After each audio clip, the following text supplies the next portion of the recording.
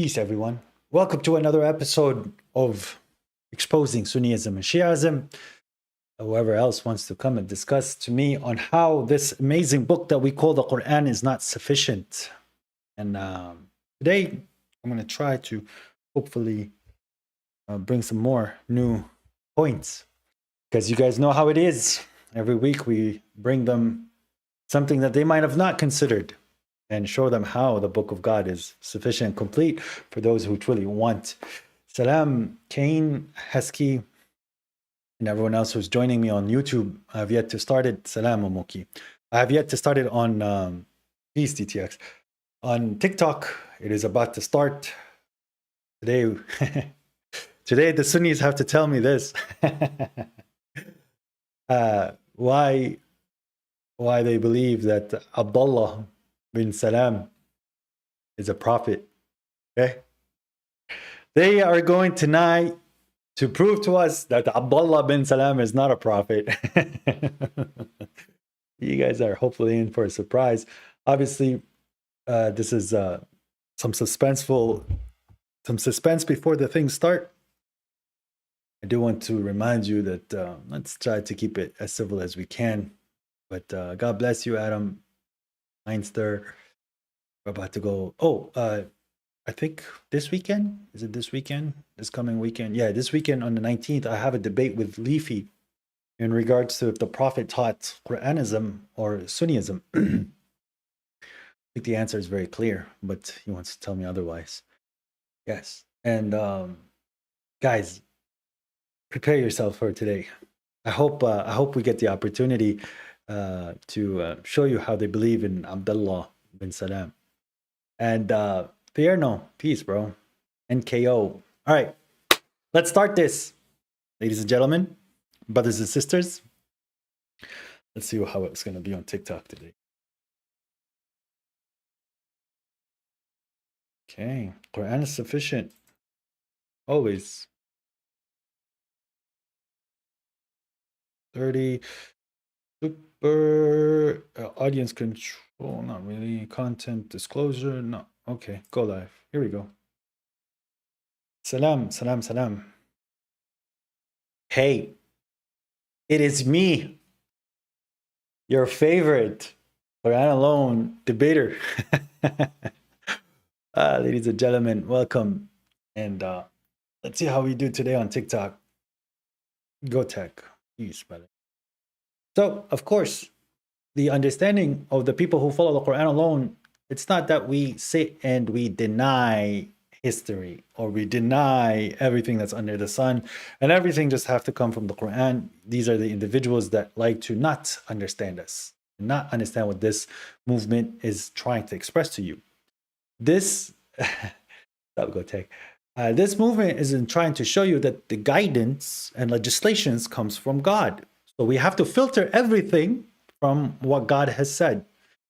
Peace, peace, peace, peace, peace, everyone.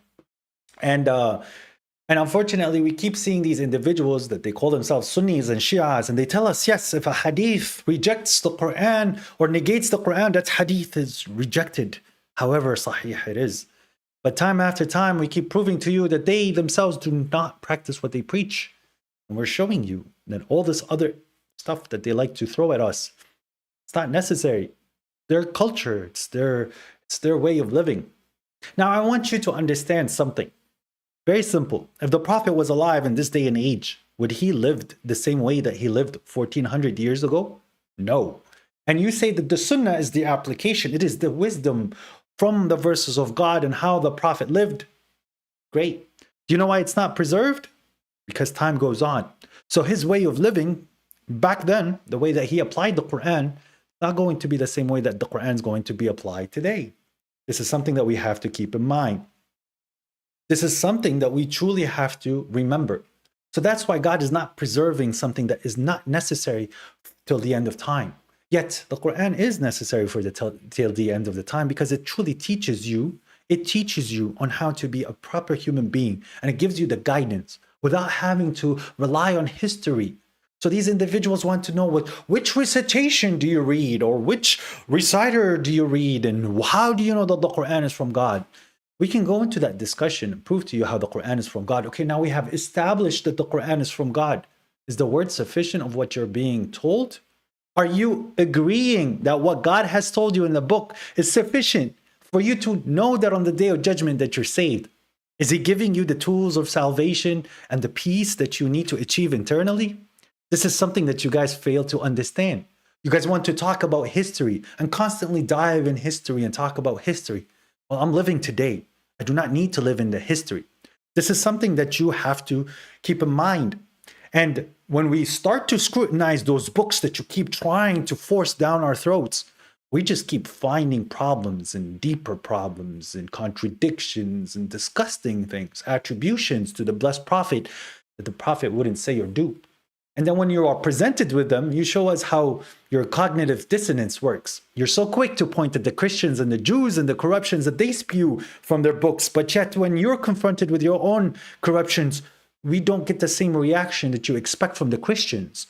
So this is where you're being a hypocrite. If you're truly judging in truth and you're inviting to the truth and you're reminding the people of the verses of God and you're inviting people to God, why is it that when you are presented with something that is anti-God, that is not Quranic, that it goes against the Quranic narrative, you give us this half-limbed apologetics? And then you go as far as throwing those scholars down, the ones that you want us to believe in. You tell us very clearly that we have to believe in these scholars, yet when we're scrutinizing your scholars, you say that I don't agree with them. Okay, we don't agree with them. Oh, well, then how do you reject them? You just did.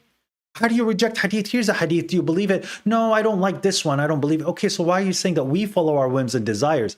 We don't cherry pick in books that are not from God. You guys cannot actually prove your position from the Quran. And even the history is against you, by the way. And this is something that we're going to talk about with Leafy this upcoming weekend with a debate with Leafy. How do we know how to pray? This is a question that we're often asked. The prayer is actually outlined in the Quran. If the hadith is what teaches you how to pray, one, you didn't learn from the hadith how to pray. If the hadith is teaching you how to pray, then why are there verses in the Quran in regards to how the prayer is done? Why is God telling you in the Quran the times of the prayer, components of the prayer, the qibla, and all the other necessities when it comes down to wudu and things of that concept if the hadith is teaching you how to pray? Maybe you're attaching concepts that God has not given you. Maybe it's not about the numbers of units, rak'ats, that you guys want to know. Well, it's 2 in the morning. What if I pray 3? Am I a sinner? Am I going above it? What if I prayed 1? But I took the time that God told me to pray. Maybe I'm not focused on if the guy's hands are down or to his sides, or if he's lifting his fingers or beating up the devil. You guys are so quick at whipping the devil all day, yet you don't see the devil running jokes around you with these books. That's fine. All the ikhwa baked you, but yet I don't see them baking me because they run away. And when it comes down to my platform, they don't come because they want to mute me. And they want to, when I go to Sunni panels, I see the akhlaq. I see how they approach the manners with their arrogance, and yet they don't have the time to actually listen and respond. They want to ask a million questions, and then when I ask them a question, they want to kick you, thinking they baked me. Well, you're more than welcome to come to my panel. Look at you, see, you have to sit here and defend your religions. Isn't that what you do? With that said, let's go with the first individual that wants to tell me something. And this is the Sunni special today. Sunnis, why do you believe that Abdullah bin Salam is a prophet?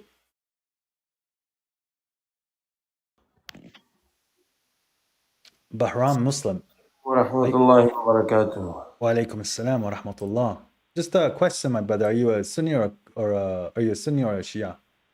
You see my title in my name, brother. I'm a Muslim. Alhamdulillah. They all call themselves Muslims, but they also sectorize themselves. So do you I'm a follow Muslim, hadith? but I believe in the verse of Quran, Bismillahir Rahmanir Rahim, Ati'u Allah wa ati'u Rasul, wa ulil amri minkum, fa in tanaza'tum fi shay'in farudduhu ila Allah wa Rasul. Okay. فَدُرْدُوا إِلَى اللَّهِ وَرَسُولُهُ, right? So it's both God and His Messenger. Or do we just refer back to the Messenger? No, we refer to God and His Messenger. Perfect. So where do we find the limits of God and His Messenger? Brother, I have one question for you, if you don't mind. Okay, I asked you a question, but that's fine. Okay, you can ask a question first. Okay, what was the question? No, I was just wondering where you find the limits of the, or how do I refer it back to the messenger? Where do I find that? We have the teaching of Messenger, ahadith sahih ahadith. So why is Abdullah bin Salman a prophet? Do you know who that He's is? not. He's not a Abdullah bin Salman. Yeah, bin You Salam. mean? Sorry, so Abdullah bin Yeah. Salam. Yeah, yeah. You Why mean is the he? Sahabi? Yeah, he's a prophet according to Bukhari. No, he's not. He's He's a not, narrator. No. but Muhammad sallallahu alayhi wa sahbihi wa sallam is the Khatam al-Nabiyeen and the seal of the messenger. so can I show you a hadith where he's a prophet? You can go ahead, but I need the chain of narration. It's Sahih Bukhari, Habibi. Sahih All right. Bukhari. You know what Sahih means? Sahih means authentic by isnad. So Sahih means there's no problem in the matan and there's no problem. Like, still, can we still go through and find out about the rijal, about the matan? Sure, you can do all that, but let's read that matan, the content of the hadith, and you can tell me. So God told us to reject nonsense. So I want to see if you want to reject this nonsense. So narrated by Anas, when Abdullah bin read Salam, Arabic, brother, Arabic. when Abdullah bin Salam heard the arrival of the Prophet at Medina. This is brother. I'm so sorry. This is a translation. Bring me the hadith, the matan. You know, the Arabic matan. My viewers are in English, so No, let's read it in we English. know, we know. We can read it in English and then go back into the Arabic if you have objections. So when Abdullah bin Salam heard the arrival of the Prophet in Medina, he came to him and said, I am going to ask you about three things which nobody except a prophet would know. Nobody knows except a prophet, okay? Okay, stop, brother, stop. Yeah. He's talking about three things that he confirms Muhammad sallallahu alaihi wasallam. He's not talking about himself. He's talking about brother. I have one question for you, and then we go debate. Wait, I'm not debating. I'm trying to finish the point. I don't know why you need to run. I don't know. It says here. It says. Brother. You didn't answer. I will answer. It says here nobody knows except the prophet. Okay. So how is the person asking him knowing the answer if he's not a prophet? Okay, go ahead, read it. What he meant by that? Sure, and this is where you guys get buried. Okay, so these are the three questions. What is the first portent of the hour? What will be the first meal taken by the people of paradise? Yep. Why does a child resemble its father, and why does it resemble the maternal uncle? Now, Allah's messenger said, Gabriel has just told me of these answers. Okay, instant revelation, subhanAllah. Abdullah said, okay, Gabriel, from amongst all the angels, is the enemies of Jews. Sure. So now the messenger is saying this. The first portent of the hour will be that the fire will bring together the people from the east to the west. Okay. The first meal of the people of paradise will be extra lobe of fish liver. Sounds yummy. As for the remembrance of the child to its parents, if a man has sexual intercourse and with his wife and gets discharged first, the child will resemble the father. And if the woman gets discharged first, the child will resemble her. And on that, Abdullah bin Salam said, I testify that you are the messenger of Allah. Now, just simply, if I ejaculate first, now the child's going to look like me. But if my wife orgasms first, the child's going to look like her. Is that accurate? Brother, I think you need to study about hadith. You're I'm so sorry. You're jahil about hadith. You know, you jahil. Yeah. So do you answer? Do you want you didn't answer mine. Is it true if I ejaculate first, the child's going to look like me? Brother, that hadith is not about that, brother. Please. What's it saying? If you bring the matan, you would understand. The matan is right here. If a man has sexual intercourse with his wife and gets discharged first, the child will resemble the father. This is a translation, brother. So the translator's lying? Of course, this is a website. The translator's lying.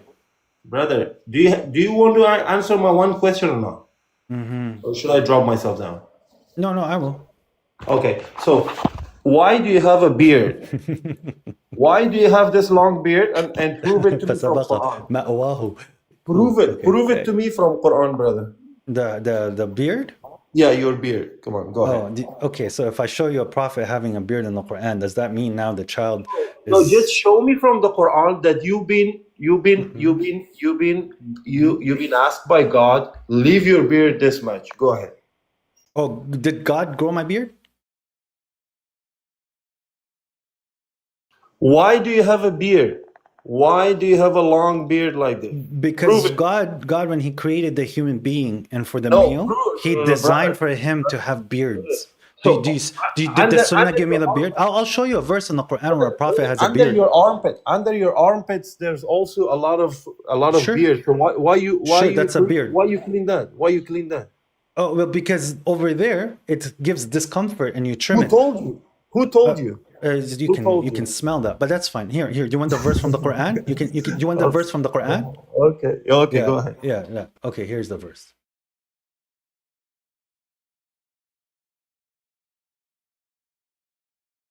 So only Sunnis are allowed to have beards. Here you go, bro. This is in chapter 20, verse 94. Okay? You're ready for this, right? So 2094. 2094. What is the brother of Moses saying here? Okay? Do you read Arabic? I know Quran, yeah. Do you read Arabic? Yep. Okay, then read this in Arabic. Right here. It's your turn, brother. It's my turn to read Arabic, so you can't read Arabic. Okay. قال يا ابن لا تأخذني بلحيتي ولا برأسي. What does that mean?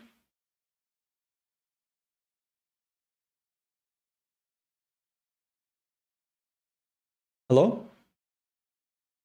قال يا ابن لا تأخذ بلحيتي ولا برأسي. What does that mean?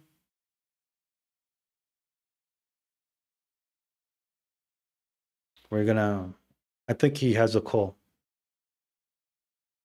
So we've already established, ladies and gentlemen, according to this individual, because the sahih means that the matan, which is not what sahih means, that the content of the hadith is right and the isnad is right. Abdullah bin Salam, he asked the Prophet 3 questions that only a prophet would know. So how would the non-prophet know the answers? Makes him a prophet, logically. It's like, hey, I'm gonna ask you a question that only a Syrian would know. I'm gonna ask you a question that only an American would know. Okay, that's how I'm gonna qualify you to see that if you are of that. But the man asked him, I'm gonna ask you 3 questions that only... Yeah, he ran away. That's fine. That's usually what they do. They ask dumb questions and they can't even understand their own verses.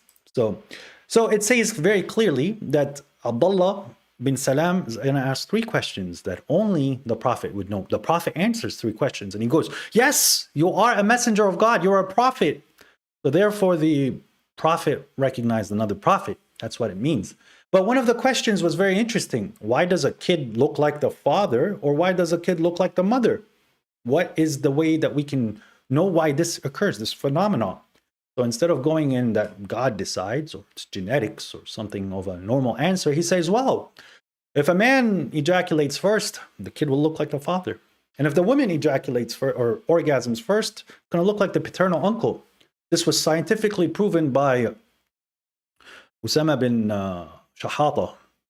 So that's why we don't accept that nonsense. So here we go. Let's see who's next.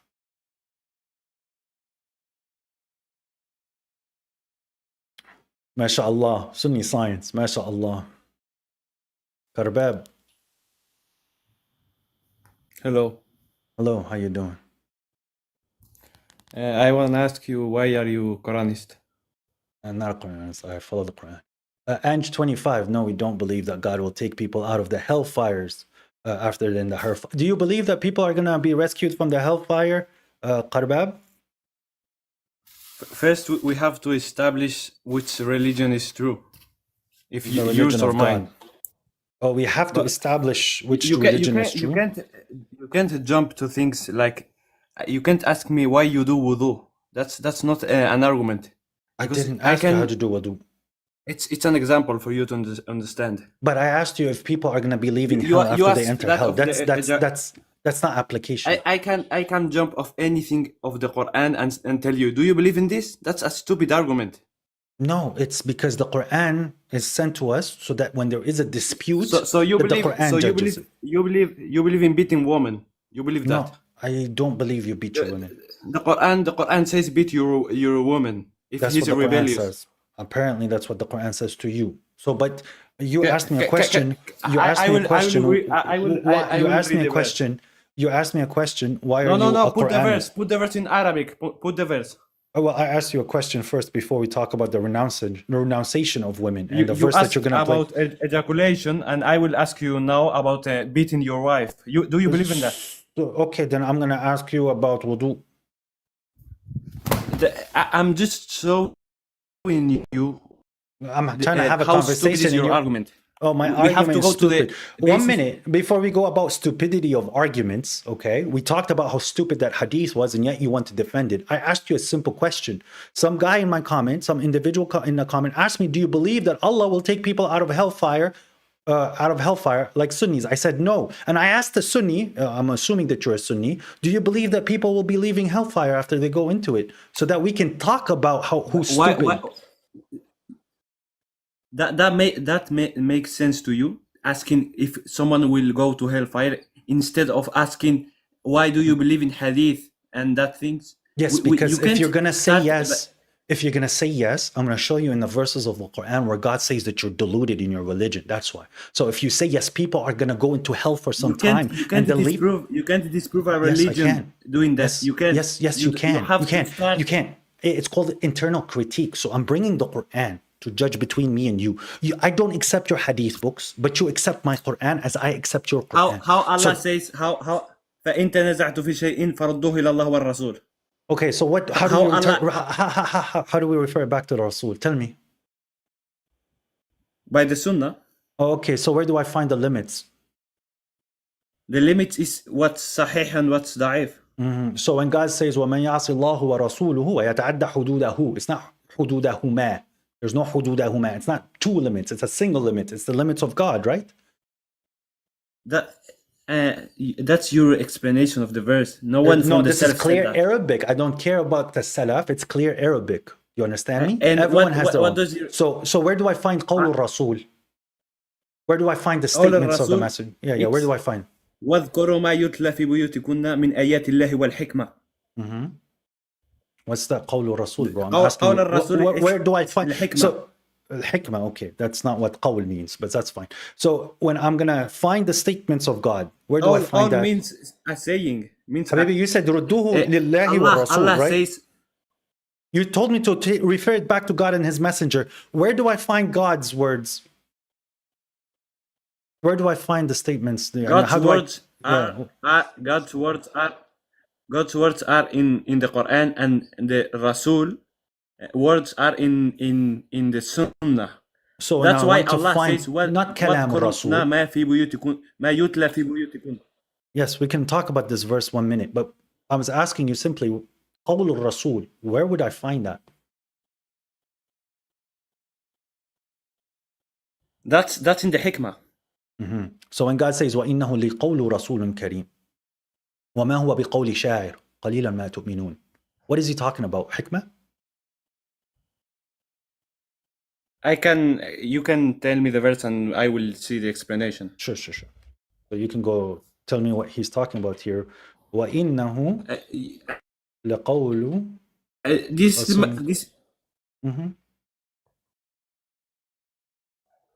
1 second. وَمَا هُوَ بِقَوْلِ شَاعِرٍ.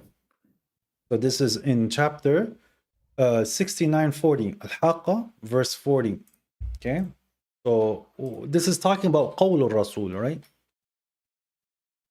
And it's saying that it's found where? Can you hear me?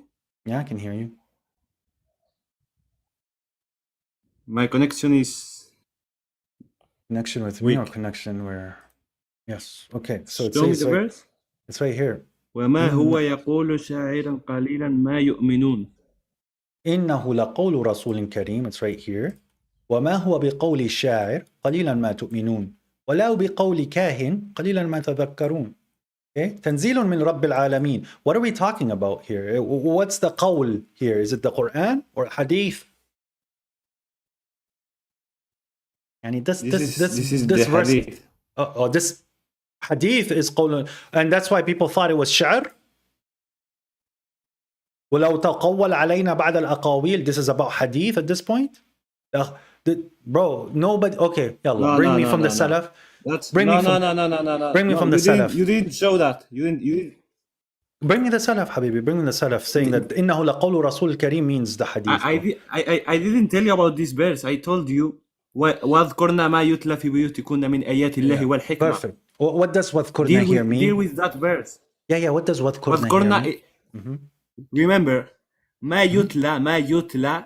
That means that the hikmah it's recited. يتلى. So the hikmah is there other revelation other than the Quran for you? For me, no. There's revelation that exists outside of the Quran, but it's not for me. Why Allah said? Allah said, there's the Quran and the hikmah. What is the hikmah for you? The hikmah is the application. But do you know you can learn about the hikmah from the Quran as well? So hikmah, Allah says the hikmah is in the Quran. Do you know recited. That? Do you know? Allah yes, says, it is. Do you know where it's recited in the Quran? That's a contradiction. You can say the hikmah. The hikmah is the Quran. Are you saying that that's a kufr statement? Inside the Quran there's hikmah. Yes. So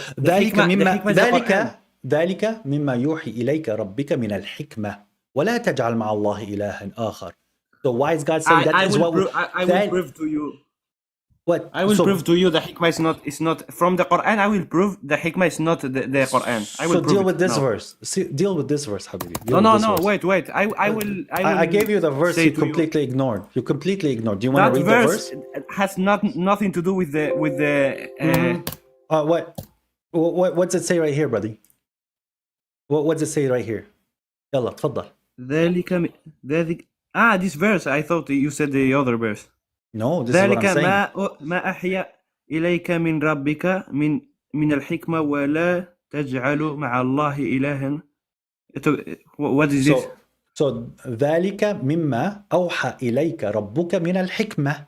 That is what your Lord has inspired you of the wisdom. And if you go to the verses above it, God is telling you what the hikmah is, okay? ولا تقتلوا أولادكم خشية إملاق نحن نرزقهم وإياكم إن قتلهم كان خطأ كبيرا. And do not unalive your children for fear of abject poverty. We provide for them as well as we provide for you. Indeed, unaliving them is a big mistake. ولا تقربوا الزنا إنه كان فاحشة وساء سبيلا. And do not approach fornication. Indeed, it is an obscenity and an evil way. ولا تقتلوا النفس التي حرم الله إلا بالحق ومن قتل مظلوما فقد جعلنا لوليه سلطانا فلا يسرف في القتل إنه كان منصورا. And do not kill a soul, and do not unalive a soul which God has forbidden except by right, justice. And whoever is unalived unjustly, we have assigned the authority to his heir, but he shall not transgress regarding the unaliving. Indeed, that shall be aided. ولا تقربوا مال اليتيم إلا بالتي هي أحسن حتى يبلغوا أشده ووفوا بالعهد إن العهد كان مسؤولا. And do not approach the property of an orphan except by which is best until he reaches his maturity. So fulfill the agreement. Indeed, the agreement will be accountable. أوفوا الكيل إذ كلتم وزينوا بالقسطاس المستقيم ذلك خير وأحسن تأويلا. And fulfill a measure whenever you measure and weigh with a straight scale, that is better and best in interpretation. And look, this is about hadith now. ولا تقف ما ليس لك به علم إن السمع والبصر والفوائد والفؤاد كل أولئك كان عنه مسؤولا. And do not pursue, follow what you have no knowledge about. Indeed, the hearing, the eyesight, and the mind. I'm not getting your point. ولا تمشي في الأرض مرحا إنك لن. Just reading verses. Yes, random verses. I'm getting to the point. إنك لن تخرق الأرض ولن تبلغ الجبال طولا. And do not walk on earth exaltedly. Indeed, you can never turn the earth, nor can you reach the mountain height. كل ذلك كان سيئه عند ربك مكروها. All of that which is detested to your Lord. And then what did God say to the prophet? ذلك مما أوحي إليك ربك من الحكمة. That is all hikmah. What we just read. We just read hikmah. 30 minutes reading for this. Unfortunately, the book of God doesn't make sense to you. So laugh. Let me read you can laugh at me on a day of judgment. You're going to say, I wish I heard you. That's fine. No. Let me read this verse, and I want you to explain to me where did the prophet he said this. Just listen. إذ تقول للمؤمنين ألن يكفيكم أن يمدكم ربكم بثلاثة ألاف من الملائكة منزلين. Where did the prophet, this information, where did it come from? Where? Which information? The prophet The prophet speaking? said. The Did prophet that come said from to the God? Sahaba. Did that come from God? The prophet. I know this verse. Let me speak. The prophet said to the Forget. Sahaba, when you said to the believers, it is not enough that your Lord will send you a reinforcement of 3,000 angels for your aid. Where this is not found in the Quran. 3,000 angels. Where is this? Before this, That's the prophet saying it to his people. So the prophet. Where did the prophet get the information? Where? So when in the previous fight, God has enforced him with 1,000. God says that I'm enforcing you in 1,000. Now we understand that it's 3 times as many people. So the prophet is saying from himself, when you said, it's not when God said, when you said to them, the prophet made up the prophets made a judgment before of what happened. He goes, when you said to them 3,000, God says, I will give you 5,000. You didn't answer. I did answer. It's from himself. It's not from God. He made it up. It's from himself. It's from himself. It's not from God. Yes. So he made it up. It's not make. I made Muhammad. How much did God send him? Your name. Did he send him 3,000 or 5,000? Did he send him 3,000 or 5,000? How? I'm asking you simply. I'm asking. I'm telling you, it's from him. How did the prophet know this? How? Because of the previous battle. The battle before, God sent him 1,000. So you're not listening. He made it up. He made based on what happened before. Yes, he made it based on what happened before. And did God send him 3,000 or 5,000? Hello. Did God send 3 or 5,000? This is a kufr statement. Sure. You made me kufr statement. وَيَسْتَعْجِلُونَكَ بِالسَّيِّئَاتِ. I made That's you say fine. that the prophet made up something. Yeah. The prophet did. It did come from himself. Made up something. It did come from. Okay, let's assume it came from God. Did God send 3 or 5? 3,000 or 5,000? 3,000. No, God sent 5,000. So you're bringing a verse you don't even know. How embarrassing. 3,000. God sent 3,000 or 5,000? Okay, so God sent 3,000. Okay, do you want to? You don't even know. There's. It's in front of me. It's right in front of me. Yeah. So watch the embarrassment, ladies and gentlemen. He wants to sit here and laugh when he doesn't even know what he's reading. So if تقول, you say, if تقول للمؤمنين ألن يكفيكم أن يكفيكم أن يمدكم ربكم بثلاثة آلاف من الملائكة منزلين. When you said to the believer, is it not sufficient for you that your Lord should reinforce you with 3,000 of the angels coming down? Bala, this is what God is answering. Bala, in tasbiru wa tattaqu. 1 second. And tasbiru wa tattaqu ya'tukum min fawrihim hadha yumdidkum rabbakum bi 5,000 min al-malaikati musawmin. So is it 3,000 or 5,000? What's that has to do? What's that got to do? Did he send 3,000 or 5,000? It says 5. My question you didn't answer. Oh, okay. You didn't because answer my question. Now the prophet. Watch how stupid you're gonna sound now. Where did he get the information from? God told the prophet 3,000, but God sent 5,000. So the prophet lied, or was God lying to the prophet? Okay, so the prophet lied. According to you. The prophet lied. According to you. This is the Quranist belief? The prophet lied? No, I don't think so. I think you lied. No, according to me, he So God told him 3,000, but he sent 5. From the Sunnah. From the Sunnah. Yes, from the Sunnah. Read the how many people, again? How many people, or how many angels were sent to him in Badr? Where is 5,000? Where is this? You made it up. I don't. What does it say here? يمددكم ربكم ب5,000 من الملائكة. Where is this of 5,000? 5,000. 5,000. Can you read the whole? Yes, read it. It's right there in front of you. Read it. You read it, please. Read the whole verse. Read it. Go ahead. I'm not watching the phone. Okay. I'm not watching the phone. بلى أن تصبروا وتتقوا ويأتوكم من Okay. فورهم هذا يمددكم ربكم ب5,000 من الملائكة مسومين. So 5,000 or 3,000? So the prophet lied. No. The prophet lied. The prophet, what he The said. prophet. This guy is so weird, man. Relax and listen. The prophet had. How many angels? How many If you're not angels going to listen, sent then Allah? just leave. Allah sent 5. The prophet assumed You're 3. scared. No, I'm not. I'm answering you, but you don't listen. Okay, so the prophet assumed. The prophet assumed 3,000. God sent 5. Okay. The prophet should have died because he made up a thing. He didn't make up a thing. He made up a lie because he said God gave him. God gave him 3,000. God gave him the 3,000 and 2,000 more. He lied about the revelation of Allah. No, he didn't, because That's the Quranist belief. To all the people that are here, the Quranist belief is the prophet lied. He made up an information. What if you're wrong? What if the 3,000 was not from God and it was from the prophet understanding from what he experienced before?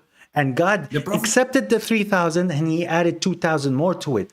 Because as I've been telling you, in the war That's before your explanation. because in the fight before it, God sent 1,000. So now we're capable of understanding he has 3 times as many people. So when the Prophet says there is no change to Sunnat Allah, there's no change for the Sunnat Allah, he knows that last time, let's assume I had 100 people, God What's sent the 1,000. meaning of Sunnah?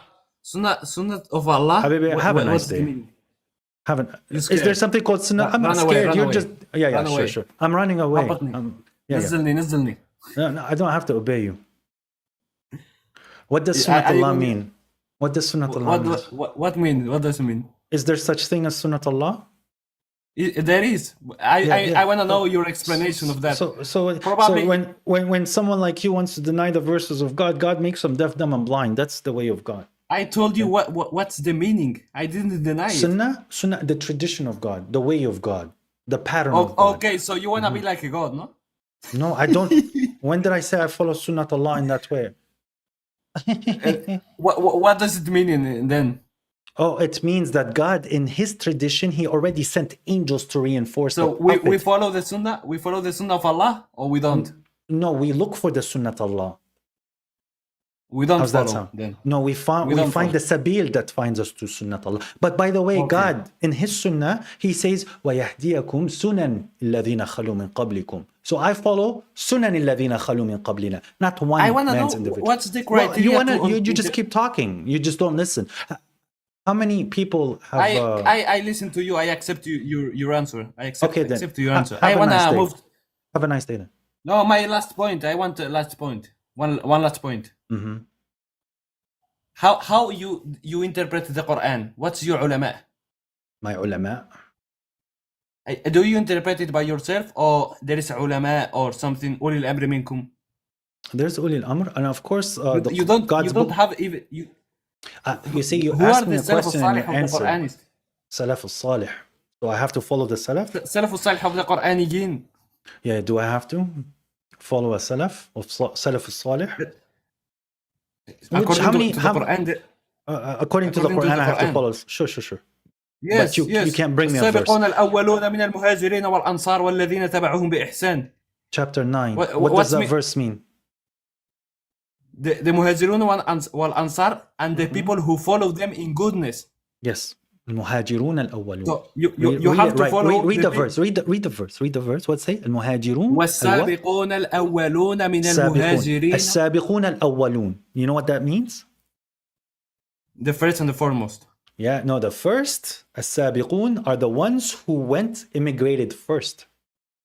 Bingo. Yes. And then there's other groups. 1 minute. I don't mean that. You said something. You said something. Let me respond.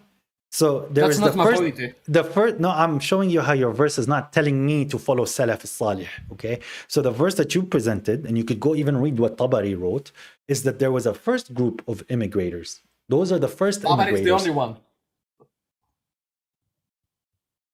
Anyways, I think you have a good. It's okay, bro. You have a good day. I'm not meaning. I told you. You keep والذين interrupting me. تبعون. Yeah, so I'm Okay, answering okay, you, I'm but sorry, you don't I'm care. sorry. So listen, I'm sorry, listen. I'm sorry. Listen. It's I'm best you I'm listen. listening. Yeah, maybe God will give you mercy and see how you're wrong. So there was a first group of immigrators. Those are the people that migrated, okay? And there's people that stayed behind in Mecca. And then they migrated later. Some of them migrated because they were hypocrites and they wanted to see what the Muslims were up to. And some of them migrated in ihsan. And this is also shown in Surah Al-Hashr, okay? So there's the first group, and then there's the second group that followed them, or more people that followed them later. That's who God is talking about. وَالَّذِينَ اتَّبَعُوهُمْ بِإِحْسَانٍ. Okay? رَضِيَ اللَّهُ عَنْهُمْ وَرَضُوا عَنْهُ. So these are the people that God has accepted because they immigrated. It's not about us following a salaf, because God never told you to follow no man, and you have to follow the Prophet who's showing you how to get to Sabilullah or Sirat al-Mustaqim. سبيل المؤمنين. Yeah, Sabil al-Mu'mineen. You don't have. Are the mu'minin men or they are gods? Men. So you have to follow men. You said you don't have to follow You men. follow men to God. So what I'm expressing Okay, to you is these individuals, we take the same sabil as the mu'mineen. I'm not following the mu'mineen. I'm on the same path with the mu'mineen. If the Prophet is following the Quran and I follow the Quran, I'm on the same path as the Prophet. It doesn't make me a prophet. If I'm taking a path to God, it doesn't mean you're going to become God. It means your destination is God. You have absolutely very little understanding of what's being said to you, and you keep trying to sit here and trying to expose me, but you're exposing your ignorance. I'm suggesting for you, for your own sake, for you to just leave, because you've already been you didn't cooked. answer. You didn't answer yet. I told you what's your criteria to know a verse that's not clear. No, the criteria is one. Who are the ulama? Do you want to know my criteria, or do you want to know scholars? Your questions don't go hand in hand. The scholars. Where's There's the many. scholars? Go read about Hassan Farhan al-Maliki. Go read about Ali al-Kayali. You have also Muhammad Shahrur. There's Ahmad Subhi. There's so many individuals recently that have said what we said. In the history, you have Al-Jahiz. You know, he's a proponent for the people who are just sticking with the Quran. You have most of the Mu'tazilites. You have most of Ahlul Ra'i. All of these individuals are telling you your tradition is wrong and it's blasphemous of what you're saying to the Prophet. Who made them scholars? Who made them scholars? Who made your scholars? Allah. There's that you can't answer your question by telling by another because your question. question is nonsensical. Who's You making you don't have any backup of scholars. You don't have anything. I have this is a enough new sect. You don't have new history. sect. We don't have history yet. I think It's Umar not bin even a Khattab. sect. I think Umar bin Khattab in your Bukhari He book was says Qur'ani. Hasbuna kitab Allah. He says He was Hasbuna kitab Allah. He was not a Sunni. Umar bin Khattab said Hasbuna kitab Allah. the people that follow opinions are the enemies of the Sunnah. Oh, so he that's was what he Sunni. said. Okay, good. So when he gave his opinion for Taraweeh that people should be congregated and have one imam leading the Taraweeh, and he says Khairul Bid'ah, this was not his opinion? Are you saying that Umar ibn Khattab wasn't Sunni? Of course he wasn't a Sunni min Ahlus Sunnah wal Jama'ah, If because you- Ahlus if- Sunnah if wal we- Jama'ah, if Ahlus we Sunnah wal stick to Jama'ah, to the narrations. If you Ahlus stick Sunnah to the Jama'ah, narrations- Ahlus Sunnah wal Jama'ah is a thing that was coined technically by a Shafi'i when the proponents of the tradition beat the people Ibn of the Abbas Ra'i. said. I don't Ibn care who Abbas Ibn said Ahlul Abbas is. Sunnah. Ibn Abbas said Ahlul Sunnah. When was this? He said on the day of judgment, the people of Ahlul Sunnah will have bright faces. He said Yeah, that. yeah. This Okay. is a Sahih narration. Sure. So now can you please show it to me and let's see. Okay. Ahlus Sunnah. Okay, I will show you now. Okay, and then I'm gonna show you a verse. I'm gonna show you a hadith that negates it. Are you ready? That's the beautiful so part about you admit- for you admit every that hadith you bring me, I'm gonna Ibn negate it with a Abbas- hadith. Yeah, Ibn Abbas is not my Allah or my Lord or my scholar. You don't even believe that Ibn Abbas existed. You don't have proof from the Quran. Where's the proof of Ibn Abbas existing in the And Quran? it doesn't tell me can't- it doesn't tell you me can't my shoe trust- size either. Yani, You take your deen from the Quran only. You can't believe you don't. Deen. So Like Ibn Shamsi- Abbas is Shamsi existing. told you. Is Ibn You don't even Abbas is have- existing where's deen? Mecca? Exactly. Sure. We don't have geography, and it talks about the tree. Shamsi exposed you. Shamsi. Shamfi. So God talks about shajara, but he didn't give us a picture of the shajara. That's not important in the religion. To know what a tree is not important in the religion, but knowing Ibn Abbas is important in the religion. But I think you had enough. Mecca is important. I didn't tell you Ibn Abbas. Yeah, but I can open a geography book and I'll show you on the map where Mecca is. This is not in regards to not like guidance, Habibi. But I can open the Hadith book. I can open Hadith book and it says that wearing red is haram, and this is nonsense. You don't take from Hadith, but you take from history. So if you books. don't know my position, because you don't know my position, then you came here debating. You don't me trust and the Sahaba. You don't trust the Sahaba. It's not trusting the Sahaba. God's religion is found in the Quran. It's not found outside of the Quran. Okay, what you're talking about is history. You're talking about geography. You want to talk about geology. You want to talk about... No, you already said that. And that's what nifaq is. You keep saying things and you don't do them. You said, I have one more point. I have my last point. I have my last point. And you keep not leaving. And I'm not dropping you. It's just because you're going to give me really good clips. Thank you, bro. You're exposing yourself. I'm allowing you to stay because people like you is the problem with the community. You say things, and when you're corrected, you don't accept the correction, and you want to say another thing, thinking that you're going to defeat the individual. You take your point and run. Reason? That's what you guys do. This is what happens when I debate Sunnis. I debate Sunnis for 50 minutes. I answer every single question, and when they think they got a point, they drop or they run. Faddal, I'm waiting for you to have that. Yalla. You already rejected the Quran yourself. According to you. My last question. Okay. Last question, right? Last question. I want to know what's question. Okay. What's the reason you? Yes. I told you my last point. This is the last question. Okay. What's the reason you reject Hadith? What's the reason? That's my question. تلك آيات الله نتلوها عليك بالحق فبأي حديث بعد الله وآياته يؤمنون. What's that verse mean? Okay, so you are deceiving the people now because you're telling them that verse of the Quran speaks about hadith instead of speech. 1 second. Speech. Let's go with speech narrations. However you want to define hadith, okay? But the verse is saying clearly, تلك آيات الله نتلو عليك بالحق فبأي حديث بعد الله وآياته يؤمنون. So it's a matter of faith. يؤمنون, okay? It's not تعقلون, تتبعون, it's يؤمنون. I believe in the verses of God, صح? And I do not need to believe in anything outside of the آيات الله. Very simple question, my good friend. Simple question. No. Simple question. Simple question. Simple question. Hadith Bukhari, is that ayat? That's hikmah. Is it ayat? No, it's hikmah. Okay. Is it ayat? I told you no. Okay, then I don't have to believe it. You have to believe in something other than the Quran, according to the Quran. Do you know what? تلك آيات الله نتلوها عليك بالحق. Okay, so the hadith is ayat. Okay, is the hadith? من قبلك. God said his ayat so you before. Believe that Jesus is God. The Torah is ayat. The Torah has ayat in it. So the gospel has ayat. No, that's corruption. Habibi, I think it's best you leave. You have another question and lie again? No. So the reason you already said last question. I think it's hadith. Time for you. Yeah, because God told me to reject your nonsense.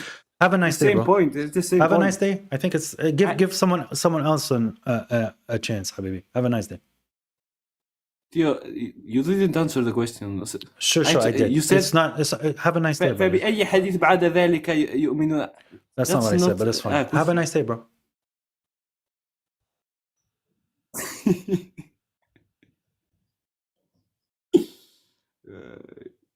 سلام على من يتبع الهدى.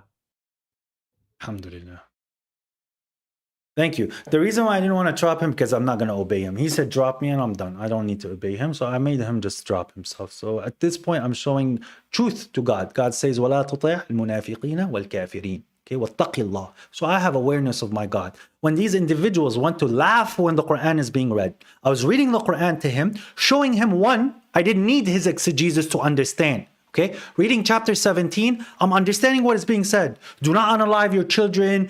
Be just when you're weighing things. If somebody's unalived the people have the capability of retribution. Do not approach zina. Do the orphans' money. These are all understandable. Do not walk in the land arrogantly. All of this was hated by God. All of this is disliked by God. That is what God has revealed to you of the wisdom. I didn't need no exegesis. I don't need ulama and this nonsense or Bukhari or Ibn Abbas or Abu Shahata or anyone else to come to explain to me what the book of God said. It was extremely clear, extremely precise, no contradictions, and it solved the issue. But he wanted to laugh. So if he wants to laugh, he's clearly showing me hypocrisy. So I'm not going to obey you. You can sit down and press the disconnect button yourself. That's how I beat you guys. You just don't see it. On the day of judgment, you're going to look like a complete loser. While me showing loyalty to the book of God. Me telling you that these words here is what I follow. And you're going to call me that I'm a kafir. Like, you guys honestly have make no sense. Make no sense. Yeah, sure. Next, who's next? Who's next? Who's going to tell me how Muhammad bin Salam is not a prophet?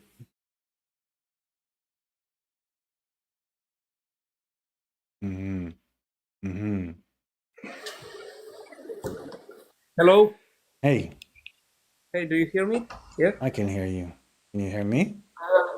Yes, of course, Muhammad. I appreciate all your videos from YouTube. I found you there first. My question is a little different from the Sunnis, and so my question is to you: how do you view the people that didn't know the word of God, the Quran, or even anything related to the let's say the Abrahamic God? Where will they be after? Individually judged. Individually judged for what they said, what they did. So it is inclined within us for us to find a monotheistic God, and all it does is take reflection. So the Abrahamic religion that we started from, it started with Abraham. Abraham himself was not born a prophet. The reason why he became a prophet is because he pondered. He took a moment to think logically. Wait a minute. Like, God has to be dominant. That's why he's a God. He's dominating me, but these stones here do not dominate. The sun is disappearing. The star is too small. This moon, it has phases and it keeps changing. Wait a minute. God is bigger than all of this. He reached the conclusion that is a healthy conclusion, and he was saved. And then from him, because of this connection, he realized that his God is answering him. He was teaching his kids that same idea. So it's something that's internally imbued within us to find our creator. Now, as for the religion itself, where what we call guidance, the Quran is a shortcut to the mentality. This mentality can actually be achieved without the Quran. You just won't have the same rules, i.e. that if somebody commits fornication, cheats on his wife, or his wife cheats on him, to lash them 100 times. This we can find by following the messenger. But obeying God has existed before and outside of the Quran. So one can truly understand these things, like where lying makes my life really bad. Meditation, it improves my life, which is prayer. If I don't give from what I have for free, then my society struggles. If I start to follow my desires, my world is limited. So these are things that you can reach by yourself. Most of the self-help books that have any merit to them, they're reflecting verses of the Quran. So the Quran is the shortcut which you can achieve through trial and error. So their judgment is with God. I can't tell you about everyone blanket statement that they're hell or heaven. I just think God is truly going to give us a proper judgment on the day of judgment. I agree. I agree with you, and that's the response that you gave me. Was my thoughts also. God is extremely clement, Halim, clement, understanding, right? Wadud, loving, forgiving, and merciful. As I know, I don't know Arabic. I'm actually from Eastern Europe, and here everyone is born a Christian. But now I'm studying Quran. As I know, Muslim is actually translated as just a believer, right? Submitter. Mu'min is a believer. That's a level above submitter. And submitter is I submit. God is the biggest. God is the one who controls everything. God is the one who decides. I submit to you, God. So I have the ability to choose, but I'll let you choose for me, God. That's submission. Belief is when you're certain with it. Khalas, I'm so certain that God exists, God is helping me, I'm on team God. That's when you become a believer. Yes. And last question. What do you think about the idea? Because I wasn't born in a traditional Muslim family. I'm just studying now at almost 30 years in my life the Quran. And I was hit by the idea. The translation in the Quran I saw in English, the Judgment Day may be translated like the hour. So Yes. I thought, what if those smart men from the past, like the Prophet Muhammad or Isa ibn Maryam or Abraham, what if they also tried to send the message like, beware when the hour will come? What if they didn't meant that judgment day, like we say afterlife, but they said somehow like it will be a day when you will be responsible, and if you don't follow this, you're not a true believer. And I heard this. I heard this, but the problem is when God is saying the hour, that's the start of the day of judgment. And God states that nobody knows when it's coming and it has yet to occur. Some individuals say that your death is technically the hour, or that every nation has had its hour. But when God is talking specifically about the hour, he's not saying like he's saying the time technically. That's when it's like your hereafter is beginning. But your life, it's done the moment you pass away, you die. So so you die, the next step is the hour. There's very little in between where you can do anything. So whatever you've done now, when you die, it can have a lasting effect, and it could be building for your hereafter, like passive income. Okay, because of how you help, until this passive income no longer generates anything for you, and that's the reward that you truly did. That's how far you were able to do while you're alive. But when you die, the next thing is you're meeting your God. So that's why it's called the hour. okay, okay. Thank you very much. God bless you, bro. You too. Assalamu alaikum. Peace be upon you. Okay, so there is an individual that's making a lot of hustle and bustle. I don't want to bring him up. Where is he? Oh, he's not here. Al Safrani. All right, let's go to the next individual then.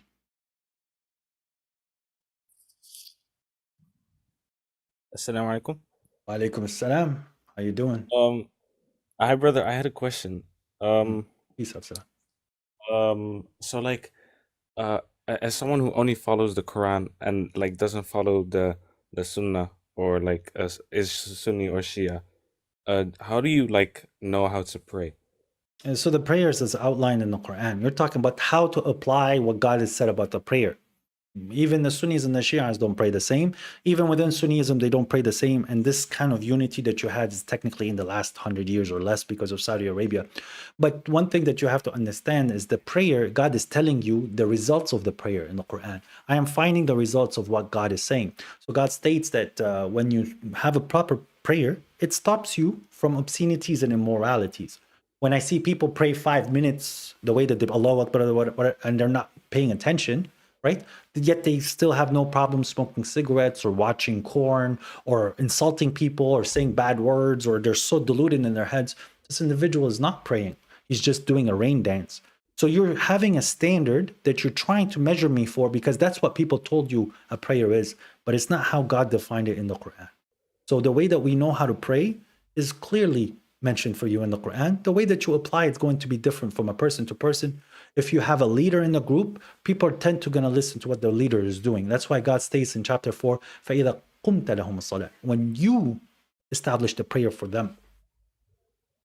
I have a video on my YouTube, 10-minute video showing you the verses that are talking about the prayer and how to do the prayer. Oh, okay, thank you very much. That was my question. So yeah, it's my YouTube is it's the same as my channel name here, Muhammad from God, and you'll see it's like how do you pray. It's very simple. It's Okay, 10 minutes. thank you very much, brother. God bless you, bro. All right, God bless you. Salam. Assalamu alaikum.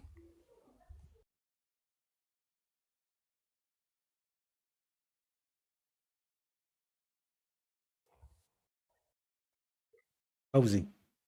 Muhammad Fawzi. Me, Muhammad Fawzi. How are you doing, brother? Good. Peace. Okay. Recently, I found you on YouTube. Actually, like, I wish if I met you earlier, and I really wish like to communicate together, like privately as well. On my Telegram. And okay, I'm gonna if you can just post it because I don't. Same name as my channel. You just have to search for me, Muhammad from God, one word on Telegram. You should be able to find me. And I do get, just to prefix it, I do get a lot of requests from people from TikTok, in my email, on my Telegram. I answer when I'm capable of answering. So just so you know, okay?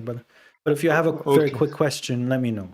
I'm trying to keep this for the Sunnis and the Shias. So. Actually, it's a side question, but I'm gonna delay it till because I'm having two things. Like you could say Al-Araf, verse number 2 and 3. Why you don't use them when you debate to people about the revelation? Is it one book or two? You know, because I found these like two verses, one defining a singular book revealed, and the next verse you'll find there don't follow anything but that revelation, which is defined in the verse 2. It's strong, like because we can't go that far with them. Okay, I agree. The conversation doesn't go. There's many verses at the beginning. Chapter 11 at the beginning, it says that God has sorry, what was that?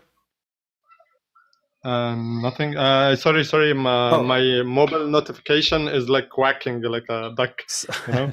Sorry. So yeah, if you go to chapter 11, for example, God says, Alif Lam Ra, Kitabun uhkimat ayatuhu thumma fussilat min ladun hakimin khabir. So God has mastered the verses, or he completely solidified the verses and then elaborated them. So they keep saying, no, there's elaborations outside of the Quran. Quran saying, no, there isn't. So there's many verses. And God says about the disbelievers, we did not give them kutub yadrisunaha. We did not give them books to read. And God is always talking about a single book. And then he's talking about the Jews. فَلْيَحْكُمْ أَهْلَ الْإِنْجِيلِ. Okay, what we have brought down in the gospel. He's saying, وكيف يحكموك عندهم التوراة. He didn't say Tawrat with Talmud or Tawrat wal Hikmah. He didn't say any of that. It's very clear. It's always one book. Everywhere you go in the Quran, it's one. They have to play mental gymnastics. Obey God, obey the messenger's hadith, obey God. Okay, let's go with what you says. But God says, there's a verse where God states, وَيُرِيدُونَ أَن يُفَرِّقُوا بَيْنَ اللَّهِ وَرُسُلِهِ. They want to separate between God and his messengers. God is one entity and the messenger is another entity. And they both keep speaking whatever they want. Oh, no. What the messenger said is from God. Okay, so you're obeying God. Oh, they system crashed because they just associated the words of the messenger to God. And some other thing, like I don't know your opinion about it. Like, is the language, the Arabic language, necessary to? Yes. No. Yes. Oh, sorry. Right? Sorry. Wait. Yeah. Wait. I get you. But there is something I have noticed, like recently as well, that the Quran Arabic has nothing to do with Arabic language, because walghaw fi lugha. Laghu comes from laghu, but lisan, the least words, like the Quran language, the Quran tongue is like 1% of the Arabic language. It's not like 12 million words you have to learn to understand the Quran. It's just simple task, like 300k words, 3,000 roots, something like that. It's gonna be so simple and so easy. And the last thing I want to ask you about Malakut as-samawati wal ard. Your opinion about it? Yeah, Malakut, he's the owner. He owns it and he can manipulate it as he wants. So. Okay, do you believe that the earth is flat or round or a globe or something? Globe. You don't believe that the earth is flat? No. Sure? Yes.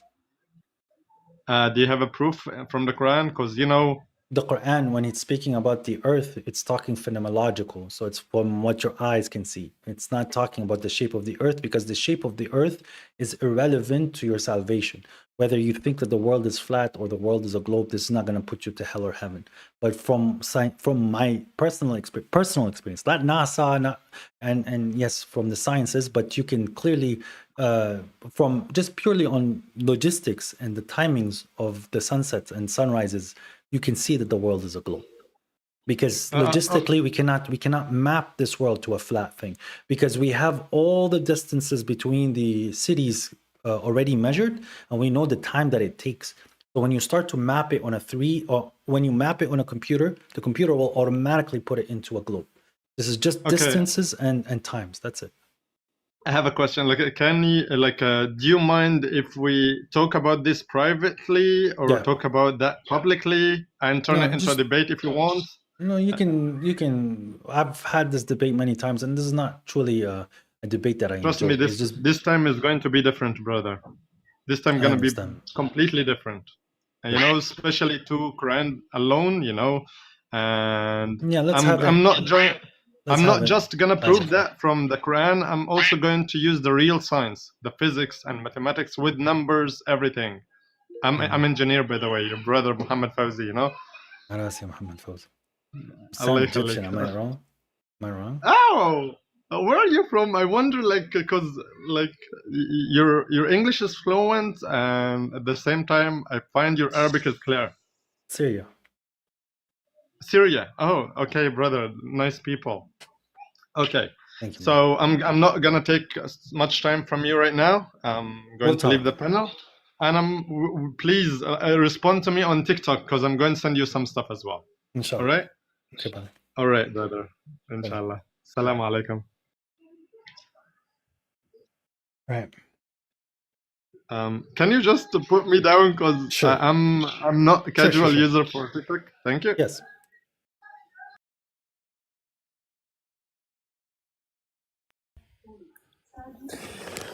Hey, what's going on? Can you hear me?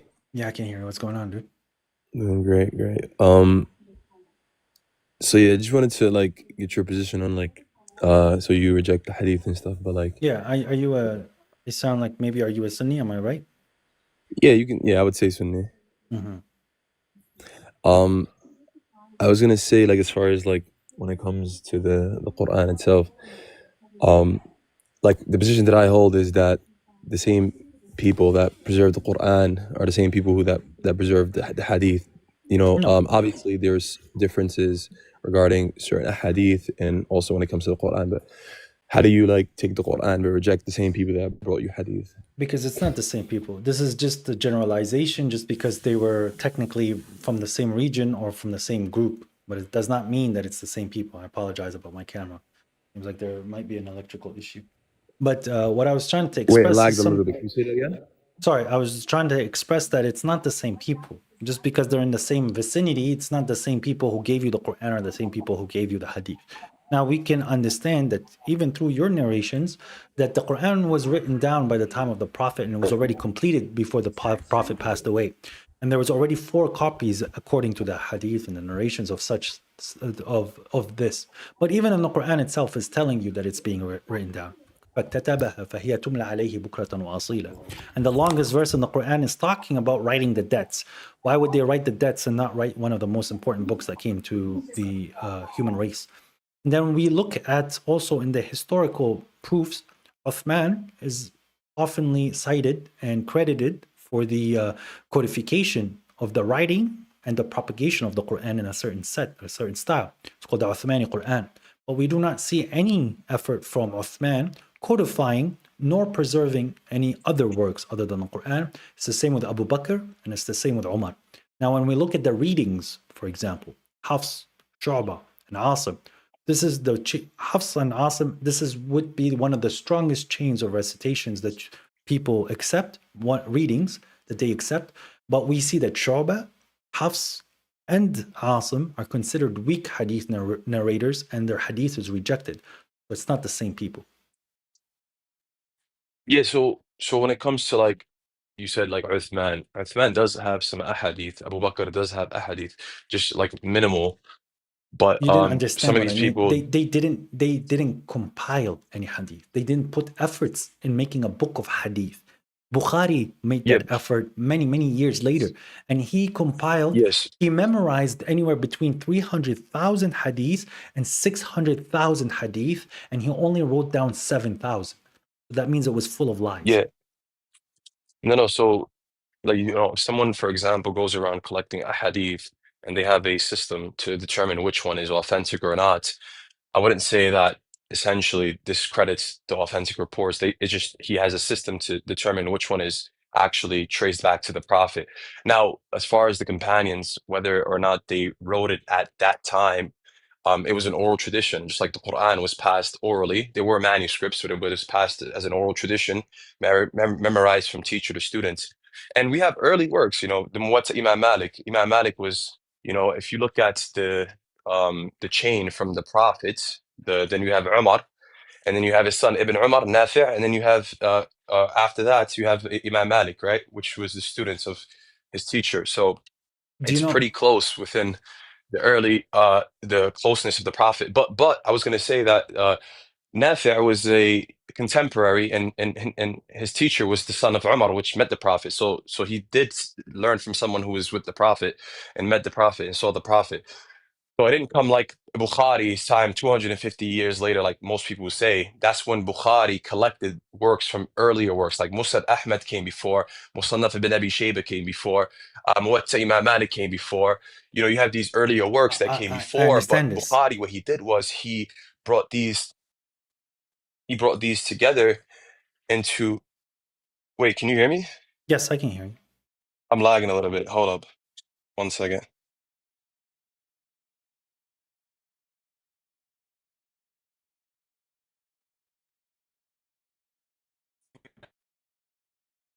Can you hear me better now? Yes, Go on I now. can hear you. Yeah, I can hear you. And I understand the point that you're making, that yes, before Bukhari, there was already a reminiscence in people already writing hadith down, and there's the Muwatta Malik and Musnad Ahmad. And then Bukhari did a really good job of scrutinizing it and giving us the best of it. Yeah. Essentially, he had a very strenuous system to Good. determine what was authentic and what wasn't. Because So, there was a but- lot of false hadith, of course. Yes, but that's the problem. So when God is giving you something that is completely concise and he's telling you that it's for your guidance, and he's even criticizing the other individuals for changing their books, and then gives you a promise that he's going to preserve this remembrance, we see the mechanism of preservation, this miracle in the Quran, which is not translated to hadith because of the said issues that you actually just pointed out. Now, the thing that you have to understand, that the Quran itself is sufficient for guidance, and this is something that the Quran expresses it itself. What you're talking about, the hadith and the sunnah, is the application. But because we don't see it properly preserved, and you need to have someone like Bukhari come and judge from the pool of lies which one is right and wrong, this is not a good way of approaching religion, because you're no better than the Christians technically at this point. Yes, because it's newer and you have better technology and better ways of recording things, it is not as confusing and as diluted as what Christians have written down. There's a big time gap and technology has evolved. But now in this day and age, when we scrutinize the works of Malik or Bukhari, it does not live up to the standards of what the Quran is saying. It negates Quranic verses, so it cannot be accepted. I want to show you a very quick thing from Muwatta Malik, okay? And technically the golden chain, you know what the golden chain is? Yeah, This chain, yeah. this is attributed to Muwatta Malik, or Malik himself, right? So people put a lot of emphasis on Malik, but yet when it comes down to the hadith books, his book is not really cited that much, because out of the four, he's the one that's not very widely circulating as much as the other ones. The ones that they have the most problems with is the Hanafi, right? Because that's prior to the proliferation of hadith the way that it was in the time of Malik. So they technically push Hanafi away very quickly. But Malik is also ignored. And the thing is, when we look at Malik and what is written in Malik's book, we have a hadith like this. Okay, and this is up from a Sahabi, as you said. Yahya. Wait, you lagged a little. You're lagging a little bit for me. It's like back and forth. I don't know if it's my service or what, but can you repeat that last sentence again? Yes. So when we're trying to scrutinize what Malik is saying, we see that there's issues within his work, right? Even though people don't really look at Malik, we can still point to you in Malik's book, the one that you're saying was before Bukhari, and show you that the people were already deluded before Bukhari and before all of this conversation that you just presented to me. So Yahya related to me from Malik, from his paternal uncle, Abu Suhail ibn Malik, that his uncle's father. Okay, so now we're talking about the companion of the Prophet. So it's his uncle, father. Sahaba, okay? He says, I recognize nothing nowadays of what I saw the people, the companions of the messenger, doing except the call of the prayer. So you guys keep telling us, how do I pray? How do I pray? But the individual here, Malik, is telling you that one of the companions was saying to the generation before Malik, I don't recognize what you guys are doing. This is not what we were taught. This is not the hikmah. This is not the sunnah. He's already complaining. And this was a generation before Malik. So when Malik was written it down, it's already been gone and lost. And this is something that we've also seen happen with the Christians and Jews. Within 50 years to 100 years after Jesus left, he became a god to them. After 50 years to 100 years after Moses left, he's a magician. He was a liar. So and now we have these Talmudic references that we have to unalive everybody other than ourselves. So I can't trust what you guys say because it's just simply your own books tell you not to trust it. Yeah, so I don't get that from this hadith where he says his uncle's father said, I recognize nothing nowadays what I saw the people, the companions of the messenger, may I bless him and grant him peace, except the call to prayer. I don't see that as someone negating everything in totality. When a lot of times you can say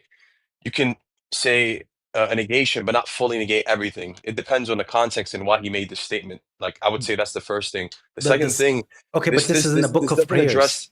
This is in the book of prayers of Muwatta Malik. He's talking about prayer.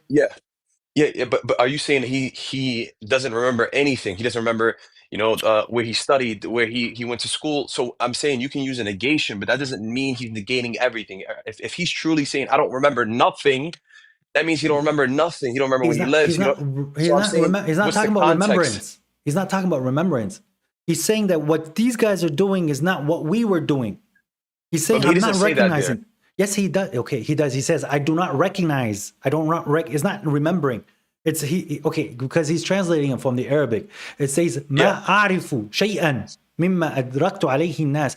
I'm not noticing anything that what I saw, what we were doing. I'm not noticing that with you guys. So he's clearly saying to them that you guys have veered off away. Yeah, but that's what I'm saying. Like, what was the topic? What's the context? Because when he's referring to that, what is he addressing specifically? But that's a side thing. I wanted to ask, that's the problem with the hadith books, bro. That's exactly. No. So anything that's presented to you, it's easy to give me apologetics and deny what's clear here. Like, okay, let's put the what ifs. Let's put all the what ifs to the side. Let's just put all the what ifs to the side. Clearly, what is being said here? This is what's narrated. No, I'm saying I don't have a problem with the hadith. When you look at hadith, you have to look at the context. Like, for example, I could bring a hadith that speaks about an issue, but why was that sentence made? What was he referring to? Because if a person says, I don't recognize anything, he's not saying he truly doesn't recognize anything because he's negating everything. No, he's saying that a person regarding a particular subject or matter that they were referring to. Maybe it was but he prayer. So that's why I said, that's why I was going to say that. If you look at the sharh, maybe look at the sharh and see the corroborating a hadith. That's the apologetics. No, it's not. I'll tell you. Yes, it is. I'll be very clear, brother. That verse says nothing but the call of prayer. So we have already the context given to us. The context. Malik in Muwatta Malik, he filed it under prayer. He filed it under prayer, and the call of prayer is mentioned. And the sharh now is talking about the prayer. So even if you want to generalize it, it's still showing a problem. So however you want to define. No, you don't understand what I'm saying. What I'm saying is, to some of the people in the comments, like, you see how you can explain the Quran with the Quran? Like, according to you, there's verses of the Quran that deepen a particular verse before it. Like, you can speak about like a war, but then the other verse explains it in detail. I'm saying there's other ahadith that explain or are longer that may explain the context of this report. Like, I can say something to my mother, but you wouldn't know the true meaning of the context if you don't know the other statement that I made. That's all I'm saying. But I don't think this is relevant. What I'm saying essentially, right? This is what I'm. But brother, this is what we keep finding when we show you issues with the hadith. We keep getting an apologetics, but you're not understanding the issue because there is an underlying issue. Whatever other attached explanations and dives and other spiders of hadith you want to pull in. You don't think context matters? The context matters, but the context, however you're going to tell me in this specific hadith, it's showing that there is already an issue, whatever the context is. What is can you tell me the context according to the ulama regarding this hadith specifically? Prayer. What is it? No, Right, what is the okay. sharh itself? What is the context of this hadith? Oh man, brother, the time it was said in a way it said this is irrelevant to what I was No, no, trying to no. explain. No, no, I'm saying what is the context? Like why was it like who It like depends on who what you was the want to setting? ask. It depends on who you want to ask because it So, has many exactly sharh my from different. point. But it's not one, brother. That's the probabilistic nature. You're saying exactly my point. Okay. That's the problem. Yes, exactly. Your saying- point is the Okay. problem. So I'm reading a book. Okay, so you tell me the Quran needs an explanation. I read the explanation, which is this hadith. I find this hadith. You're telling me this hadith needs an explanation. I find four No, that's not different what I'm saying. explanations. I find 4 different explanations for this hadith, and then I get to pick and choose according to the situation I'm in what this hadith meant. It's so variable, it's so cherry picked, which is negating the beauty of what God is saying. That's the problem, brother. No, no, what I'm saying is if you read a hadith, just like you read a Quranic verse, if I'm a lay person and I don't know the context of the verse 939, for example, or kill them wherever you see them, like obviously that's not what Allah is saying, just to go and kill the infidels, etc. Wherever you see them, there's context behind it. So when the Christians they bring this, you would say, what's the context? Read the other verses, read the hadith for us. We would say, read the hadith, read the context, read the history. I swear to That's God, all I I'm saying. understood you. I understood you, But I have brother. one question though. I have one question that I really wanted to address the Quran. I wanted to Fadda. stick to the Quran. Sure. So as far as like the Quran, for example, right? Because you said that there's different ahadith and you have to filter out which hadith is correct, which one is authentic.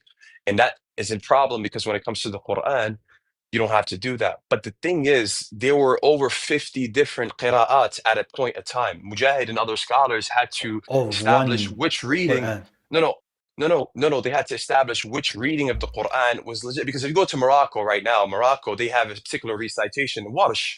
Warsh is a common recitation, and there's differences in the Quran that the people in Morocco read versus the people in North America, versus the people in New York, for example, like Hafs and Asim. So my question to you is, if you were to present the argument that the Quran is preserved, yet someone can present to you that there's different words in one reading in Morocco versus a different reading in Nigeria versus a different reading in North America, how would you explain to them which one is the correct reading if they have changes in words, plurality, and meaning? And there are Morality? differences that exist. No. I said plurality. Orality. No. Plurality, like singular versus Plurality. plural. Okay, cool. So, for example, like you have like Ibn Kathir, Qalun, you have Hafs and Asim, Warsh, you have Ibn Kathir, you have these different readings of the Quran. How do you, as a Quranist, know which one of these 7 or 10 readings is correct if you don't have any external source to verify it? The Quran is all being read from the same source. You can have 60 readings, the reading from one singular source. And because there was a time they didn't have all the dots and all the diacritics, they read it a little differently. This is not from God, and this is what people are reading based on the text that's in front of them. So the example that I gave in one of the shorts that you can go watch, if someone says water or water, it's still water. But the people read it a little differently.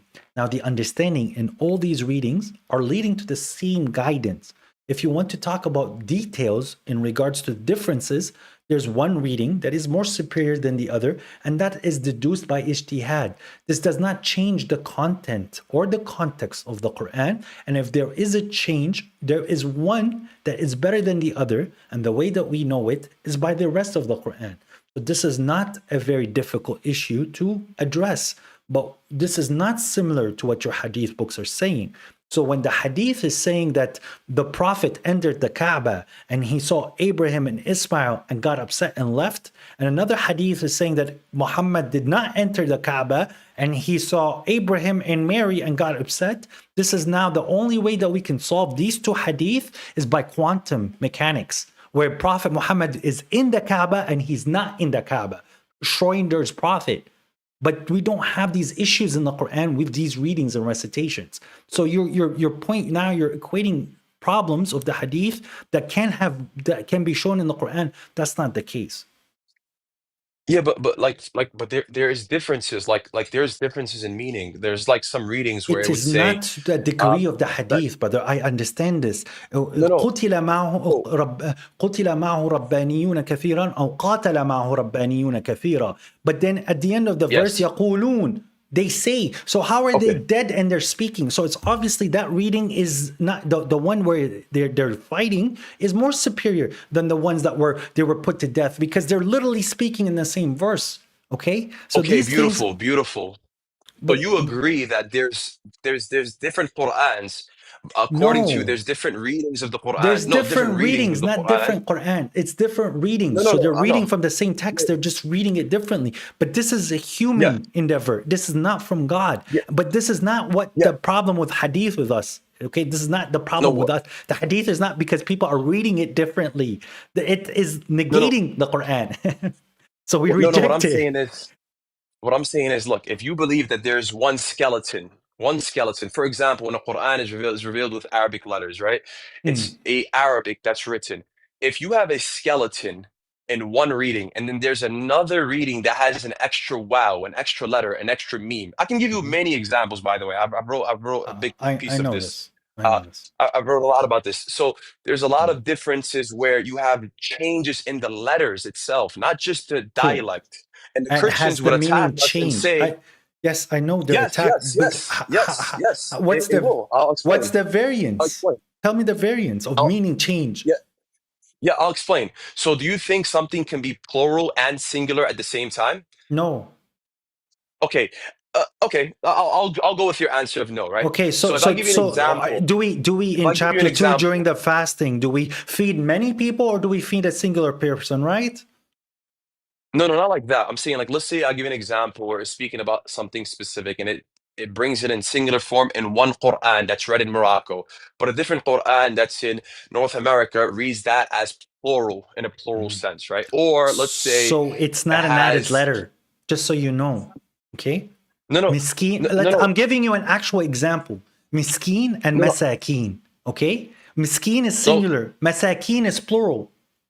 Okay? yeah, Okay, masakin, but but the way masakin is spelled is not the same way miskin is spelled because miskin the you difference have the yeah difference is an alif.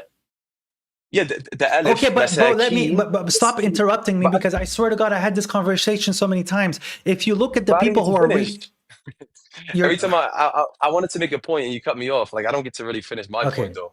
Sure, go ahead, Yeah, bro. yeah, yeah. No, I want to say, look, and by the way, I believe the Quran is preserved. I don't believe it's not preserved. You're I think arguing that against that, but that's fine. no, no, no. I just think that as a Quranist person that rejects any external evidence except the Quran, it's going to be difficult for you Bro, to use the Quran then you to don't know what we're prove. about. No, no. I just want to finish this.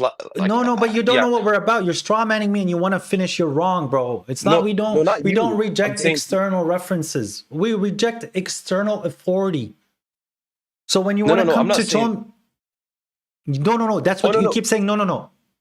So No. you, for example, are you one that accepts, like, for example, a hadith all, or you accept some? Because that's an external source. You would say a hadith, right? That's like maybe I it could be accept, whether tariq. Would you say some hadith you accept Your depending on the criteria of rejecting hadith is rejecting religious authority outside of the Quran. Okay? If somebody wants to come and tell me the Prophet allegedly, because we don't know, said that wish for your brother what you wish for yourself, this is something that is backed up by the Quran. And God says, وَمَا يَأْتُوكَ بِمَثَلٍ إِلَّا جِئْنَاكَ بِالْحَقِّ وَأَحْسَنَ تَفْسِيرًا. So whatever they're bringing you as an example, we have brought you the truth and the best of explanations, exegesis. So God has yeah. already said what the hadith is saying at that point. But when you're going to come to me and say, oh, ati'u Rasul, obey messenger, and the messenger said that wearing red is haram, I'm going to say to you, you're rejected. The messenger would not say that. Why? Because God did not give him the ability to say halal and haram. And God says that the zina is for his servants up until the day of judgment. That's the rejection of your hadith. When you say you have to eat with your right hand, no, we reject you. This is not something that is mandatory, nor is explicitly mentioned in the Quran, nor is disobeying the messenger either. So this is what I mean. Oh, You have to open your fast with 3 dates I don't like to eat dates. Doesn't make me a kafir, nor do I have to follow that. Oh, no, it's mustahab. No, it isn't. This is all nonsense that God has not ordered you to do, because there's countries where they don't have dates. And God is not going to sit and centralize his universal religion to one area. Yeah. Just so I can address some of the people.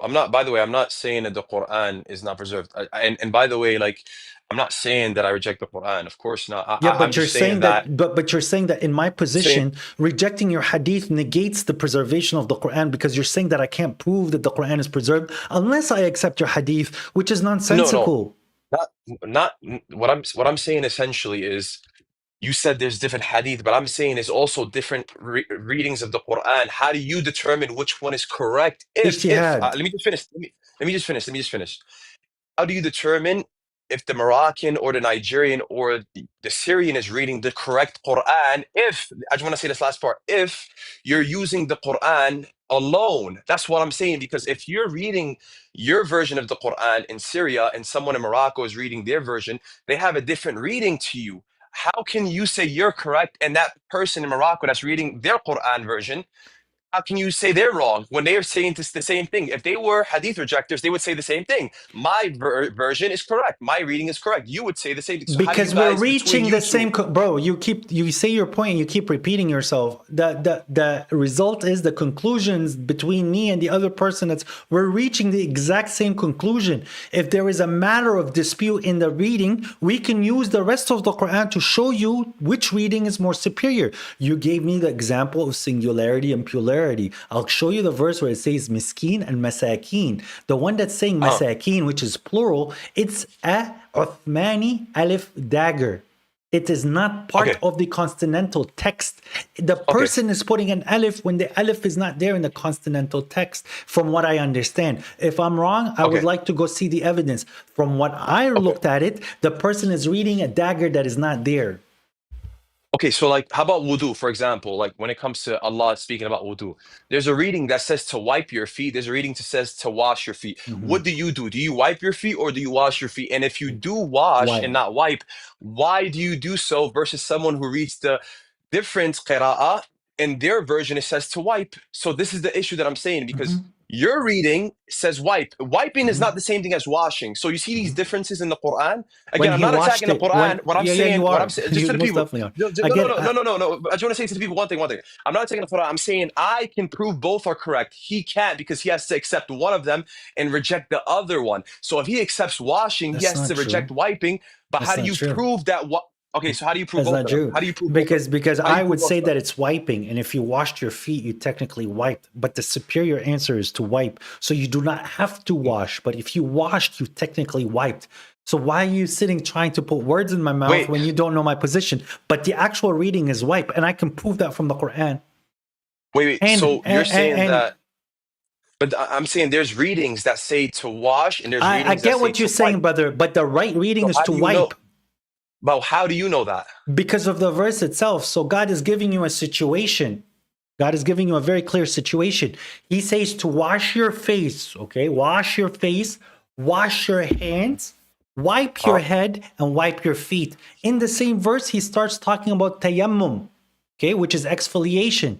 He says, wipe your face and wipe your hands. The head and the legs were not mentioned. So now we have something that is being demoted. Whatever is being washed is being demoted to wipe. And whatever was being wiped was not spoken about, demoted to nothing. So because the feet was not mentioned, we know that it's wiping. 1. 2, logistically, they are in a desert.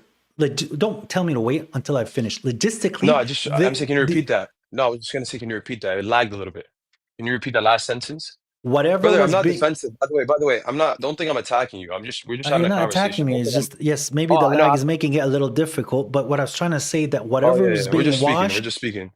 Whatever was being washed in with water was being demoted to wiping with tayammum, and whatever was being wiped in washing was being demoted to nothing in tayammum. And the feet and the head was not mentioned in tayammum. 1. 2, logistically, in a desert, if you wash your feet and you start to walk towards the mosque, you're going to make the whole mosque muddy. But if you wipe your feet, you don't have this issue. In this day and age, they have carpets in the mosque. They wash their feet are wet, they walk into the mosque, and the mosque smells like dirty feet. But if you wipe your feet, you don't have this issue. Okay, so what if I wash my feet, but then I dry my feet? Would I still come to the masjid with muddy feet? Or what if I wash my feet If and I pray on a material that wouldn't absorb? Like they didn't have carpets back then. So what your example wouldn't work here, because you're saying that the reason why washing wouldn't work is because it would make the masjid muddy. That's not an example of why God said it. It's your reasoning. My other question is, again, you forgot the first part. I used the secondary support and application, but the first point you completely negated, where the verse itself is talking about it. Yeah, the first point you was mentioning wiping in one instance and washing in the other, but when it came to tayammum, it wasn't mentioning washing, it was mentioning wiping. However, the other body parts weren't mentioned either. But Like the what? previous point was, for Yes, example, it the was. mouth. Or What? for example, Wudu? sorry. Mouth? No, sorry, the face. You said the face, and then you said you said the face Face and the and the head, or hands. the face and the feet. The face and the hands. Okay. Do you believe that wudu is only the face and the hands? No, you believe it's Yes. the feet. So you don't believe it's part of the feet. The feet is part of it as well? Bro, wash your face, wash your hands, wipe your head, wipe your feet. Yeah, your feet is part of wudu. That's my point. So Okay. I'm saying just because in a Tayammum, second instance, bro. I don't think you understood me. You're no, not I did. understanding. I'm making a point right now. What I'm making a did point right now. But you showed that you're not tracing. Yes, the body parts were mentioned. You said they weren't mentioned. They were mentioned.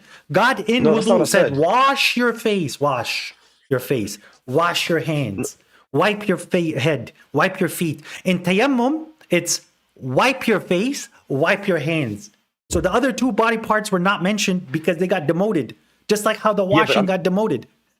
No, but you're saying it got demoted. You're saying that God chose the reasoning why it wasn't mentioned was because he demoted it, and that means that wiping takes precedence. That doesn't follow. God What? could have made it easier to make the wudu just by using what? The hands and the face. You're saying that he removed it or demoted it because that proves wiping. That doesn't follow. Because again, I It told you does the other follow. Quranic, it doesn't, because the other Quranic reading It literally does says to follow. wash. So is the other Quranic That's reading incorrect? Do you know what's Is the it difference? incorrect? Do you know what's the difference between them? Is it incorrect? I just want to know if the other reading is incorrect. Yes, one diacritic. So you believe that there's some Qur'ans out there that are wrong as far as the readings? It's not the correct reading, but it's not the Quran that's wrong. It's the person who's reading it is wrong. There's one difference, which is one diacritic. Arjulakum, arjulikum. It's a diacritic change. Yeah, And by the way, in the Arabic, that one change like that makes yes, but it does not necessitate that the Quran is flawed. It means the person who's reading it is flawed. Even in Arabic grammar, when you want to do this carry, like Ibrahimu, إِذْ يَرْفَعُ إِبْرَاهِيمُ الْقَوَاعِدَ مِنَ الْبَيْتِ وَإِسْمَعِيلُ, okay? You don't do that with compounding. When God states, فَامْسُحُوا بِرُؤُوسِكُمْ وَامْسَحُوا بِرُؤُوسِكُمْ وَأَرْجُلِكُمْ, he's not going to go back to أَغْسِلُ when he already gave you a compounding wow before and then change the verb, and then they're saying, no, it's going back to the first. This doesn't make sense. Even in the Arabic, this has never been repeated in the Quran in that sense, from what I remember. And if I'm wrong, please come show me I'm wrong. So it's like, grammatically, it doesn't make sense. Grammatically, it doesn't make sense. There's another surah. There's another surah where it has that. I was going to explain to you. You probably haven't seen it, but there's another surah, for example, where there's Allah compounding speaks about wows, those and then who another take Isa ibn Maryam. Yeah, brother. Yes, but there's no compounding. And I know you're talking about what you're talking about. No, that's my point. I'm saying there's another part in the Quran where it gives the same. Well, you're not hearing me out, so I can explain what I'm trying to say. What I'm saying is, you're referring to, for example, waw al-atf as an example. Maybe not your example specifically, but waw al-atf is when you have two nouns that are close together, for example, and it's connected to show that they're connected, they're in relation to one another. My thing is, in this verse, if you use Arabic and Quranic grammar, yes, this wouldn't apply here because it does. The grammar would show that it would go back to washing. No, 1 minute, bro. Look, here's my point. This is when because I understood you. You keep talking, but just let me explain it. It says, But I didn't even finish though. اتخذوا, but I understand what you're Okay, saying. explain. In 2 اتخذوا minutes I have to go. I'll let you أحبارهم explain. Go ahead. Go ahead. Go ahead. Go اتخذوا ahead. Explain. أحبارهم ورهبانهم أربابا من دون الله والمسيح ابن مريم. Okay, so here it's saying they have taken their scholars and their as Yes. lords beside God, as well as Messiah. Why? Because اتخذوا is the verb. Okay, and then there's the wa arbab, Exactly. and then the wa came, but there was no new verb. So it cannot compound to something previous to it. But the one with the wudu, the verb changed. Okay. And then they did the compounding, which there's nowhere, this is not presented in the Quran in any other place from what I have seen. And the one that I gave you was about Ibrahim. وَإِذْ يَرْفَعُ إِبْرَاهِيمُ الْقَوَاعِدُ مِنَ الْبَيْتِ وَإِسْمَعِيلُ.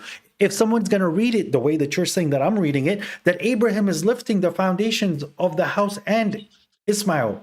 But no, brother, this example is not fitting the one in the wudu. That's why it's not a superior reading. So I know what you're saying, brother.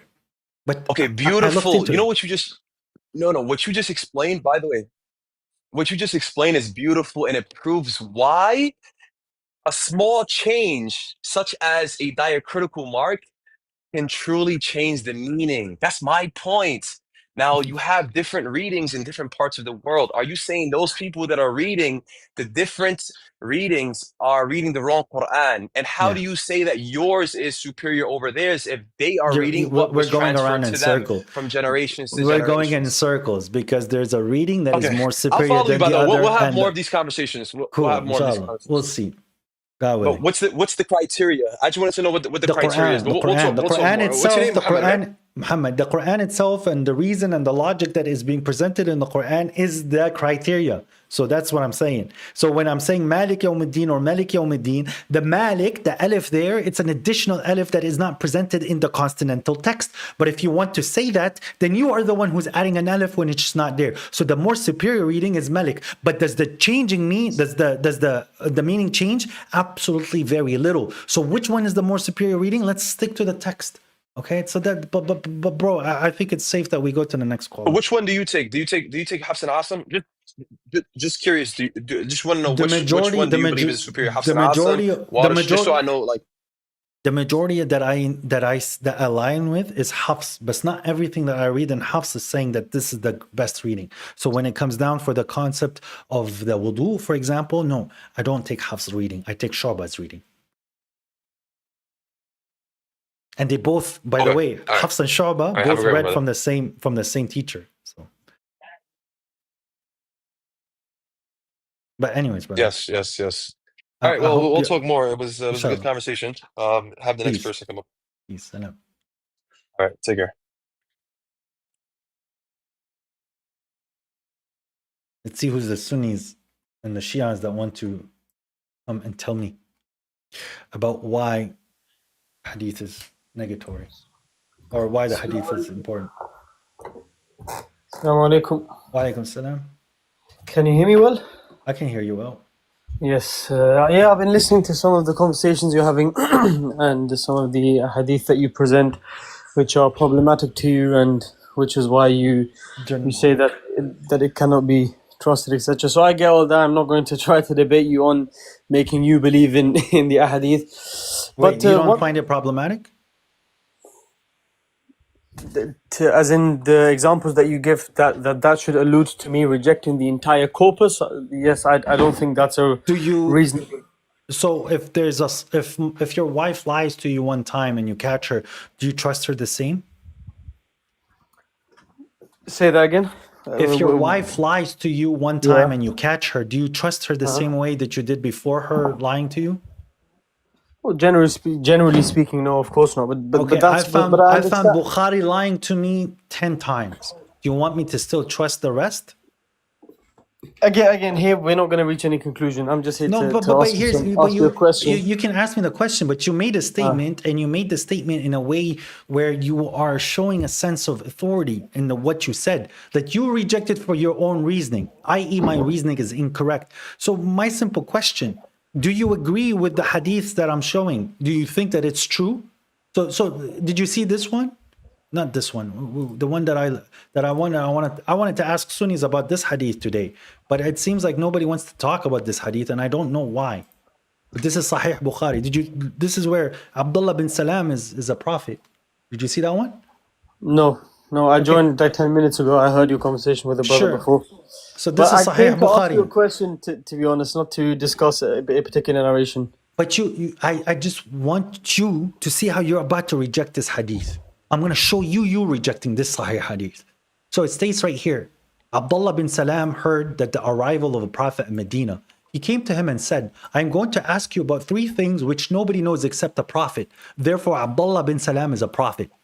It's already logically understood that way. Okay, but let's put that point to the side. He's not a prophet, but he knows things that only prophets know. Cool. One of the questions that he asked him, why does a child resemble its father, and why does it resemble its maternal uncle? This is only a prophet should know this. And the prophet's response was, as for the resemblance of the child of the parents, if a man has sexual intercourse with his wife and gets discharged first, i.e., ejaculates first, the child will resemble the father. And if the woman gets discharged first, the child will resemble her. Is this scientifically accurate? I don't know. Be honest to yourself, brother. I don't know. I've heard this narration and I didn't look into it further. I don't know. Look, forget the narrations for now. If I ejaculate first, the child's gonna look like me. Look, again, I'm not here to discuss the science because you're not honest. So ask me your question. I ask you a question and you put it. You can ask me a question, but you said to me you reject hadith for whatever reasons you want. You are not willing to reject this hadith, this nonsensical hadith, where Abdullah bin Salam is obviously a prophet, knows things that the prophet knows, and B, the scientific nature of what is being said is completely disregarding what we can actually practice and see, which has never been the case in history, where if a man ejaculates first, the kid's gonna look like him, or if the woman orgasms first, the child's gonna look like her. So if you don't want to reject this hadith and ask me your question, I already see that you're not a person that wants the truth. If that's what you think, I won't be able to change that. You've judged that off at the beginning of the conversation, so I'll let you think this way. In any case, so what I was going to ask you is, I've listened to a few of those things, and I'm aware that within a hadith, people will sometimes, they will take a hadith that are fabricated or very weak, and sort of base a lot of those things on that. So if we just put the authentication aspect to the side for a second, what I just want to ask you is, so the way I found, like love for the deen and for the religion is by studying the seerah of the Prophet ﷺ. So just myself privately, I found studying how the Prophet acted, historically speaking, I thought that was something that empowered me a lot and increased my love for him and for Allah. So in terms of like Islamic history and the seerah, of course the Quran touches upon parts of it, but you're not going to get like a detailed biography. Of course not, because the Quran isn't there to be a biography about anyone. It's a guiding book. So how do you learn about the seerah? How do you, tell your kids about the stories of the companions of the prophets? Or do you say that isn't relevant at all? Or do you have a way of looking at it? If somebody wants to go read it, whatever is written in history in regards to the blessed Prophet Muhammad in his history, or Julius Caesar, or the third Pharaoh, or Hitler, that's history. Okay? But that's not religious.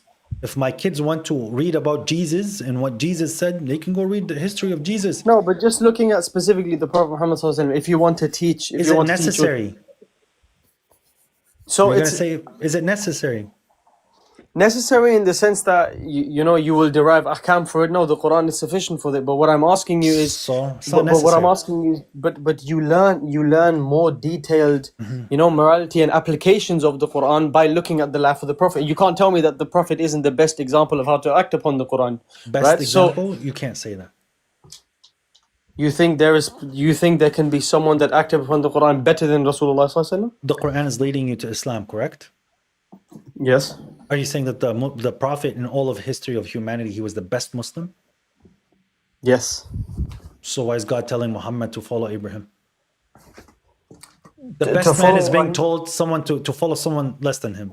To follow Ibrahim in the sense that Ibrahim came before the Prophet and received the same essential teaching of Tawheed. So why did he say Ibrahim? He didn't say Musa, he didn't say Isa, he didn't say Adam, he didn't say Noah, he specifically said Ibrahim. So your point's still wrong. Again, I can't speak you for made the Allah, claim. You made the claim. I'm not making. You made the claim that your claim is being broken by the Quran. You can't say that Muhammad is the best Muslim because God didn't say that, nor do you know that. This is the idealization that's why we don't need to sit and dive into the seerah for you to get closer to Prophet Muhammad. You have to get closer to God. Now you know the seerah and you have this understanding of the biography of the blessed Prophet Muhammad written by the people who wanted to write whatever they want, which they themselves were not around when the Prophet lived, so they took narrations. What if some of that was inaccurate? And what if some of that was actually negating parts of the Quran? So when the Prophet conquered Mecca, the majority believed, صح? Yeah. But the Quran says that the majority of Mecca will not believe. So no, but as in the majority, when we say the majority believe, that's meant that the majority accepted Islam, and Iman is something that develops over time. Sure, but in God states that the majority of Mecca will not believe. And you're saying the majority of Mecca believed. And those are the people who gave you the hadith. But is that not about a specific time? Like, for example, in the time in which Nabi Sallallahu Alaihi Wasallam was in Mecca, but then again, you see me bringing this up, isn't it kind of pointless since you don't even look at the narratives of the historical aspect? So for you, because it doesn't really matter. Your narrative is based. No. I'm showing you your narrative does not align with the Quranic narrative. Yet you put this credence that it's important or it's healthy or it's beneficial. It's beneficial in understanding the individual in history, the blessed Prophet Muhammad, and his position in history, which is a very high and honorable position. But it's not necessary for my guidance on the Day of Judgment. God is not going to ask me in which cave was Prophet Muhammad in when Gabriel appeared to him. So it's not necessary. On the Day of Judgment, if you have someone that had the Quran only, he had no access to any historical books, he doesn't, generally speaking, need the seerah. But can we agree that if you look at the seerah as someone that does have access to it, it allows you to benefit even more from the Quran because you see the examples of it? There's benefits. There's benefits, but we're talking about requirements. But if you reject, but I'm not talking about requirements. I'm asking you as a father, that's what it means, Quran alone. Yeah, I won't let them read that book. No, they want to read it. I won't encourage them to read that book. They want to get closer to Prophet Muhammad and have more love for Prophet Muhammad. I want them to see how the Quran solved all their problems. They're going to be really happy that Prophet Muhammad did what he did to the extent that he did, that where this book is in between their hands today and people are still preaching on how extremely helpful and precise this book is. This is how I will get them closer to Prophet Muhammad. I will teach them the Quranic mentality. I will teach them how to use the Quran to discern all their problems and how the Quran will give them that peace of mind so that if I die tomorrow, my kids are in good hands. It's not reading the seerah that's going to give them that. It's not reading the Bukhari that's going to give them that. It's for them to witness the verses of God. It's something that can give it a boost. There's no boost, brother. What's the boost? The boost is not talking about Quranic verses. The boost is not. It's telling you things that they themselves cannot prove. The only thing that's cool about it. If I look at how I was raised that reading the Quran, getting the benefits, being taught the Quran, the tafsir of the Quran, but I also benefit in seeing how the Prophet ﷺ and his character and the way he lived and the interactions he had with his companions, those things made me love the religion more. So for you to say that has no place in the development of someone's iman, don't you think that you're taking away something? It has no place. I can read the stories of Jesus and still the Quran that can bring me closer to the Quran because I can see the Quranic verses in there. I can see how he's answering his people with what the Quran states. The thing that what you're falling into when you're saying I'm falling more in love into the deen, it is because of these stories that they keep repeating to you, which you find them as excellent examples, but you're cherry picking and you don't know what he actually said. So I can give you, I can make anybody in history seem very good if this is the person that I want to make him see good. Prophet Muhammad is obviously a very highly moral individual who is extremely well. But what people wrote about him does not necessitate that that's what's the reality. When somebody wants to tell me he tied his stomach and he's lifting stones and tried to make him more of a man than who he is. outside of human nature, this is not things that I'm going to sit there and accept, because now you're deifying my prophet. Now No, you're but talking things about. that is of course that is of course, and then after this, I have another question about another topic. But that's because you're saying what you're saying would be right if you would be taking those stories just from, you know. And again, this is where our opinions differ. I do believe that there is a process of being able to filter out that which is certain and that which isn't at all. Whereas you're saying the entire hadith corpus in which a lot of the seerah is recorded, you're saying the entire thing is to be rejected. Of course, then you're going to say it's all made up. Whereas I do believe there is a process of being able to detect. And again, but you don't believe in that whole process of isnad and ilm rijal. And I understand. So that's why we're not going to get Did you anywhere. look into it? Did you look into them? Like you're saying it's just like, hey, casual rejection. Casual rejection of their authority. They have no authority over me. They have no authority over the book of God. Somebody wants to write what they think is the exegesis and try to attribute it to the prophet, that's on them. But if it's wrong, it's wrong. Okay, look, We you want to just talk mentioned about ilm al-rijal. We want to talk about ilm al-rijal. This is again based on witnessing and narrations. And the person that they're talking about, they themselves have not met. So if I talk to his enemy, I'm going to get a rendition. And if I talk to his friend, I'm going to get a whole different rendition. Who am I to tell you who that person is at that point? Yes, look, you just mentioned exegesis, and this is what my second and final question is about. When you take ayat in the Quran, we know that there are muhkam and mutashabihat, right? Ayat that are more clear and ayat that can be more deep in their meaning, or they can have multiple meanings applied in context, because the Quran is something that will apply for all times. Of course, we understand. Now, don't you think that your own understanding of an ayah can be flawed, and so looking at potentially or finding ways of being able to figure out what the Prophet may have said about an ayah, what a Sahabi may have said about an ayah, if you reject the entire corpus, aren't you taking away potentially gaining a better understanding of the Quran? I'll give you a very short example, okay? But I request that I'm going to tell you something now, and you're probably going to jump onto many different topics. If you just stay on this topic, yes, we see nowadays a lot of people that believe that Jesus alayhi salam has been raised up to the heavens and he's going to come back at the end of times. Okay, I don't believe this. I believe that the Quran is quite clear in saying that he has passed away. Okay, now there's a tafsir or statement of Ibn Abbas saying that inni mutawafika means mumituka, death. Now I know you would say I don't need his qawl, I don't need him to explain that it means death because it's certain for me. But then when you have someone arguing from a linguistic standpoint, no, but then you have rafa and it means that he was raised alive, being able to say, hey, look, there's a companion of the Prophet ﷺ who lived with the Prophet, therefore would have a better understanding, and he says mutawafika means mumituka. Don't you think having this extra tafsir of those that live with the Prophet is something useful? And if you reject the entire hadith corpus, you don't have this. Nope. Because who is this man? That's called appeal to authority. This is a logical fallacy to sit and say that Ibn Abbas said so and therefore I have more support. This is not necessary for somebody to prove his position from the Quran. When we will look at the example that you gave me about mutawaffi, okay, I can go to the end of chapter 5 where Isa himself says, وَلَمَّا تَوَفَّيْتَنِي. So it cannot be when you just put me to sleep, because he's talking on the day of judgment. So he's already dead. So we can already prove this position from the Quran without relying on Ibn Abbas. If the individual requires Ibn Abbas for him to be certain in his position, then this individual was not understanding the word of God. So who's Ibn Abbas to guide him if the word didn't guide him? And usually when you do this, when you say, hey, Tabari said this and Ibn Abbas said this and this guy said this, the other individual is still not convinced. That's why you had to go down into that limit. So is the tafsir and your understanding of ayat and everything, is that completely based off of what your intellect can comprehend?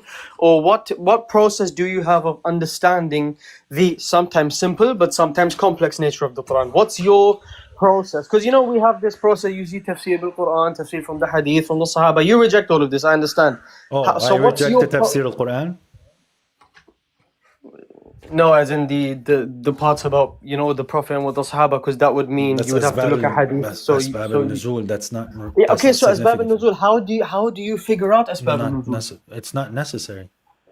It's not. So, for example, when you have when Christians or non-Muslims throw to us the ayah I don't know the Arabic. You've and been, kill- you've been, and you know, kill them in wherever this you find them. conversation. You've been in this conversation. Sorry, brother. I'm actually losing a little bit of my patience because you've been interrogating me and you keep asking me. I answer you, and you go from point to point, and I'm giving you simple answers.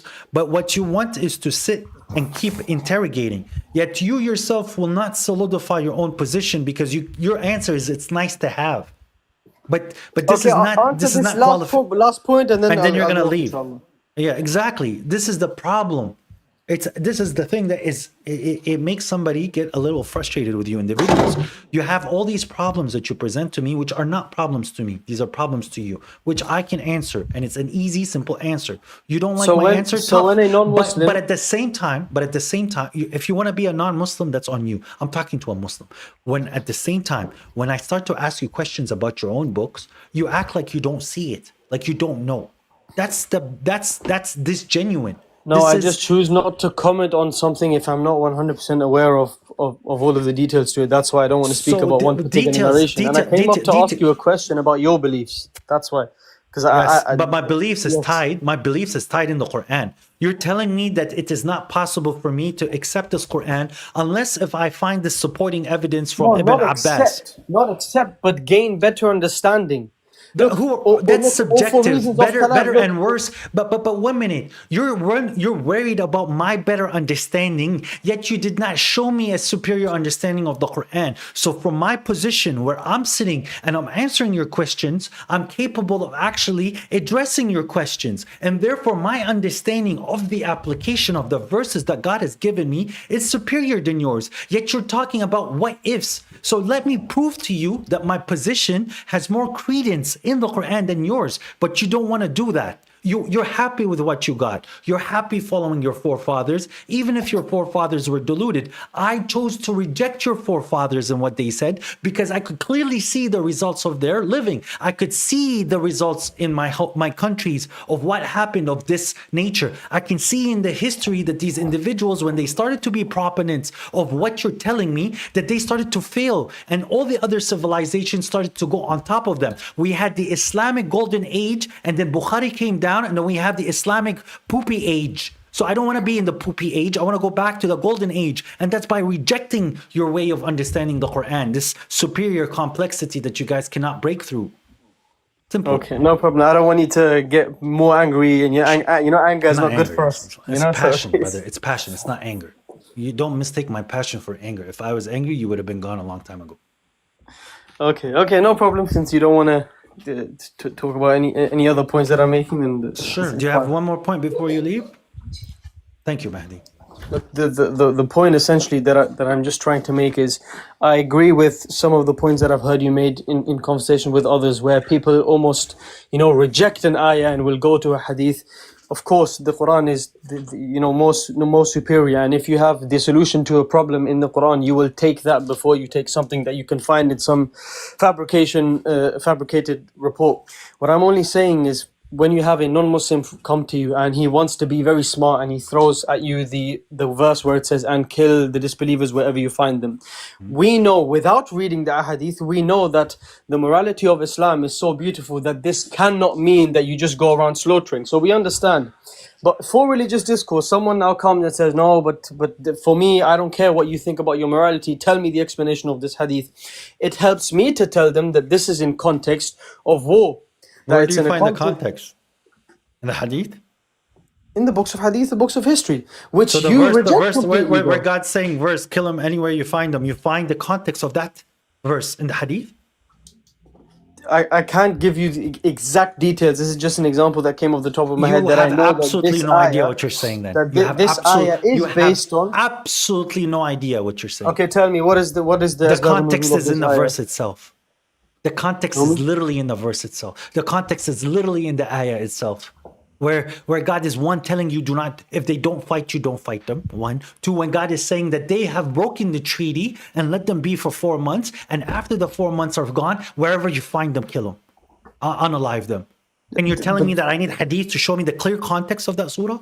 When you go into chapter 2, it clearly tells you, and do not transgress unless you've been transgressed. Inna Allah la yuhibbul mu'tadeen. So it's so clear, and you're telling me that hadith is explained. So if you did not have hadith, people are gonna start going unaliving everybody. Come on, No, brother. not for us Muslims, but when you're having religious Even discourse of brother, go on. I have many conversations with Christians that bring up this verse, and I tell them, let's read the context, and then they concede, saying, yes, it is obviously situational, and it's game over. No. Look, I didn't need Ibn I'm not Abbas. doubting. Again, I'm not doubting that you can explain with the Quran. What I'm only saying, and this is where my position is a bit different to most people you discuss with.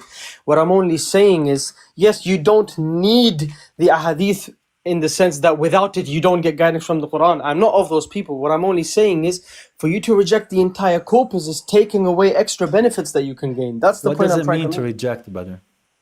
What's our position of rejection? Ladies and gentlemen, please, for any Sunni and Shi'i and other individuals that don't know what it means to reject hadith, let me explain it to you for the nth time, because you guys don't understand it. We reject religious authority of hadith. Hadith is not necessary for religion. Whatever other benefits you get from hadith, that's the whole point. I don't care.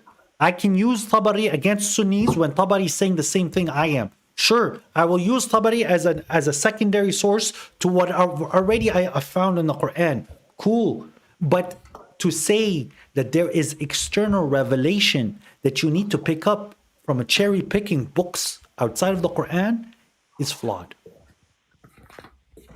Okay. Yes, you've made your position clear. I came up to understand what you believe better.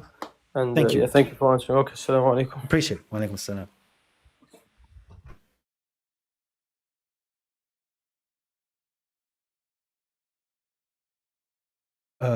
Ali? Yeah, look, much of the tafsir can be rejected as well. Yes, there's stuff that does not align with the Quran. So if you go, for example, Tabari, when Najmi idha hawa, when the star, when it falls, Tabari is talking about something where a man heard the verse and he says, I reject in the God of the star or whatever. And the Prophet said to him, beware of the dog of God coming to attack you, or God is going to seek his dog on you, the dog of God. And then the man got attacked by a lion. And they say that's why this ayah was revealed. There's nothing in the ayah is talking about a dog or anything or any of these things. But yeah, so that to me, I'll take this when the guy is talking about a dog of God and it turns out to be a lion. And the guy is sitting in the middle of his companions. And then the lion tiptoes and eats the guy and doesn't eat anyone else, because that's absolutely normal. And they say that this is tafsir of the Quran. No, thank you. You can go put that with you can go put that next to all women are crooked, which we find in hadith. Abdullah Salam, he's a prophet. Abdullah Salam is a prophet, according to Bukhari, of course. Abdullah Salam is a prophet according to Bukhari.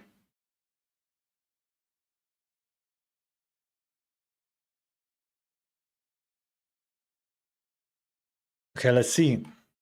Okay. So Abdullah Salam here. I is asking a question. I or L, I'm not sure. What is your name? L or I? You're asking a question in regards to this. This is one of the hadiths that I'm using today, so that both people like who want to show you how Bukhari is dumb, and they're gonna be like, "Hey, you're giving Christians material. Your books, it's your books. Let them show you as we show you on how much you disgrace the Prophet and the Prophet's message." Okay, I like when Sunnis come to me and Sunnis come to me and start crying. You're giving Christians material. You're a kafir like them. No, I want you to hear your own stuff, because you can't run away from this.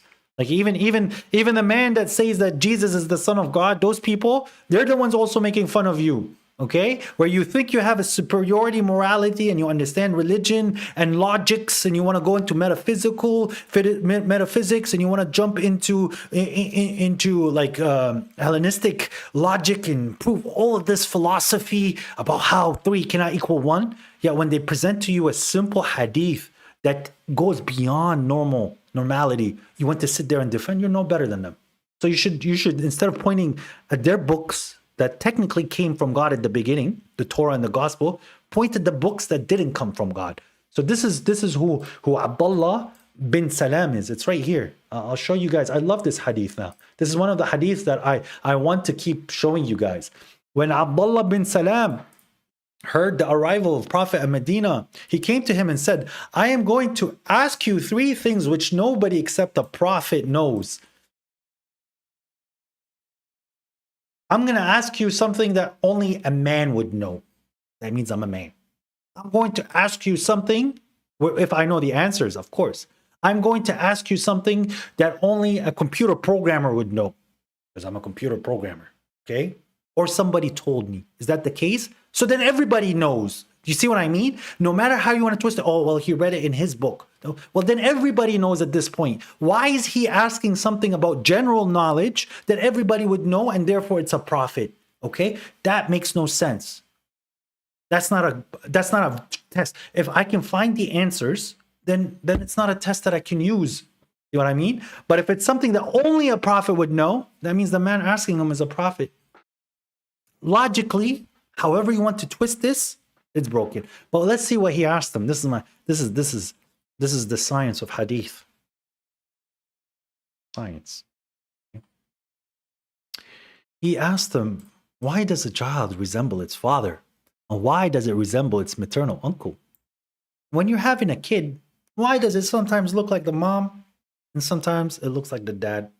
Why, prophet? Only a prophet would know the answer. And therefore, Gabriel, okay, the soul that was sent by God, came to Muhammad and said the following words. Okay, Gabriel said this to Muhammad, instant revelation. Okay, as for the resemblance of the child to its parents, if a man has sexual intercourse with his wife and discharges first, the child will resemble the father. And if the woman gets discharged first, the child will resemble her. And on that, Abdullah bin Salam, the one that knows what a prophet should say, he says, I testify that you're also a prophet. Guys, should we ask ChatGPT why a kid looks like the dad or it looks like the mom?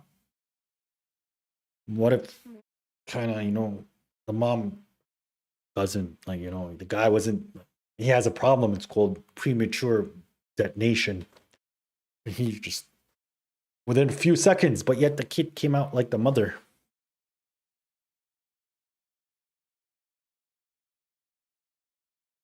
But that's what their hadith is. How do I know that you're a prophet? Because men comes first.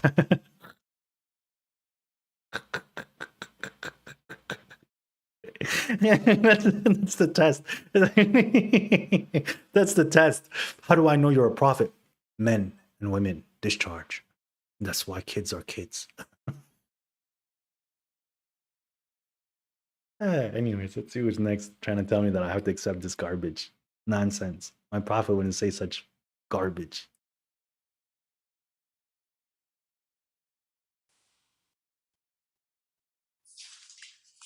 Peace. Salam. Salam.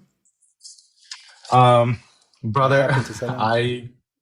I love your content, and I don't want to take too much of your time because I know this is a specific topic about Sunnis and Shias.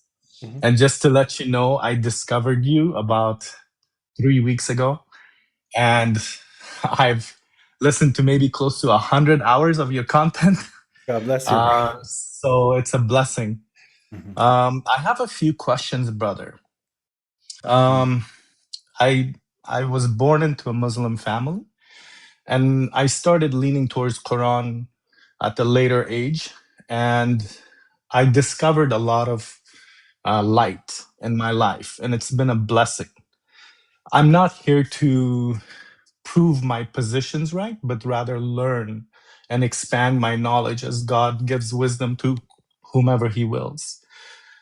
So one of the questions that was presented to me, and I have the answer, but I can't explain it clearly as you do. It was presented to me a while ago when I had a conversation with somebody, and they mentioned that I said that, we pray to Allah and He's one.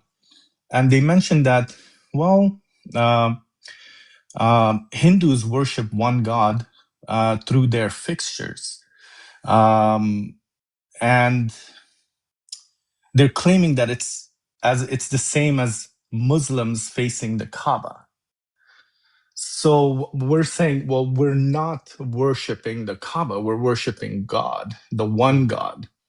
But they're saying, well, they're doing the same thing. They're facing a fixture, but they're not worshiping the fixture or the whatever it is. They're worshiping the one God. It's an easy answer. So, please. When I say God or say Allah, what do you picture in your head? Infinite, nothing, everything. Do you have a picture in your head of God? No. Okay, so if I go to a Hindu and I say Krishna or Vishnu or Ram, they have a picture in their head. Right, but what they're countering is they're saying, no, we're not worshiping that. It's similar. No. The Yeah. concept. But it's the representation in the mind. They're limiting God. That's the problem. So when they can picture God, they've already lost. See what I mean? When you put it, yes, when I put it in that perspective, they're saying, no, that's not God. We're worshiping God that's so unlimited. Why do they feed it? Why do they put food around it? I don't know. And I'm trying to it. make them understand. And I can't help them understand that. They're saying, well, why do you put the Kaaba? Okay, then ask them about the Sikhs. Be like, do the Sikhs worship their golden temple? They're saying no.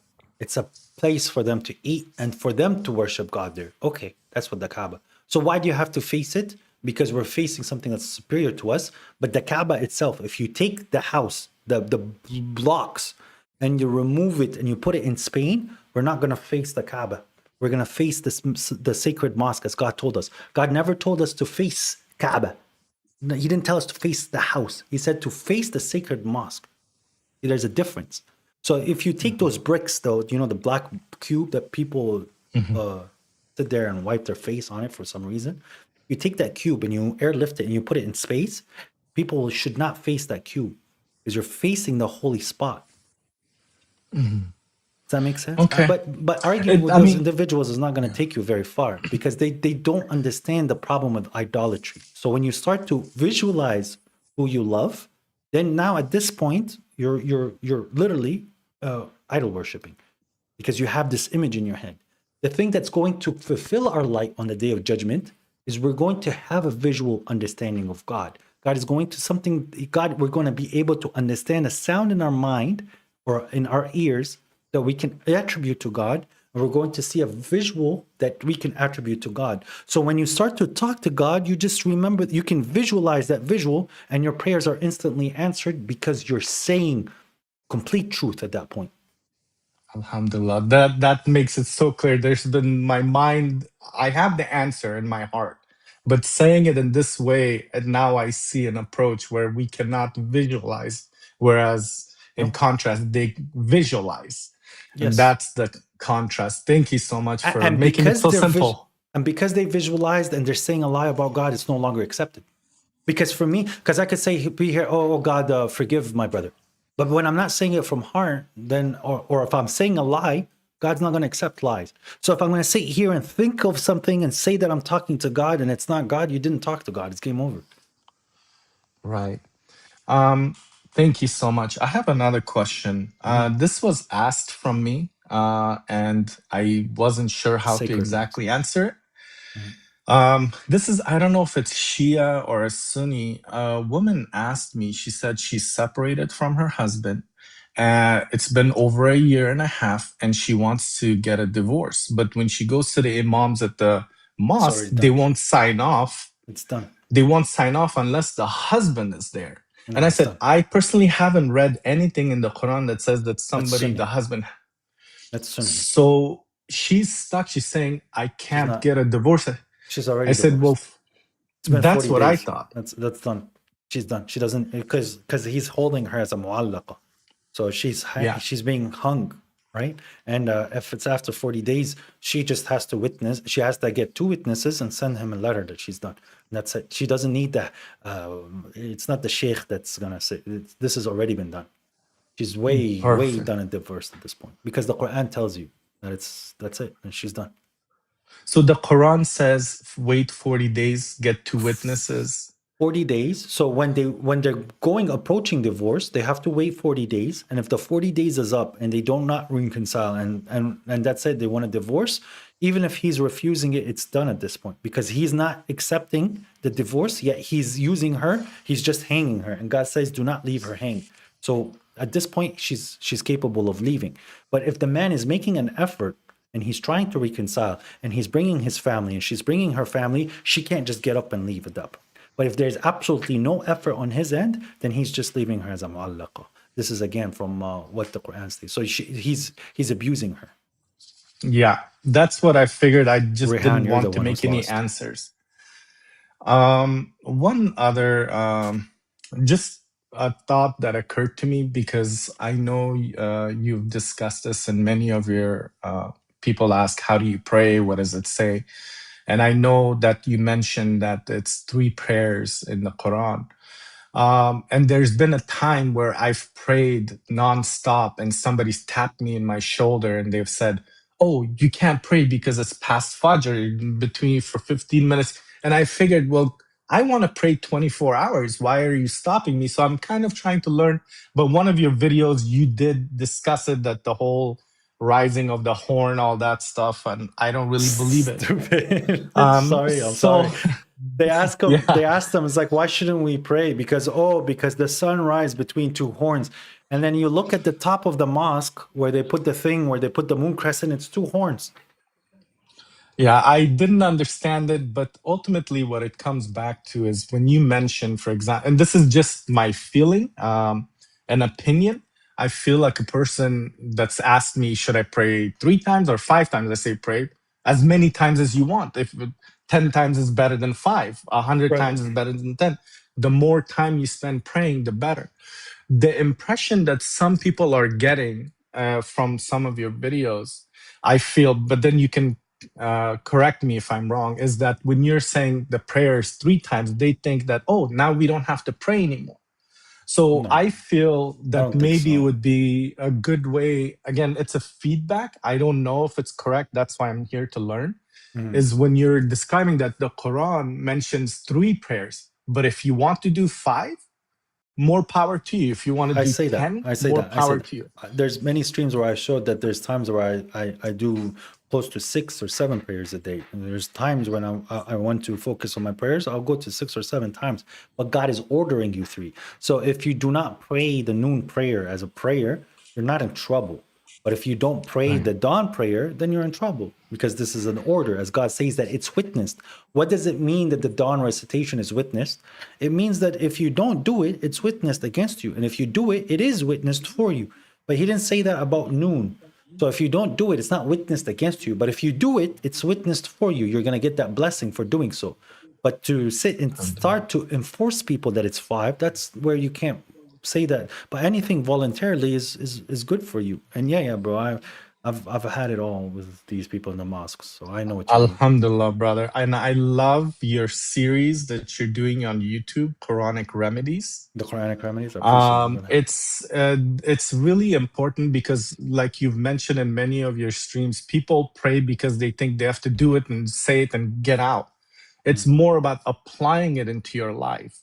There are verses, there are chapters that I'm reading that I don't really understand what exactly it's talking about, but I keep moving on. But your explanations are really wonderful, where you're actually describing every verse and you're telling people how it could be applied in their life. And I think that's the part where most people should not just look at prayer as a something they just do and forget. It's more about, how do I reflect? How do I apply when I read the Quran? How do I make changes in my life? So that series, I hope you get to complete it. I see your notifications every day. You're posting new ones, but I'm not watching them because I want to go in order. So inshallah, you complete it, because it's such a blessing to have somebody like you. Because I want to learn from the words of God, where when I search YouTube, it's 90% hadiths. But most people don't even know what the Quran says. 99% of people don't know what's in the Quran, or I wouldn't say 99%. I don't know, maybe 90 or 80. But the focus is so much on hadiths that when you go to a Friday prayer or something, they're teaching hadiths, but hadith. nobody knows the Quran. Right. So we should start with the word of God. And if somebody doesn't understand, then they could possibly expand, but they don't. They start from the expansion. They don't even mention some of the things that's in the Quran. And what you're doing is wonderful. And I hope you get to complete it, inshallah. I just want to say thank you.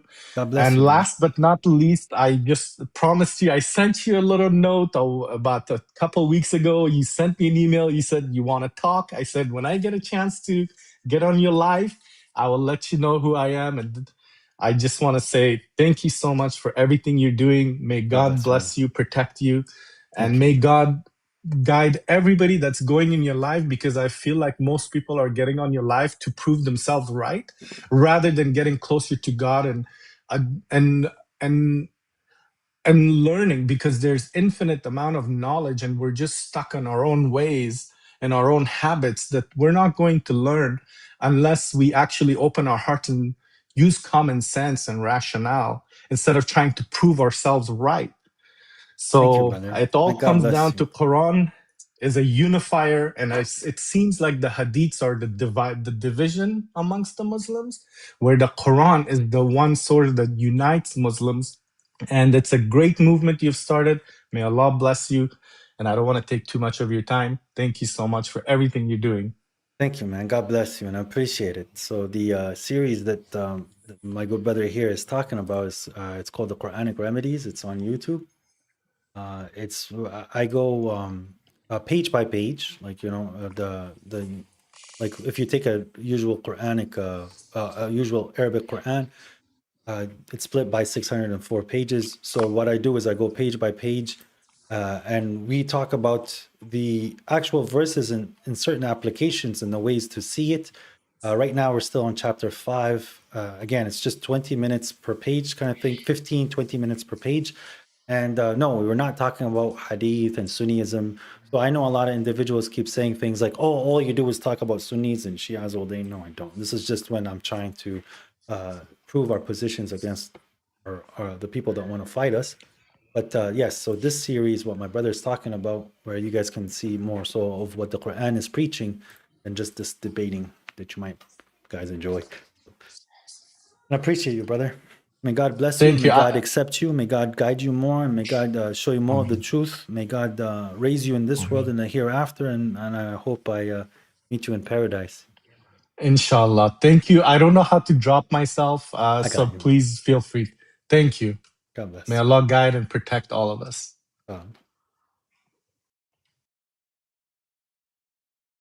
Okay. See.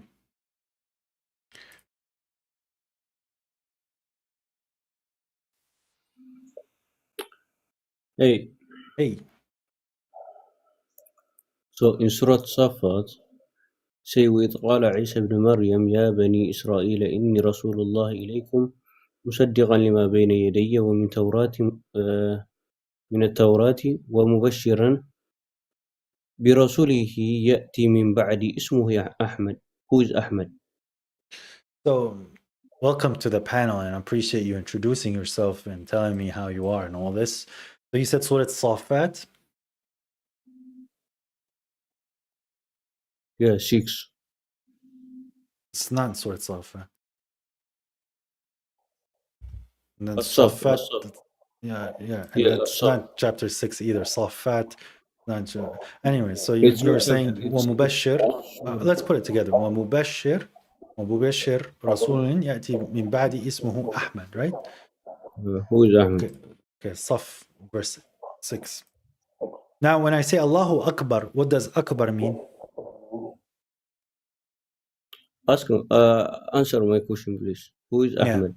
Ahmad is not a name here in the way that you're understanding it. His name is Ahmad. His name is Ahmad. His name is more praiseworthy. That's what is being said. So when they say Allahu Akbar, it means God is more dominating. Okay, God is more dominating. So now Jesus is saying Ismuhu Ahmad. His name is more praiseworthy. He's not saying his name is praiseworthy. His name is more praiseworthy in which he's comparing to himself.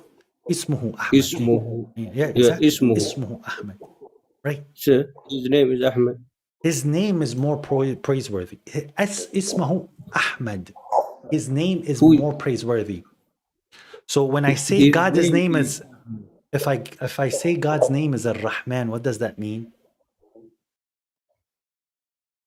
he's Ar-Rahman. What does Ar-Rahman mean? Who is Ahmed here? اسمه Ahmed. Who is Ahmed? Muhammad is more praiseworthy than Jesus is what's being said. Ismuhu So is the Ahmed. difference between Ahmed and Muhammad? Ismuhu Ahmed. He's talking about his name being more praiseworthy. Habibi, Ahmed is comparative. You're not following what I'm trying to explain to you. When I say Allahu Akbar, okay, Akbar right now is comparative. So Ahmed is comparative. يا جاهل. You are جاهل والله. Thank you.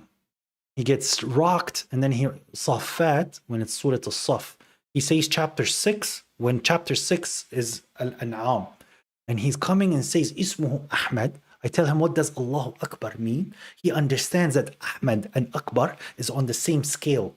And then instead of me just accepting his dumb narrative that it has to be a noun with no names, it means his name is more praiseworthy. That's literally what the word Ahmed means. That's why Isa is saying that Rasul Ismuhu Ahmed. His name is more praiseworthy. He's not saying his name is praiseworthy. These people are weird, man.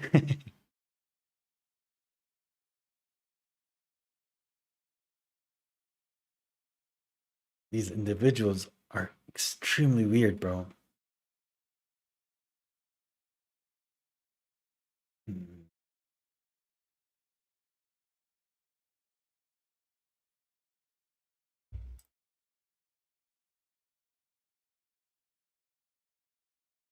One second. Here it is.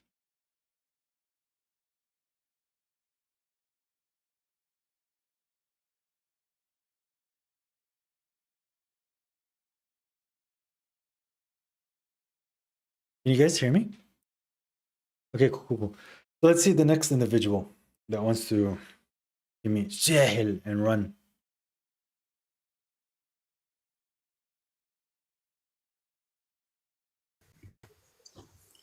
Assalamu alaikum. Walaikum assalam. Okay, I have 3 questions because my English is not very good, so I will go straight to my questions. My first question is I want to know who the Jesus father is. Zachariah Jesus father according to Surah Al-Maryam. I want to know that. The second question is I want to know how do we pray as a Quranist or the people. Okay, wait. Before we shotgun, show me in Maryam where it says that Jesus is this, or Zachariah is the father of Jesus. And by the way, guys. No, I mean, if you read that surah, it's that it shows that Zachariah. I think my network is not very good. Zachariah was asking God to give him a child. Okay. Okay, so where does in the next following verses we see like there's like a connection, I guess. I'm not pretty sure. I just want to ask you, so you will. So yes, nowhere in Maryam, nowhere in Surah Maryam, it's saying that Zachariah is Jesus's father. So Zachariah in Surah Maryam, I swear most of you Sunnis that come up here don't even know your own Quran. Okay, you keep calling and making fun of us. You don't even know the Quran. I'm not Sunni to begin with. Shi'i, whatever. Yeah. So when are you a Christian? Are you a Christian?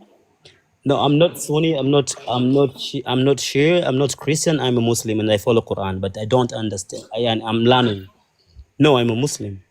Okay, so there's nowhere in chapter 19 it's talking about Zechariah as the father. So it says Zechariah asks God for a child. God gives him Yahya. Maryam goes away from her parents. God sends a spirit who looks like a man to her, and that spirit is blown into Maryam, and she conceives a child that's Jesus. So where does it say anything about Zechariah being his father, brother? And I think you guys are obviously Do you follow a hadith? Okay, I just want to know. It was just a question, and Yes, do you follow a hadith? the other question is, I want. No, I Question don't. for I don't. I question. don't. You don't follow hadith. No, I don't follow hadith as a law. Okay, cool. Yeah. Okay, No. and then how do you pray? I have a channel on my YouTube that shows you how Can to I pray. ask you my second question, please? Yeah.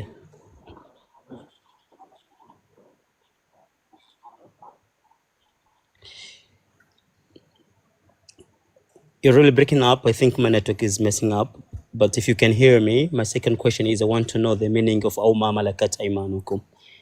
وَمَا مَلَكَتْ أَيْمَانُكُمْ, people that you have an oath with, a contract with.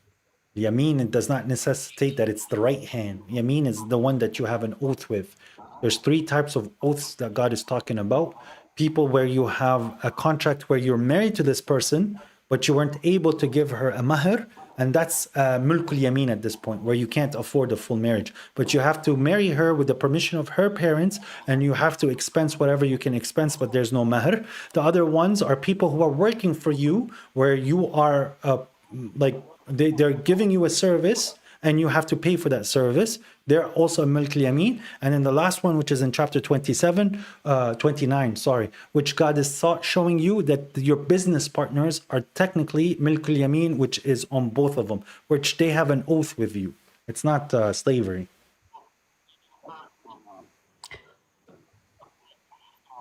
Okay, I was wondering if does not it mean like Yamin, it does not mean Iman, like Auma Malakat Aimanukum, does not mean like Auma Malakat Imanukum, what you have possessed in your faith.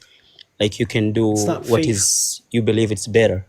Habibi, it's Iman is like oaths. It's not faith. It's not Iman. Iman is like Sa'ahlufu Yamin, for example. Like I am going to swear an oath. So when you have an oath with someone, that's a form of it is called an Iman or Yamin. So if me and you write a contract and you're working for me and I have to provide for you a house and provide for you food, okay, then you are under my Iman. I gave you a pledge, an oath. Thank you, Queen.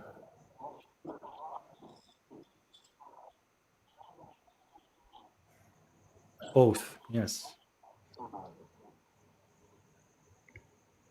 What is Islam if not Sunni? Islam is the submission to God alone and using God as the judge between us. Yeah, bro has a big delay. Okay, bro. Try to come back up again when your connection is not lagging. So you see, ladies and gentlemen, when I am going around the TikTok universe and I go into Sunni platforms, they keep saying, you're cooked, you're cooked, you're cooked. Even though they struggle so hard against me. And they want to keep muting me and dropping me and insulting me and all this stupid nonsense that they do. But yet they do not have the courage to step here. You know why? Because it's a fair platform. And they know they're going to have to answer to their books. And they hate answering their books.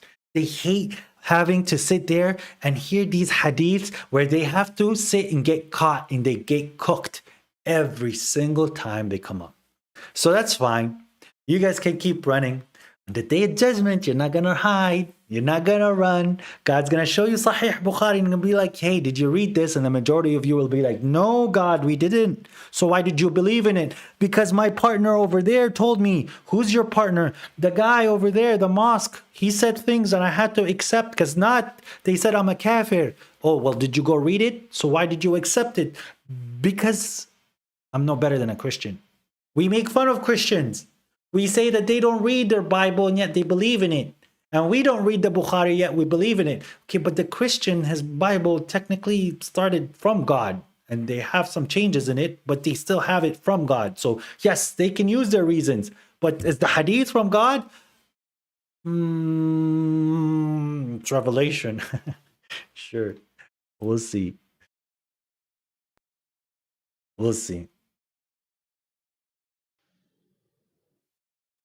Assalamu alaikum wa rahmatullahi wa barakatuh. Wa alaikum assalam wa rahmatullahi wa barakatuh. Genuine question. I'm not trying to debate you. How do you pray? So the prayer is mentioned in the Quran explicitly in many verses. He's giving you the timing, he's giving you the duration, and he's telling you what to do before the prayer and what to do during your prayer. The way that you accomplish it, there's many ways of accomplishing it. And then the most important part, God is telling you the results of the prayer. So تنهى عن الفحشاء والمنكر. It stops you from immorality and obscenities. If you're seeing the results of what God has said, then you're praying. If you're not seeing that results, then you're not praying, even if you follow the Sunni style of praying. So when it comes to like the steps of the prayer, what do you actually do? Like, let's say when it comes to wash, face the Qibla, ask God for refuge from the devil, read from what is inspired to me of the book. Okay, so I'll read many chapters, whatever chapters I can, and then when the chapter is done, I prostrate, and then I have my personal dua and my glorification and my praise and my thanks to God, and then I keep repeating that until the time is up or I'm content. Is this because a lot of Quranists, they have their own different ways of praying? Welcome. It's all welcome. It's all welcome. Because I'll tell you why. On the day of judgment, whatever you did, whatever you're putting in yourself is what you're going to have to face. Rather, an individual is being honest with himself and approaching the matter with sincerity than just copycatting the someone before him and not doing anything that is what God has said. Now, when it comes down to having leadership, the leader is the one who's going to sit and tell you how to pray, as did Umar bin Khattab, as did Abu Bakr, as did the Prophet. But that application is not the only way. And whatever you guys are telling us in regards to prayer, we see some flaws in it. And we see it not aligning with the Quran, so we don't need it. Okay. But whatever you're doing, if it's wrong, you're taking away from your heaven. So if you're closer to the truth and someone is telling you something that is better for you, you have a better heaven and you find you're closer to God in this life. If not, and you have something that is deficient or less superior, you get what you worked for. Okay, mashallah. Thank you. That's honestly was my only question. God bless you. But yeah, I'll drop now. Jazakallah khair. Well, yeah. Yep.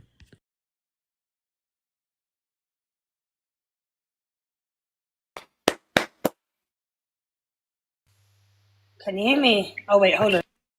I can hear you. Kind of on your page, like I grew up in a Shia family, so I was accustomed to like, let's say, Shia ways. But by the time I reached like 1920, I kind of started exploring Islam for myself, and then I guess Sunni Islam kind of came in my life. So I'm quite well balanced in both. As I continued my journey, I kind of did come to realize that the whole Hadith situation is very, very messy.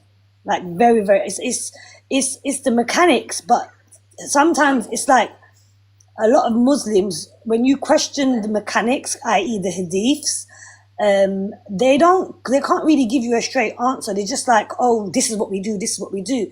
So like one time I was sitting with my friends and I was saying to them, oh, there's this prayer that I say that I learned from, well, it was someone Christian basically. He said this prayer and I said, I really liked it, it really resonated with me. So I was reciting the prayer to them. It was just a general prayer, yeah? But in the prayer, there was one bit that said something like, something, your Holy Spirit, basically, yeah?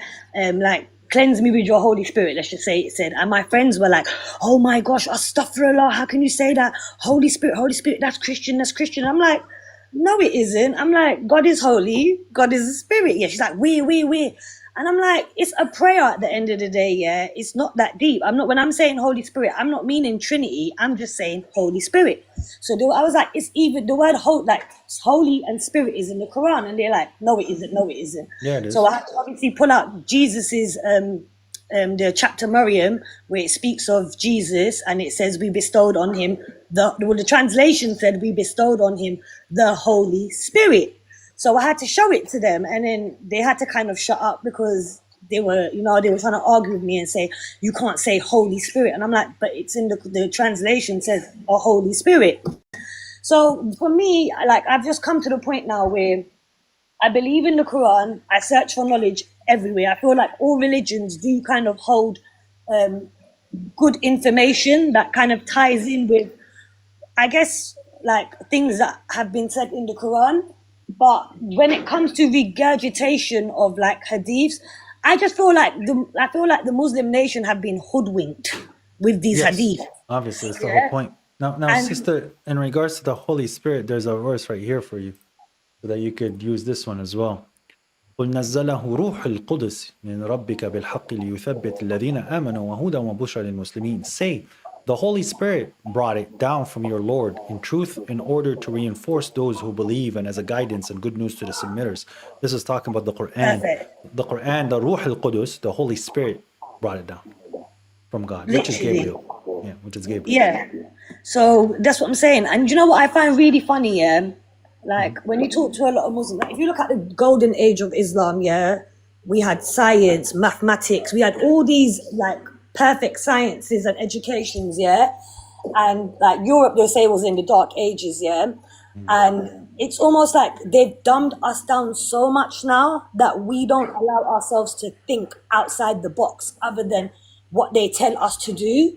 And that's where I feel like that's where the problem lies within the nation, like of the Islamic nation, basically. And another funny thing I find really weird is if you look at like into like, you know, like the Western philosophies, and when the scientists started turning to atheism because anything they wanted to challenge or discover, the church would always shut them down. And then the church was shutting them down so much that they were just like, we don't even believe in God no more. Yeah. And obviously then atheism came into play. I feel like the way how the Muslims are living now, it's like we're being told not to think. We have to take these hadith books and basically just follow what they're telling us to do. And there's so much contradictions and so much craziness in those books that it does. I don't even feel like it relates in with the Quran neatly. Like, you know, I feel like the Quran is very simple because it really does tell you. It's very simple in what it tells you what to do. Yes, and God talks about this explicitly in the Quran in regards to the people before us who were given the book, but they have differed in it, and the people who inherited the book from those people, they're in doubt of it because of all the lies and all these differences that these people came up with. So we can see a lot of people now, especially in Turkey, and people where they're not Arab, and they don't have value for the hadith the way that Arabs would have value to it. They reject God. They reject the Quran and says it doesn't make sense. This doesn't make sense. So, and that's the thing that we keep trying to show, that the Quran is giving a different picture than what the Hadith says. So I appreciate you coming up, sister, and giving me from your experience. Yeah, it's good to know there's other Muslims out there that are like-minded like me, because I really do not just. I don't like, when it comes to knowledge, I don't like to just keep myself in a box. I try and learn from everyone, everywhere. And if it makes sense, it makes sense. And if it don't make sense, you can leave it behind and keep it moving. But so long as people are going to stay in their box of hadiths, and because more times when you speak to Muslims, they're more quick to talk to you about hadiths than they are to even talk to you about the Quran. And I'm like, where is it in the Quran? And sometimes I'm having to say to them, oh, that's not Quran, that's hadith. And like, so like, actually, I'll give you one more example. Yeah, we were talking about, you know, the story of the mirage. Yeah. And I had to say to my friends, oh, do you know in Zoroastrianism, there's a story of their prophet or the one in their religion that made a journey up to the heavens. And so that story has already been related to people in history. It's already been there before they even said it. And she's like, oh no, but that did happen. And I'm like, where in the Quran does it say that actually happened? You know, like the whole story where they say he goes up to all the levels and he meets all the prophets and all these things. Like, where does it say? And my friend next to her was like, no, that's not actually in Quran, that's in the hadiths. And she was like, oh, I thought it was Quran. And I'm like, what are you lot learning? Where are you lot learning from? If you're like on your own journey learning, it just doesn't make sense to me. That's just all I have to say. No, I appreciate you, sister, and you're right. And I can see the passion behind what you're saying, but it requires people to ponder, because you cannot find these conclusions if you're just going to accept what people are telling you. So thank you very much for sharing that. And I hope some people that are having questions, like right now, having certain doubts, to see that you have to go investigate. So, I tried. You really do. You really do. It's a personal journey. You really do have to go and investigate yourself and stop allowing other people to teach you what Islam is, and question. question it. You have to. Yes, I do believe the Quran is the true word of God, but at the same time, everything else, all the mechanics, it should be questioned. It has to make sense. And if it doesn't, then you have to leave it behind. But thank you anyway. That was my 2 cents for the day. Appreciate it, Tiny Z, and thank you for coming up. Peace be upon you, sister. Take care of yourself. You as well, brother. Assalamu alaikum. Walaikum salam. Oh, how do I get off this now? I don't even know how to do it. Take me off. I got you. All right, thanks. All right. Brothers and sisters, it seems like we have a lot of believers in requesting to talk, which I'm going to go through them, God willing, today. But unfortunately, it seems like, as usual, when I start these things, the Sunnis are not very excited to come up, and the Shias are not very excited to come up, as they see that they cannot fulfill it. They try to come on other platforms, but with me specifically, they know they have a tough time. And this is only proving that God's religion is perfect. It truly is. And the Quran is sufficient. Because I have absolutely no problem going on their platforms. I have absolutely no problems answering their questions and proving on how amazing this book is. But they have a problem against me. So I have this idea that Sunnis, they don't struggle with the other religions, the Christians, the Shias, the Ahmadis, the Qaddanis, the Jews, the Hindus, and all the other religions that are being presented in front of them. The Sunnis put up a good fight, and people tend to run away from Sunnis, usually, generally speaking. But then you see the Sunnis running away from us. That's all you need to know. That's definitely all you need to know. So if I can give the Sunni a tough time, well, then it seems like the others just need to defeat the Sunni and then come try to get me. So that's truly it. And God says that his religion is going to shine through. And however much the disbelievers hate it, his religion is going to overcome. However much the mushriks are going to hate it. That's all I'm going to say. Master Dragon. You still here? Salam alaikum, brother. Alaikum salam. How you doing? I'm good, brother. I'm 36 years old. I come from the Netherlands, and I watch you all the time. I really love how you present yourself. I had 2 questions for you, brother. Is circumcision, is that a contradiction? No, it's not in the Quran. It's not in the Quran?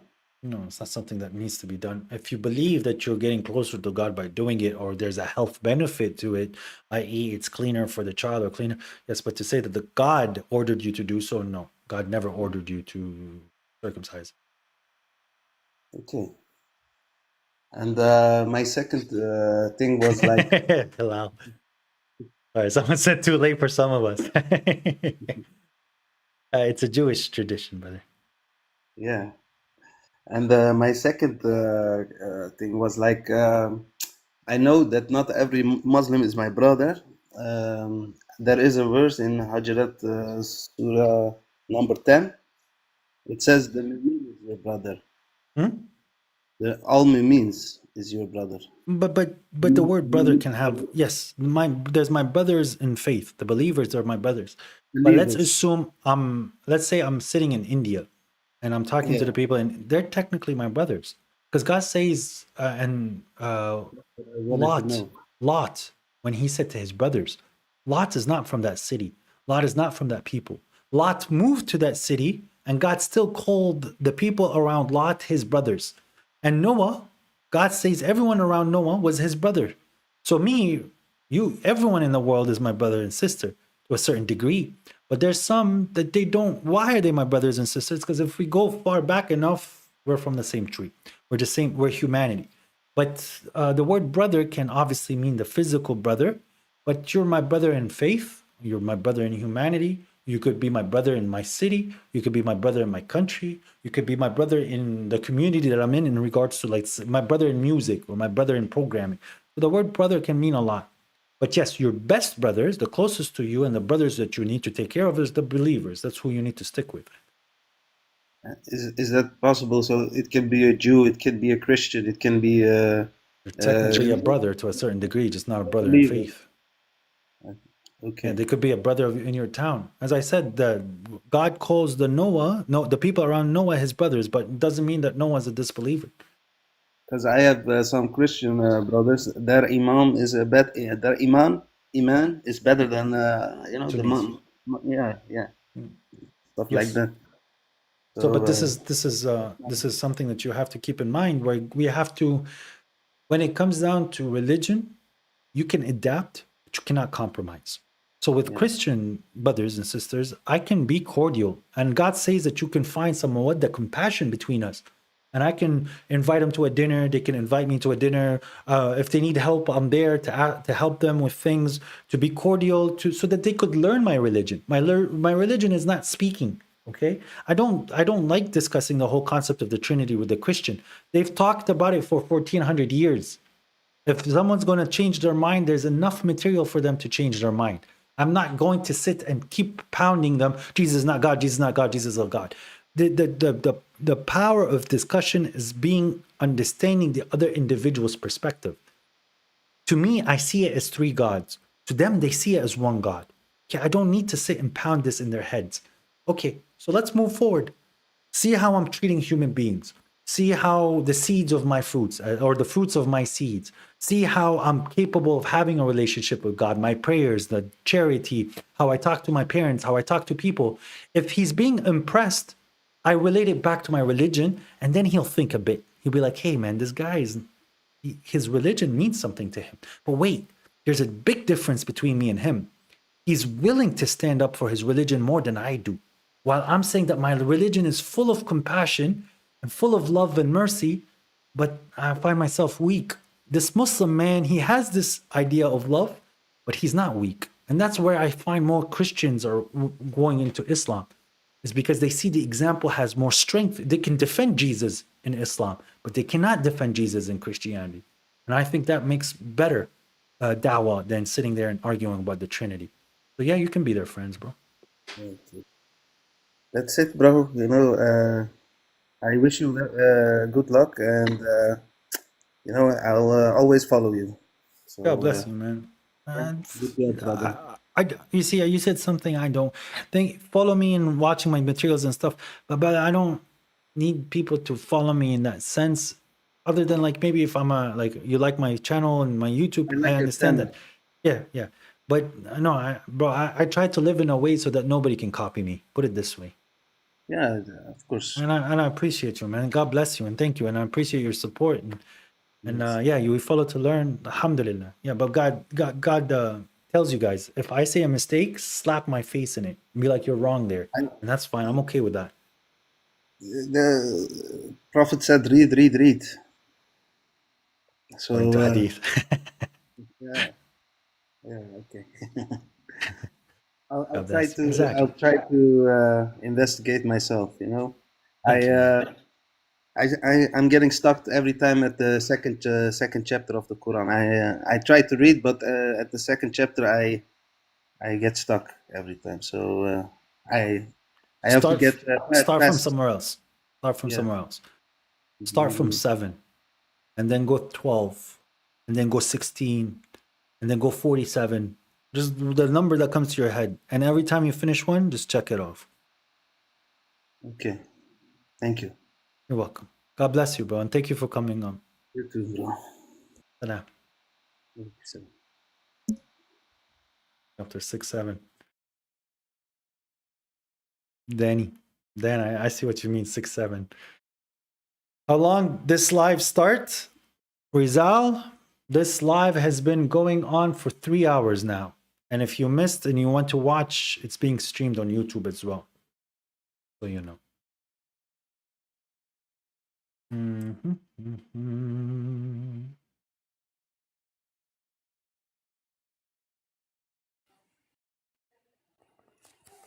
Hi, can you hear me? Yes. How you doing? Yeah, fine, thank you. And you? I'm doing all right. Yeah, I have just 2 questions. Just want to know your perspective. How do you even know that the Quran you call Quran is the Quran? And what if someone just made it up? How can you be sure that this is the Quran? So from the Quran, there's many tests that you could see that it's from God. And when you can qualify with whatever method that you want that it's from God, looking at history, looking at the linguistics, looking at the content material, looking at the logic, looking at the definitions, looking at the way that it, the science that's behind it, whatever method that you want to qualify it that it is from God, and you have accepted it that it's from the God, then one of the verses says that He's preserving it. So I accept that promise. It's a matter of faith. So But you have but no even assurance. yes, there is assurance. It is the fact that it's repeatable. So God is giving you things where you could test in this world and you see the result, but God has already told you the result. So imagine me as a scientist, okay? I make a hypothesis, and part of my hypothesis is I'm telling you the results that I need to find. And I find the results, okay? So the scientist was accurate prior to the testing. Now, when it comes down Can to you the give me book an of example? yeah, so those that reject the signs are deaf, dumb, and blind. They're not capable of hearing. They're not capable of seeing. They're not capable of understanding. So when I start to discuss with somebody, I can clearly say to him 100%, hey, what did I just say? What is the point that I just made? And he cannot repeat it. So the guy is not listening. And therefore, the verse that I said, he rejected it. So this premise of God is true. God states very simply that the dead land, He brings the water down and the water is revived, or the earth is revived. I can go right now to a land where there's nothing. I put a seed in it and I put water and the seed will sprout. So this is again Okay, another so truth. okay, so if I write in a book that if you don't hear and you don't see, then you are blind, and if I put water on earth, something grows. This is the word of God. Is this your Did you say assurance? that it was from God? Did you say that it's from God in that book? Okay, if I add this to this Okay. sentence, If you put is all this three, the if you put those three things, yeah, that would technically be from God and it's not from you because you just repeated what God said.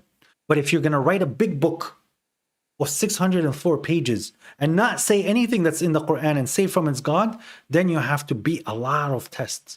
It cannot contradict itself. It has to be repeatable. It has to be understood. Repeating exactly what the Quran said in the same wording or different wording, but it's the exact same message and say it's from God, it is from God. It's not from you. sorry, brother, can't you see that you're not convincing? I mean, what is this? I don't need to convince you because here's the thing. When people heard the Yeah, Quran, you're right. But telling me that these two sentences and then I add a sentence where but I it's say not God just gave it. wait, you told me to give you an example. Do you want an exhaustive list? Every single No, verse but in the Quran is understandable. this example shows that I mean Yeah, but you just went shows you asked me for the two criteria. examples. You asked for two examples and you said if I wrote this in a book is it enough? No, because the book has a lot more examples. So it's Okay, not so just those 2 points. There's also the linguistic nature of the Quran. You have to also appreciate the linguistic nature that no human can copy. Can you No, I write mean those same styles of the Quran? you can hold this position. It's no problem. But for me, it's very weak. And if surahs or Do were you added or believe in the missing, Quran? once, yeah, of course, I'm Muslim. If surahs or were added or missing, would you recognize this? So how do you know that? How do you know if the No, if Quran is? surahs. Just 1 second. I'm going to show you how you're asking a kafir question and then you're thinking that, and you want to prove my position is wrong, yet you have the same position. But you think your position is stronger than mine. So me and you have the exact same conclusion, but you're saying I'm not allowed to have this conclusion, and you're allowed to have this conclusion. How do you know that your conclusion is right? Which conclusion? That the Quran is from God. You need two things, my brother. First, you have to read the Quran, and God's existence, you can derive it from the nature, and the Quran speaks to you. And then you need witnesses, so you have assurance that the complete Quran is available. And this would be the question. So who's your the assurance? following question. What's your assurance? Huh? What's your assurance? Of the Quran being complete? Mhm. Mass transmission. Mass transmission. So because of mass transmission, you know that the Quran is complete? 100%, because Where's that mass there's transmission? no other way. Where's that mass Please? transmission? Well, yeah, where's that mass transmission? They're mass mutawatir. They are all Mutawatir. the Quran is mass transmitted, and you have no broken chain and you have no broken history, so you can go back until Muhammad sallallahu alaihi wasallam. And you have from the get-go, you have many areas because the Sahaba the chains started. No, I understand what you're saying. You're talking about the chains that were written 200 years after the Prophet. But you have, but one second, then you can speak. Because you have to know that many Muslims came and then they went back, and still the Quran is intact. If, as you said, I don't know how many verses, but a few thousand. If there were any change, then the expectation would be that you have communities reciting a Quran which is not the Quran which the mainstream reads. You know, this Perfect. is So that's one of them. So we have one of the ways, which is the history and the manuscripts, right? No, memorization. Manuscripts is memorizations only, right? Yes. Manuscripts is secondary. Yes, and just you can ask me. Do you hear yourself? Unfortunately, do you hear yourself or no?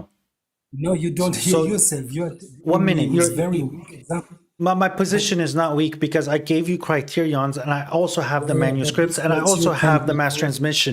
But the thing that you fail to understand is that me telling you to a Muslim, I don't believe in mass transmissions.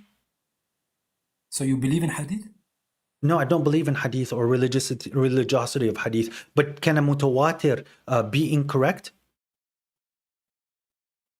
It's highly improbable and highly improbable. Okay, it's mutawatir that they landed in the moon in 1969. Mutawatir. No, it's not. No. You don't it's know what mutawatir is. Yes, it's massively transmitted. It's massively broadcasted that they landed on the moon in 1969. Brother. Is that true? Okay, then listen. The Bible that they have in this day and age is massively transmitted. Yeah, Habibi, speak, and then if I can speak, that just tell me. No, okay, fine. But you're not listening to me because you keep trying to allude that my position cannot verify that the Quran is from God because you're going to go to your hadith isnad. And I was going to ask you simply, how do you know that this isnad is correct? You're going to say highly transmitted, mass transmission. Cool. Prove it. You're going to go to isnad and ilm al-rijal. So now you're relying on man. And I have to rely on the man of word that is true. And what he wrote down is what he wrote down. So the same problem that you're going to tell me about that I have, and it's a weak position, it's the exact same position you stand on with your hadith, by the way. Because if I tell you God said so, you're going to say it's circular reasoning. I'm a Muslim, but I won't accept the word of God. It's the hadith that proves to me that the Quran is from God. Okay, how do you know that the hadith is accurate? Oh, because the other hadith said so. So that's your problem. That's your soup that you're bringing into the mix to prove the Quran is from God. I don't need this soup because from the context, I know that it's from God. But if you want to be an atheist and ask me an atheistic question, prove it, then I'll talk about the history. Done? With you guys always. Okay, so your examples were very weak. This is the first thing. You wouldn't even recognize whether a surah is missing or added. This is point one. Secondly, the Quran itself, brother, is also hadith. Because if a Sahaba... That's what God says, Ahsan al-Hadith. So if a Sahaba recites the Quran, whatever comes out of his mouth is hadith, the content is the word of God. And you have to reject Quran as well if you reject hadith. You know, this you have to understand because. Okay. So let me understand this. So just let me look. If you want to talk alone, you can talk alone, brother. But you make a point. You make a point, and then you answer yourself. But I have not finished making my point. But you said something that's incredibly like it's akin to kufr, and you're putting on me. You said you cannot if you don't accept the hadith, then you don't accept the Quran. Yeah, of course, because look, brother, look. Of course, if a Sahaba recites the Quran, and you are talking, you said you believe in mutawatir, and he gives it another Sahaba, then the content is the word of God, but he تحدث. He has spoken it and given it to his companion. And this is the same methodology which happened with ahadith. This is point one. Here's where your ignorance is showing. It's not called hadith. Back in the early times of the Sahaba, they didn't call it hadith. They called it akhbar. Doesn't matter. Terminology doesn't matter. You know? Okay, let's put the terminology to the side. Let me actually address your point. So, Akhi, if you speak something, then something came out of your mouth. So this is why I call it the same. The content is different. So that's why my question would then, the follow-up question would be, would you even realize or recognize if some surahs are missing or added? No, because God said that He's preserving it. This is circular reasoning, brother. Okay, so why is these people? No, you're the one who's making a mistake, because the way that you prove it is by circular reasoning in the hadith. You don't accept the word of God, but stop saying no. Stop saying no and listen to yourself. So did these people use circular reasoning?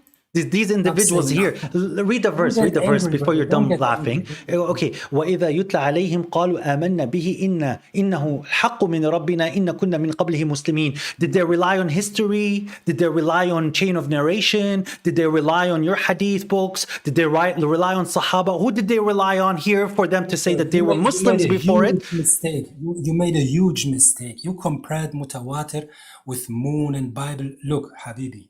Like, be quiet, man, and answer. Mutawatir means transmitted. How did these individuals believe that it was the truth? Because you're going around in circles and you're trying to interrupt me, and your style doesn't make sense. So tell me right here. Brother, I will answer, but let me finish. No. You keep waffling, and you're talking in a way where you're showing a sense of superiority, when you say your position is weak because you want to straw man, and the thing that you're presenting is you're not answering any questions. So tell me, how did these people believe? Your comparison with moon and Bible is completely false. Amazing. So tell me here. Why? Tell me. Cool. Can you tell me here? Okay, cool. I don't want to sit and talk about what mutawatir means. Mutawatir. Okay, mass transmitted. There's different ways of understanding this. Tell me, how did these people believe? Okay, then give me 1 second. We conclude the previous subject.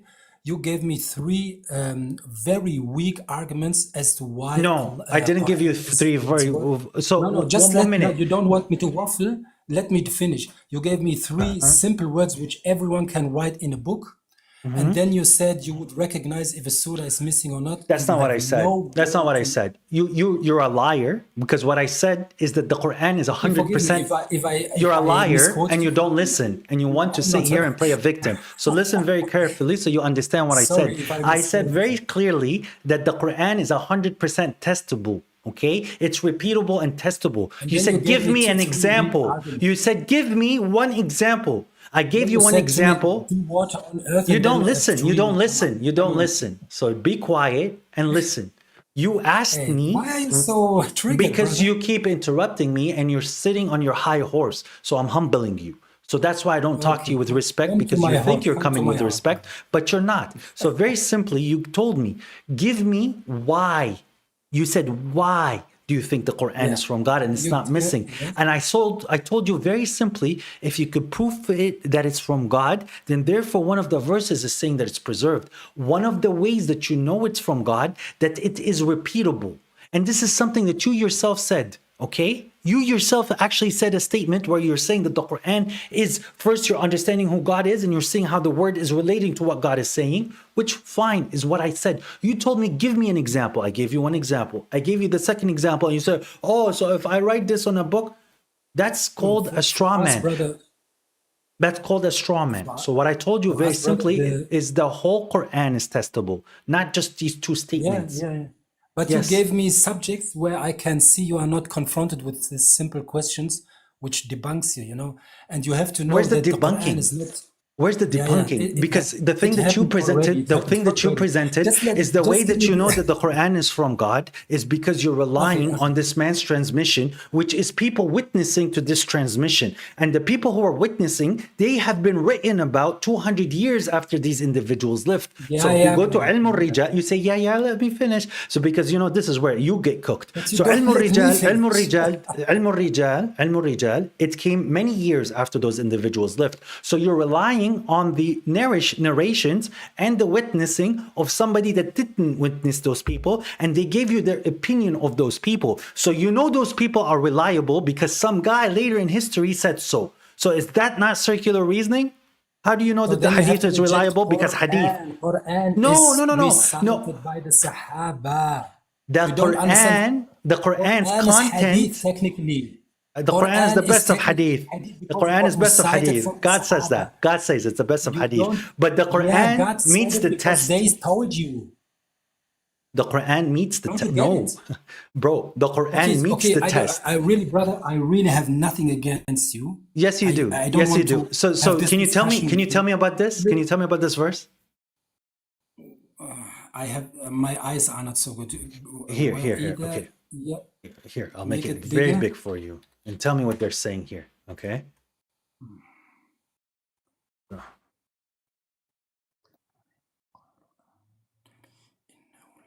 Yeah, يا ربنا إنا كنا.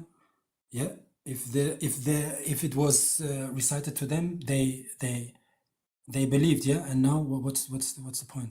Was it history? Was it mass transmission? Was it the Sahaba? Was it hadith? What was it that made them believe? How did they believe in it? Yeah, Muhammad recited it and they believed in it. Period. Okay, so what did they say? إِنَّهُ الْحَقُّ مِنْ رَبِّنَا. We believe in it. It is the truth from our Lord. How did they know? Was it history? Or was it Sahaba? This is a multi-dimension question. Look, first they knew Muhammad is a truthful one, and then they saw, and this is the miracle. The Quran is not, reproducible by man. I mean, this is a combination of many. But so the same points that I gave you, just pointing it back to me. No, you gave me 3 weak arguments why the Quran. I didn't say linguistically. I said linguistically it cannot be borrowed. I didn't say that, right? Did I not say linguistically it cannot be copied? No, this is so correct. Did I say linguistically it cannot be copied? I did say linguistically. I said there's many. Okay, so is that a strong position? Yeah, you're laughing. Okay, and the Quran said that God is preserving it. You see how you cook yourself? You don't have to tell it to me. You don't have to tell to me what we believe. But I already know. Would you know that? Like, you guys are so weird, man. I literally said to you, there's many reasons. If you can't answer questions. Brother, you're the one who doesn't like the answer that's being told, and you're trying to find the flaw in it when you're flawed. I'm missing or added. Would you recognize if surahs are added or missing?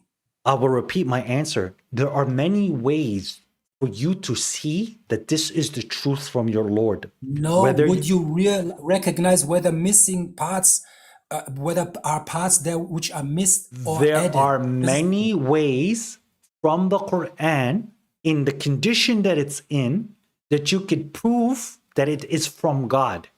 And whatever completeness, brother, completeness. Listen. There are many ways. Are you done? Yeah, sorry, brother. There are many ways for you to reach the conclusion that this book is from God. Whatever method you want to take. And then one of these verses in the Quran, it's saying that I am preserving the remembrance. So if we have already concluded that this is a book from God, and God said that it's preserved, therefore, even for you, it's circular reasoning. I am agreeing with God. You're saying you want more proof? The manuscripts. Brother, if I give you the half of the Quran and the verse is there, would it be complete? Oh man, how difficult is this, brother? Then you have the manuscripts, and no, it's going to show you missing. It's going to have missing topics, and it's going to have missing instructions. So no, it would not be the full Quran, and the person can recognize that. Yeah, you guys are so Okay, brother, weird, just bro. give me one question. Is belief in a hadith haram, forbidden, or what is your opinion? I just want to understand. So the following hadith is not what God has ordered you. And when you want to start to take judgments and legislation outside of the hadith, you're committing shirk. So you really talk a lot about Islam, Quran, and its application. Hence, you have to stop talking at all, I guess. Everything you say now is hadith after a second. If you consider So you have absolutely no idea what's being said. You're just trying to be overly if you technical. consider hadith I from am other still people to be lies, this you guy have to is so stop dumb, talking, bro. brother. You are really Yeah, dumb. So when I'm trying to tell you very explicitly, legislations and guidance is from the Quran, and you do not need anything else as belief, as keep guidance. explaining So people I am how they explaining. pray. I'm explaining what the Quran is saying. When you're going to tell me to wipe my butt with 3 stones, and there's no verse in the Quran telling you this, then that is not Yeah, from you can God. keep it for When you're going to yourself. come You tell can- me and tell me that wearing gold for men is haram, then this is Yeah, again brother, you rejected. can That's keep what it it for- means. Brother, you can keep it for yourself, but as soon as you talk, you're making hadith and you're misguiding people. Just stop talking. Okay. Delete your accounts and talk to yourself. Okay. And hey, Yeah, by because the you are way, committing shirk. by the way, you're just the king of straw men.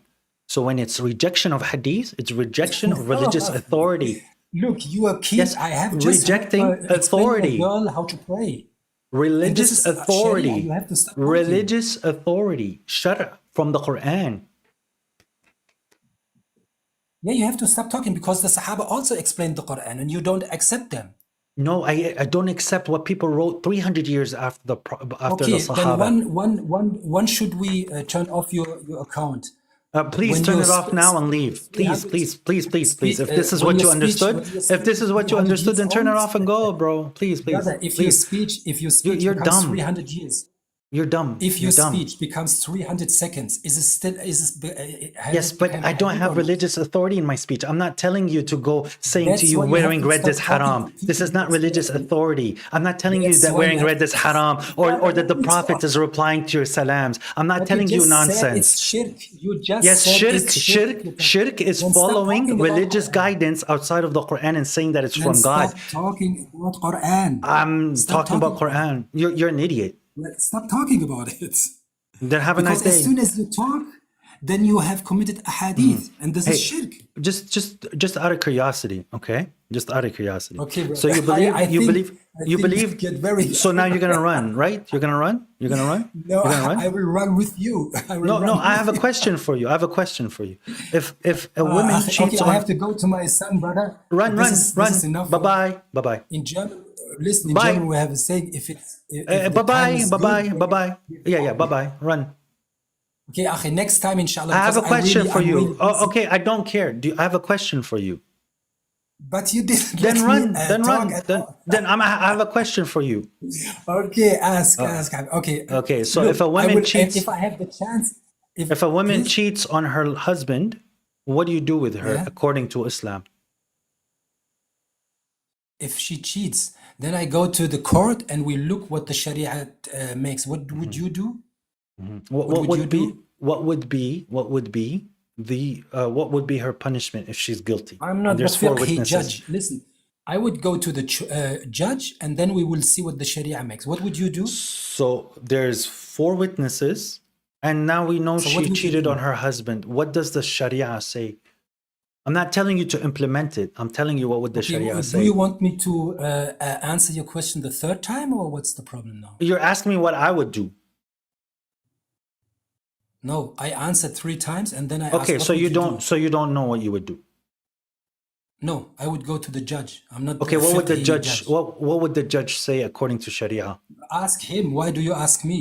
I'm Okay, not the so judge. what do you do before prayer? How do you do your wudu?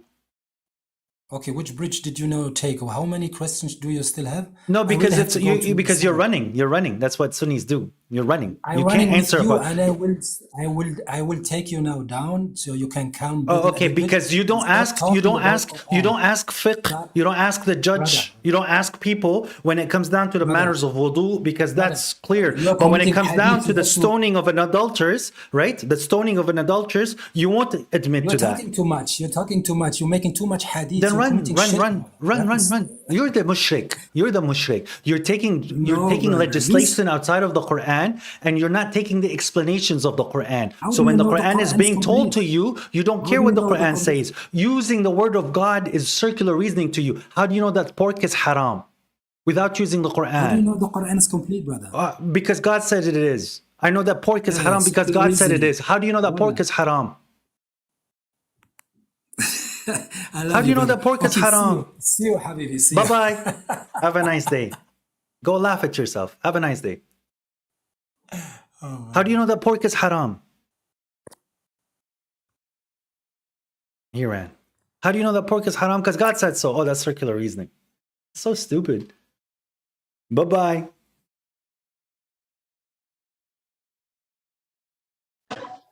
Yo, man, how you doing? Do you hear me? I'm doing well. I can hear you. What's going on? Hey, man, I just had a couple questions. So, as a Sunni Muslim, do you think I will go to hell? I can't hear you very well, brother. Okay, let me be told it.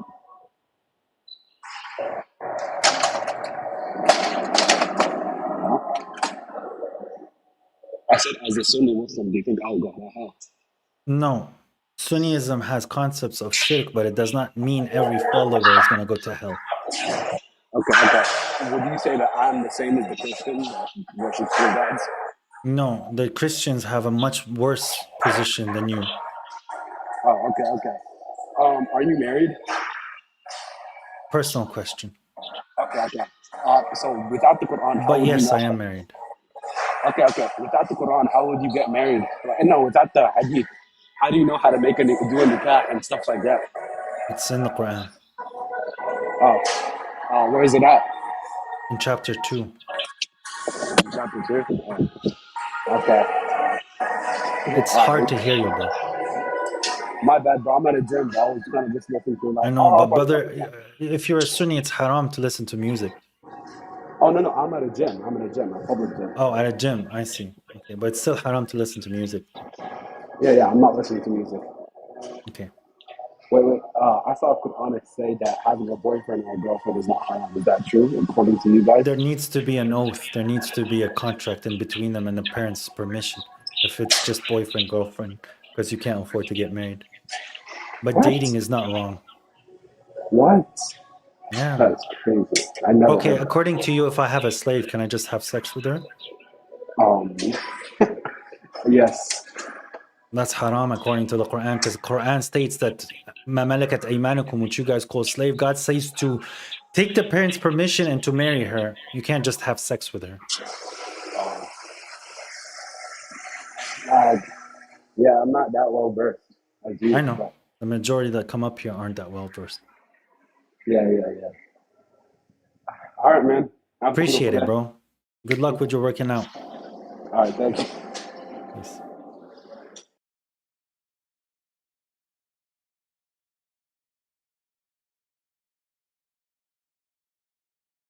Carl.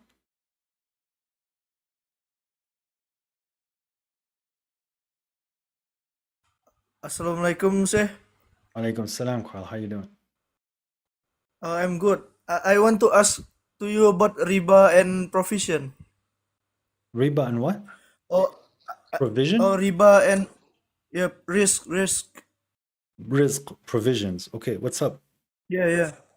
Oh, first thing, I'm planning to buy a house, but it's riba. I think it's riba because it's use bank for it.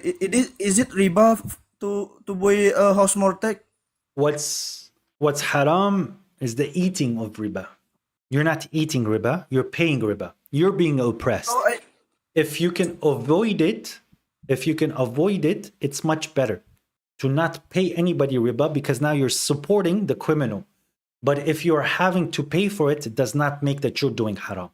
It means that you're being oppressed. So I'm not doing riba if I do mortgage?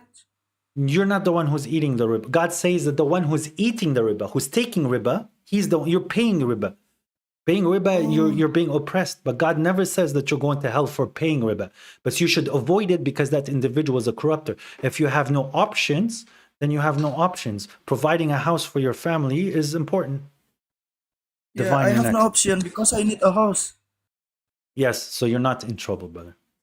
But And but eating riba, taking riba from people, then you're at a war with God. I'm not taking it. I'm just paying for my house. Yes, that's fine, bro. Oh, okay. And the last question is about provision. I Provision. I Yes. read Quran. Yeah, I read Quran. The I found three way to get provision, like find repentance, grateful, and sadaqah. Is that right? Yes. And But how but do but I? brother, I am sorry. I see in Bukhari that before you were born, the angel already wrote all your rizq. That's it. So just sit at home and the rizq will come to you. You don't need to do anything. It's already been there. But if I repent and grateful, is it come more for me No, so and do sadaqah? gratefulness, Yeah. Habibi, is it's not something you say like thank you. Gratefulness is a feeling. So when you eat the food, you're like, this food tastes so good. Like you have to feel grateful. Like thank you God for having this food on my table. You have to really be thankful for what you have. Thank you God for this table and the ability to speak and for me to talk about your book. And thank you for the book that you sent me and another day for me to praise you. This is when God starts to increase you. Just saying, oh, thank you is just lip service. Gratitude is a feeling.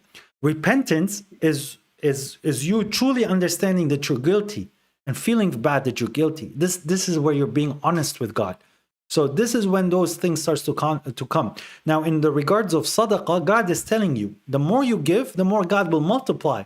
But it does not mean that He has to multiply in this world. You want some in this world, but the majority of it in the hereafter. So this is what God is saying. But alhamdulillah, like gratefulness is where you truly start to get increased. So by God's grace, again, I'm not showing off. It's not the concept of showing off. So I'm looking at right now. I don't know where to see this. Give me 1 second. Yeah. So let me just hide this real quick. I want to see something. So I am looking at about 170 on TikTok and close to 130 on my YouTube. And I'm in a very niche theological way of thinking. But I'm very grateful for what I have, and God keeps increasing it because I truly believe in God's promises. But it's not just saying thank you or showing off about it. It's truly genuine. I don't deserve this.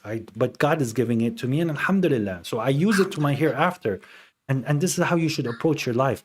You have a car outside, technically it's not yours, but God gave it to you. So every time you get in that car, because it's still here, you should be happy because it's going to be taken away from you. You see your kid, you see your mom, you see your wife, you see your people around you. You should be happy when you see them. You should be ecstatic and grateful because they're going to be taken away from you. And when they're taken away from you, you're still okay because it's what God wants. Everything is going to be removed from me. Oh, this TikTok is going to be gone. This YouTube is going to be gone. I'm going to die. Everyone's going to die. I'm happy. I'm content. That's truly what it means to be grateful. So I have to feel it like genuinely. So repentance is like that too, right? I have to feel it and regret it too, right? Yes, you have to truly repent. The true repentance is knowing that like you should feel the guilty every time you even think about doing it again, you know? Sometimes repentance requires a few times of falling for you to truly repent.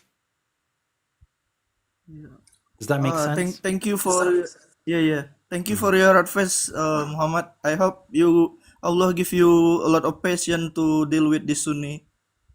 Inshallah. May God increase all of our patience. Thank you so much. Just kick me. Oh, all right, I'm just gonna put you down. I'm not kicking you. But salam. Guys, I want to show you something about the prayer, okay? So they keep saying how you pray. This is something that I want you to also use. So recently, and this is a guy by the name of Paragon, okay? He's a Quran alone brother. He reminded me of this, but he said it in a way that's accurate. You're coming up, don't worry, bro, after divine time. So if you look at this is Mecca. And this is right here, this is Mecca. In the early 90s, before the Saudi government took over and made it Hanbali. Now you notice here, there's this box right here. Aside from the black box, you have this right here, this little like shed, 2 sheds, and another big shed here, and another 4 sheds. Okay, you see these 4 sheds around the house? It's because one shed is for the Malikis, and one is for the Hanbalis, and one is for the Hanafis, and one is for the Shafi'is. They didn't pray together. They didn't think that the other person was praying correctly. They wouldn't marry with each other because these other individuals are not on the right track. So, yeah, Imam Malikis are from Imam Malik. Hanbalis is from Hanbal. Hanafis is Abu Hanifa, and Shafi'is is Shafi'is. Okay? So they would pray by themselves. Okay? They all, even if you go to other mosques, they would have 4 niches. And each person, right? Each person or each group would have their own imam and their own prayers. So how do you pray? How do you guys pray? But the king in Saudi Arabia put it by the sword. He destroyed those 4 things, and he said, you guys are going to pray like Hanbalis. And if you don't like it, tough. What are you going to do? Go against the king? Jail or your neck. And now, because of subversion and sectarianism, they just accepted it. They just accepted it. It makes no sense. That's how you pray. Assalamu alaikum, brother. Wa alaikum salam, divine time. How are you? I'm good, alhamdulillah, and hope you are also good, because they're giving you a praise the tough Lord. time. Not giving me a tough time. It's the usual rhetorics. Brother, I saw you, I think, since 1 month here, and whenever, I grew up in a Sunni family, and when you as a child, when you grow up, you get indoctrinated, if you accept it or not. Let's admit it. Yes. So, and then when I see then somebody like you, there is something inside, who wants to prevent you to open this door to maybe look what's on the other side. Because I don't know, maybe it's because you will betray your family or your tradition or something like that. I fully admit it. And for me, it started since Corona. I saw this, maybe you know him, Mufti Abu Layth from Birmingham in UK. He was the first one who I was like, okay, let's take this step, listen to him, what he has to say. And then it opened my mind. He's a lot like you. He's refuting a lot of hadith that are not sahih in Bukhari and everything. So he's not fully like you, but he's very aggressive with hadith. And so coming to you, how did you become like you are? Did your parents were there like you, or did you also had to take the first step?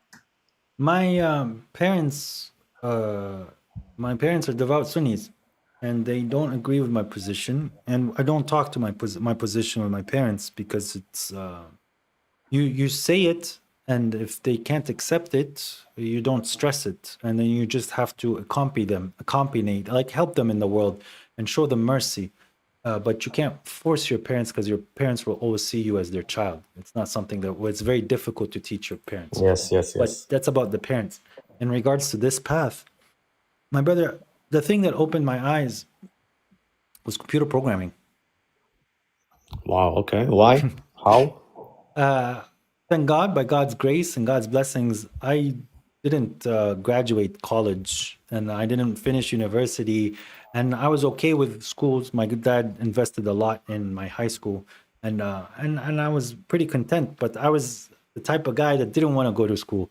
I would want to stay in my basement and program and mess around with what the computer is showing me, and it was something that I naturally understood how computer Were works. you religious on that time? Nope. I believed in God. I never denied the existence of God. I just knew that God existed, but I was just so entrapped with the computer world and my daily life and having fun that I didn't consider what religion truly was. But growing up, I did hear the stories of the Mahdi, of Jesus, the Friday prayers, Ramadan, the other stories about the Prophet said this, the Prophet, the usual stuff, okay? Never paid too much attention.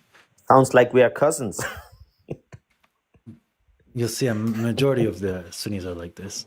But then, because of my natural understanding of the Boolean logic and how the computer doesn't lie. You could program the computer to lie, but it's not lying. It's doing what it's told because it's following a set of logics and instructions that the result is already pre-programmed. That's the world in front of me. Okay? So whatever input you put, God has already decided the output.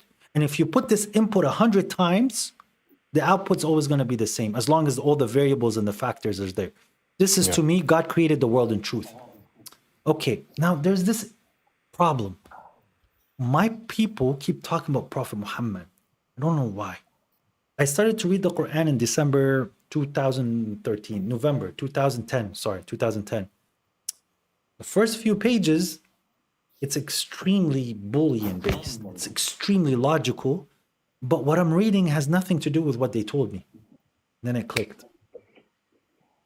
And I didn't have a problem. I didn't know what hadith was, and to dive into hadith way after that. This was like 2018, 2019, until I started to look into Bukhari and this stuff. I was just the Quran is it's a book of rules, bro. You become like Neo in the Matrix. And I find it really, mind-blowing how you give them sources from the Quran or us, let's say Sunnis, so I'm still one of them. How you give Sunnis, or all these people who are against you, you give them sources from the same Quran that they follow, and they just go to Hadith and try to convince you that this is wrong. I don't know if this is shirk or something like that, bro, but you know what I mean? How can you use a Hadith? For me, I really believe Quran is number one. There is even a Hadith who said when you go, this Hadith maybe, he sent somebody somewhere to people and he said, how should I answer them? Prophet Muhammad said, Quran. If not Quran, then Hadith. If not Hadith, then your logic, So there is also a Hadith, and I don't know how these people, if you bring a Quranic verse, it's done. You know what I mean? Why you cannot argue against it? It's really simpler than that. Yes, and I completely agree with you. That's the word of God.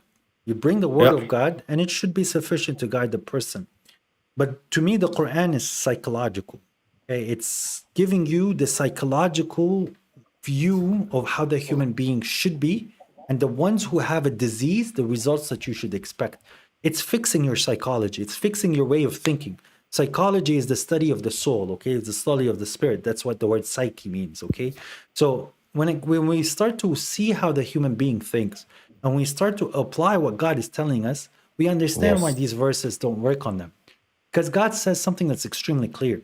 If they had goodness in their hearts, He would have let them hear. So that individual is already pre-programming himself to be somebody who is technically has some nastiness in his heart. So now we have also the scale, as God says that He brought down the scale. So how much nastiness is in his heart? And the more nastiness he has, the less the Quran would be able to affect him. And so if he has some nasty, a lot of the verses will make sense to him, and he would understand it.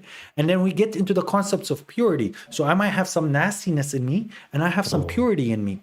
And the more purity that I have, the more that I can grasp of the Quran. So these individuals, when they come to me and they start to argue with me, I can sense that the kindness in their heart is not present. Yes, they might take care of their parents, but when it comes down to push and shove, they'll value themselves over God or someone else. And that's the difference between guidance and misguidance. And that's why the Quran does not affect them. For you to truly be a believer, you have to give it up. Most of the people don't want to give it up. And that's nastiness. Exactly. And this is what I told. Something inside is maybe the shaitan, you know what I mean? Don't want you to follow the right path. And I experienced what you said. I experienced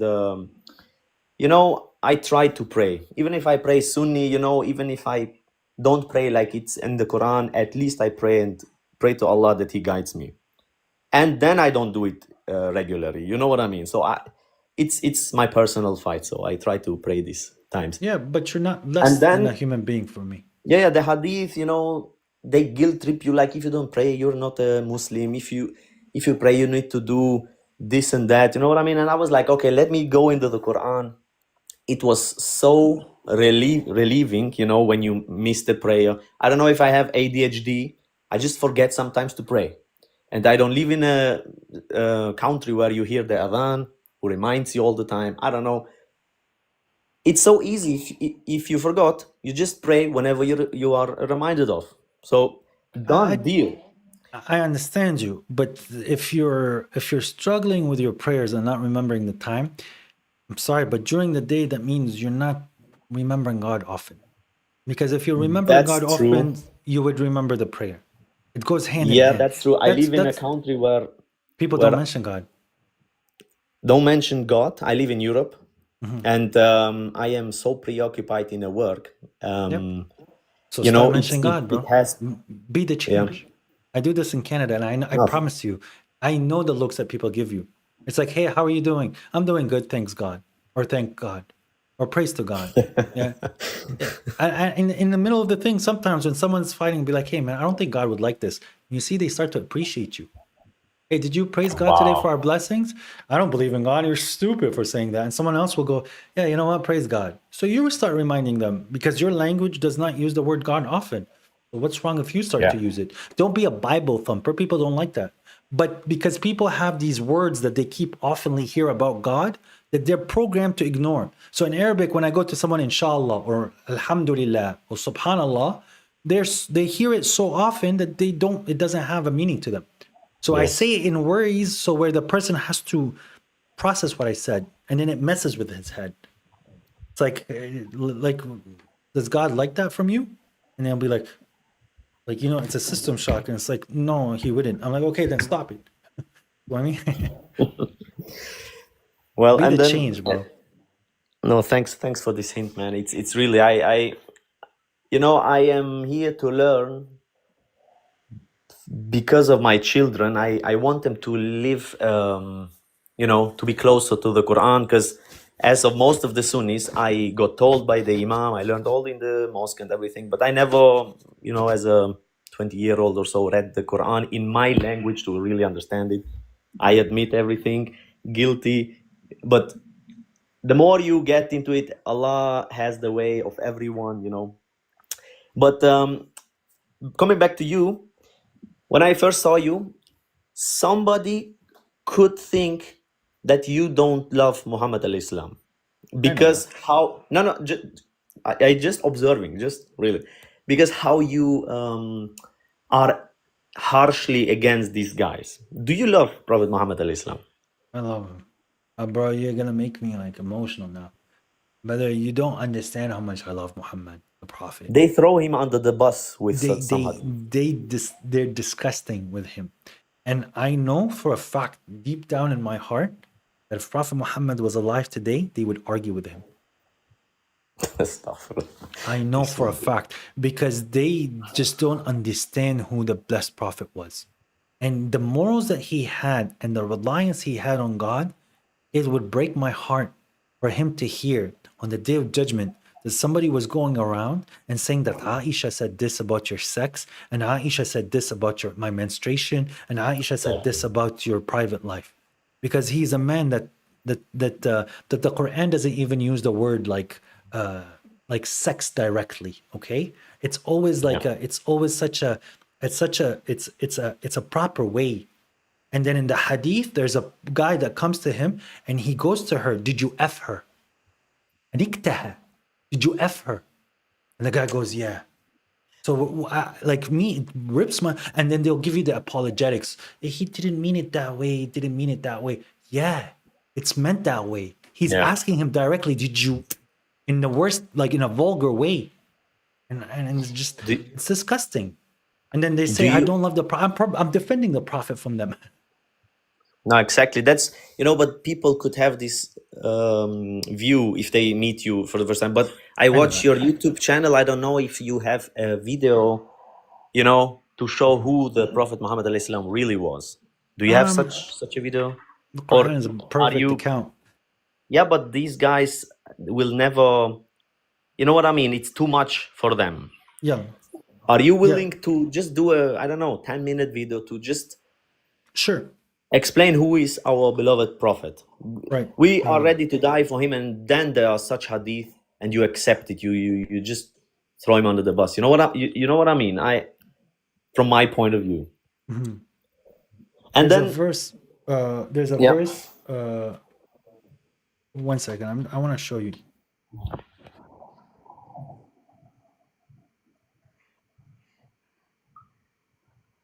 It's right here. 554. Okay. So when it comes down to this concept, and I understand some people perceive me wrong. Okay. Nikah is the concept of marriage, but the word that I said is not using the word nikah. Okay, it's much more explicit. So here's the verse, brother. Oh man, one second. Let me see if I do it again. Okay, it's right here. So this is in 554. This weekend, brother.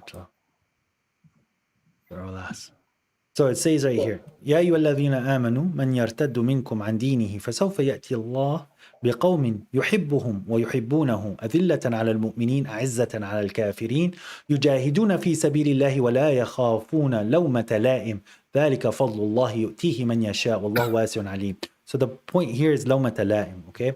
All you who believe, whoever among you should revert from his religion, then God will bring forth the people whom he will love, and they will love him. They will be humble with the believers and mighty against the disbelievers. They will strive in the way of God and not fear the blame of a critic. This is the favor of God. He gives it to whomever he wills, for God is encompassing and omniscient. This is when I practice my religion. When I see somebody criticizing me and saying like, you're this and you're that, God knows me. So I mean, so I'm okay. I'm okay with whatever they want to criticize. If God wants to guide them through my hands, God is guiding them through what I say, then they'll stick around long enough for God to guide them. Okay. If not, they need to go. They can go. I have a guy in my chat. He's up next. He's saying that I read it incorrectly because to them they forget the hadith. They forget the hadith where the Prophet says that whoever struggles in the reading of the Quran gets more of a reward than the one that doesn't. So just keep struggling. Logically, that's what it says. But no, that's not what it means. That's what is being said, buddy. No, I would really appreciate if you could do such a video and maybe also mention the Quranic verses. And I don't know if any Sunni can even refute it. You know what I mean? I've been waiting. Just as an idea of a content, maybe 10 minutes or something like that. And then my last question, and then because I am also getting sometimes angry when there are too many questions going around. Maybe you should put a system whenever you see a lot of red flags in the comment section, you kick him out, something like that, you know. I have my moderators. I don't like the kicking and blocking. If someone is spamming, is usually when he's kicked. But no, I mean the guys who are up like me, when they talk too much, which getting you know, and then we guys in the comment section put the red flags in the comment, and then the moderator throws him out. And my last question: when did you cry the last time because of Quranic verse? And which one was it? No, a few days ago. Which one was it? I can't tell you. It was in chapter 6. Chapter 6. So when they keep saying that, when they keep saying that, like you need history to prove the Quran, and it made me. I have a red flag. Kristen's giving it a red flag. So in chapter 6, I kept in my mind, I was like, okay, aside from the story of Abraham, just a small portion, there's absolutely nothing in that chapter, a very long chapter, where you needed a history at all for you to understand what's being said. But the Quran just makes me emotional when it's telling me about myself in certain situations. So man, it's very hard to pinpoint it, bro. But you telling me now makes me want to cry, because it's like one of my favorite things is to know that I'm doing right. Is at night I'm capable of by myself to sit and cry to my God, man, because it's just Yeah. But good luck. And a lot of us forgot how it feels like to, have a tear because of Allah. But brother, I find my prayers are mostly answered when I'm at that state where I'm being sincere and talking from my heart. Yes. Because when I can't cry, that means I'm doing something wrong in my life where God is not letting me be close. It's it's like that overwhelming love that like the Surah Al-Mu'minun, Surah Al-Mu'minun chapter 21, I believe, where there's this recitation by what's his name? Allah, how can I like the and how can I forget his name? He has a very good recitation. It's always played on the little clips. Yasser Dusari, right? Bro, I can cry from the beginning of it till almost to the end. It's just because of what's being said, and especially the part when he says like who he's asking like who can do this other than God, and it's like you're answering like God while you're crying, bro, because there's nothing that you can give him. And man, yeah. So it's like chapter 3, Anas al-Amadi, the Bahraini guy. If I hear his recitation, I can cry the majority of it. It's not because of his recitation, it's just because the words are so heavy on me, man. I don't get it. I don't get why people would. Yasser Dusari would takfir you. Probably. I'm okay with that. He's not my God. But brother, I'm new to this journey. Inshallah, Allah will guide me, will guide us all. And I go down now. There are maybe. Thanks God you did not roast me. There are a lot of waiting to be roasted.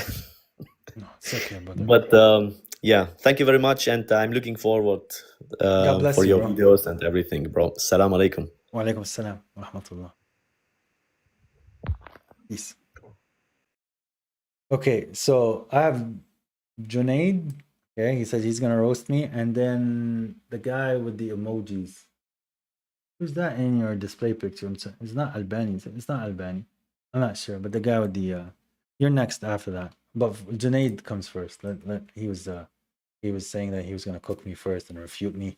He's going to refute me and make an example out of me. And he's giving me salam. You just denied your hadith book. Salam. So you said you read the verse correctly. Did you read it correctly? You want to read it again once more? I'm not sure if I read it correctly or not, but I appreciate you trying to correct me. I'm just saying that there's a hadith says that whoever struggles with the Quran gets more reward, right or wrong? So you believe in hadith now? I'm asking you. You believe in it? No, but you're saying you said that you're gonna get a reward. You believe in it. You believe. Do you believe that if I'm struggling in the Quran, I would get more of a reward? You won't get any reward because you don't even believe in hadith. Okay, but you in your hadith, you believe that. Okay. Yeah, I believe that. Yeah, but you won't get a reward because you don't believe in it. Okay, but you're not God. So here's the thing. So when you want to say these things in regards to the people getting more reward, you shouldn't sit here and correct my reading. Why would you correct it? Why are you taking my rewards away from me? If I'm a Sunni like you, you're claiming to be the Quranist. You can't even read the Quran. I'm a Sunni like you. Even a 10-year-old will read it properly. Cool. When Arabic is my first language, then I would. Doesn't matter. You're claiming to be the Quranist. That's cool. How you claiming to be a Quranist when you can't even read it? Sure, I can read it and understand it better than you. Would you like me to prove that? Can you read it again? Let's read the verse again. Go on then. It's not a reading competition. It's an understanding competition. So you can understand it. Okay, let me give you a verse and you give us the explanation of it. Okay. How about I give you the verse and then you give me the explanation? How about you give me a verse? Translation. I'm not claiming to be the Quranist. You're the one who's claiming to be Quranist. So you don't believe in the Quran? I believe in the Quran. Yeah, I believe in hadith. Yeah, but cool. The problem here, which you seem that you don't understand, the exegesis of some of your verses does not make sense with the overall message of the Quran. So I reject your understandings of what is being said. So would you like to go through that or no? Your exegesis makes sense then. Yes, my exegesis is more aligned with the Quran than what you're saying, and I can see the benefit of it because I don't sit here and start to look for judgments outside of the book of God. This is very simple. Give So us, where do I find give us- Qawlu give us- Rasul, for example? Tell us the ruling about someone who commits zina. What happens to that person? 100 lashes after there's 4 witnesses. 100 lashes, and that's it. That's it. 100 Nothing lashes. else. 100 lashes after they commit zina. That's it. Is there more? Are they married? If they're married or non-married? Okay, let's say they're married. What's their punishment? If they're married, what you tell us? You No. You tell me. There's 100 lashes. You tell me. Do you understand the Just difference between bro, nasikh and just mansukh? tell Matlu, me. ghair matlu, do you understand it? Cool. Do you Tell me. understand Can you matlu, tell ghair me? matlu? Can you tell me what is the punishment of somebody that's married? But obviously, I'm going to give you hadith for it, but you're not going to accept the hadith. Okay, cool. So tell me. Stoning to death. Stoning to death. Cool. So you stone him to death. Where do you find that? This is a hukum which is still carried out, but it's not recited. Is it in the Quran? But for you to understand that, you need to obviously understand the science of the Thank Quran you for and the tafsir, science. usul It's tafsir. just a simple question. Is it in the Quran? It's mansukh bit tilawa. So is it there in the Quran? It's the hukum is there, but the tilawa of it is mansukh. So is it in the Quran? You keep giving me these long answers of it's there, not The thing there. is, you reject the hadith, so there's no point So in explaining that. you don't, and you ask me about a hukum. I'm asking you very simply: is it in the Quran? Like, what's the issue? You just say yes or no. It is in the Quran, but it's not recited. Okay, then show it to me in the Quran. The hukum of it is there. So is it in the Quran now or not? So if I bring the Quran, can you show it to me? Did Prophet ﷺ do the rajm of people? You're asking a question with a question. You're asking a question with a question. I asked you, what is the hukum if she's married? You said stone her. I said where? You said it's in the Quran, but it's not in the Quran. Is it in the Quran or is it not in the Quran? I'm saying the hukum is there. The hukum of it is there, but you don't understand the usul of tafsir. So the judgment is in the Quran, but it's not in the Quran. That's what you're saying, right? No. The ruling is there as a consensus of ummah. Consensus of ummah, ijma of ummah. That the ruling is there. Obviously, you won't understand that because I do understand it. So according to your logic, and I can negate that. According to your logic, your parents are mushrik. Then is that what you're saying? Your parents are mushrik. My parents are committing shirk, and so did the father of Abraham, and so was So the prophet. Are we going to listen to Ibn al-Shirk? Are we going to listen to Ibn al-Mushrik? Someone who's born from a mushrik. Oh, is Muhammad's parents mushriks? The prophet, isn't his parents mushrik? We do sukut on that. We do sukut on that. Oh, you do sukut on that. You keep burying yourself. Stop running. Look at you. Look at you. You're the filth. Hey. Here. You're It the says filth right on here. this earth, and you compare yourself to a prophet. Yeah, sure. Subhanallah. Yeah, Subhanallah. stop following Ibn al-Mushrik. Any condition, any condition, Are you're going to listen to him and teach us about Islam? Yeah, you're a mushrik too. You're a mushrik too. You're a mushrik too. Any condition. Are you going to take Islam? Are you going to teach Islam the mushrik? We're not going to take Islam from a mushrik. You're a mushrik. Obviously, you're born from a mushrik. So was Muhammad. So was Abraham. You are a mushrik. You are a mushrik. That's the same standard I'm giving you. Muhammad was given the Quran. So okay, cool. Prior to that, so do you want to read this hadith? Do you want to read your book of God? Do you want to read your book of God right here? You see the hadith that you love, the hadith that you support? It says right here, any condition which is not in the book of Allah is invalid. Now, can you give me where it shows in the book of Allah where you stone somebody? I'll tell you. وَمَا أَتَاكُمُ الرَّسُولُ فَخُذُوهُ. Allah Ta'ala says in the Quran, وَمَا أَتَاكُمُ الرَّسُولُ فَخُذُوهُ. Whatever what does it say? Gives, we take. So all the hadiths that what does it say, Habibi? come from Prophet ﷺ, we will take. Okay, what does it say? What does it say? The words of the Quran, وَمَا أَتَاكُمُ الرَّسُولُ فَخُذُوهُ وَمَا نَهَاكُمْ عَنْهُ فَانْتَهُوا. Let's read that together because you made some mistakes. وَمَا أَتَاكُمُ الرَّسُولُ فَخُذُوهُ وَمَا نَهَاكُمْ عَنْهُ فَانْتَهُوا. Yes, this is in Surah Hashr. So, do you want to read it from the beginning instead of just giving me a portion of the verse? Or do you want me to read it? You can Google it, yeah? Google it, Sean. No, I'm not Googling it. I'm pulling it up from the Quran. I don't need to Google it. You guys give me this verse every time, and then you all fall on your faces because you don't know what you're saying. So remember when you told me your exegesis was right? Let's read the exegesis of this by Tabari if you want, right? So it says here, ما أفاء الله على رسوله من أهل القرى فلله وللرسول ولذي القربى واليتامى والمساكين وابن السبيل كي لا يكون دولة بين الأغنياء منكم وما أتاكم الرسول فخذوه وما نهاكم عنه فانتهوا واتقوا الله إن الله شديد العقاب. So the verse here is talking about what?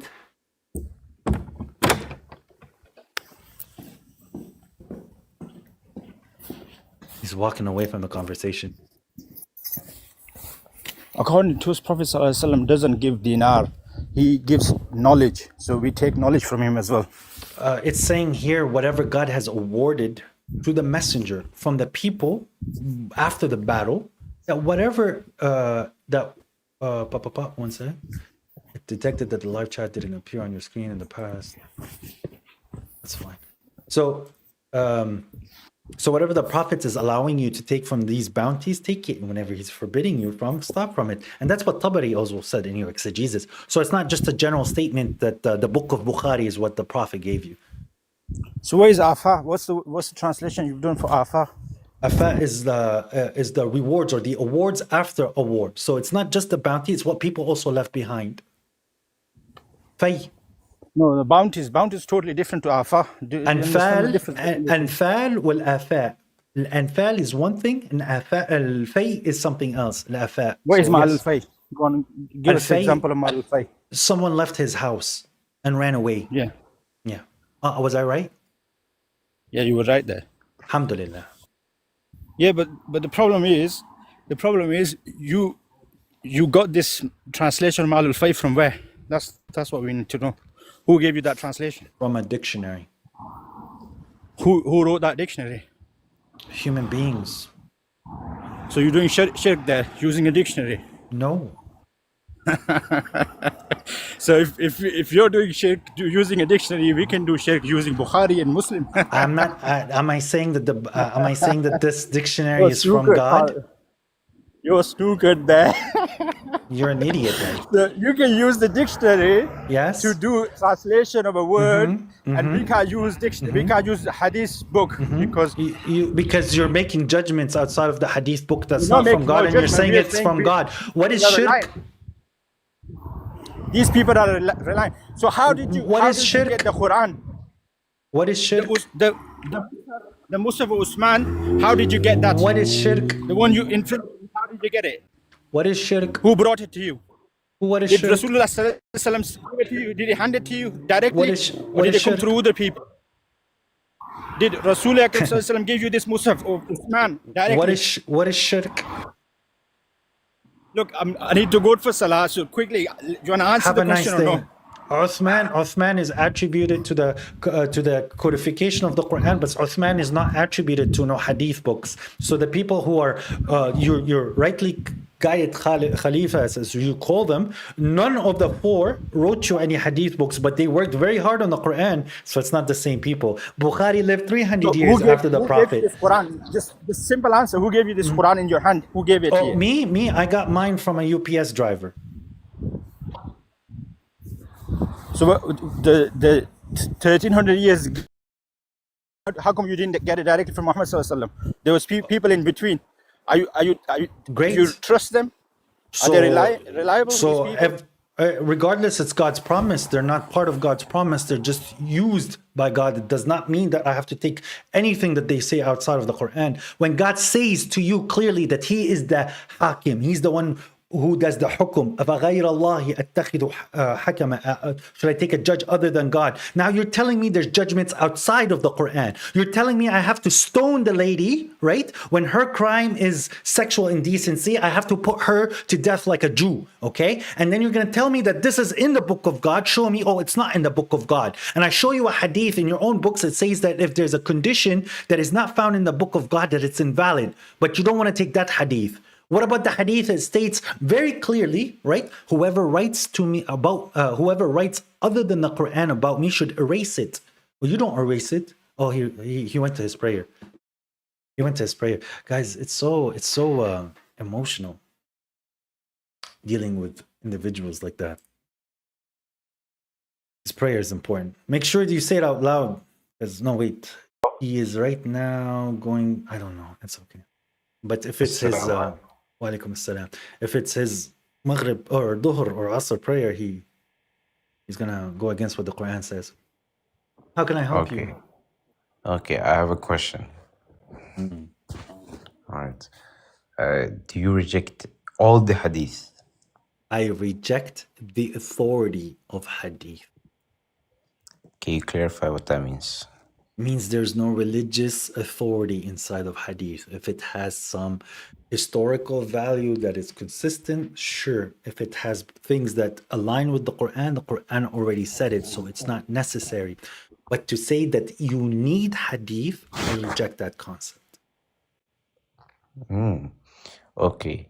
So you do follow some hadiths that have like, or do you like reject all of them that have When no you see historical backing? So the word that you're saying, reject the hadith, you're saying it as a blanket statement. I'm telling you, I reject the religious authority.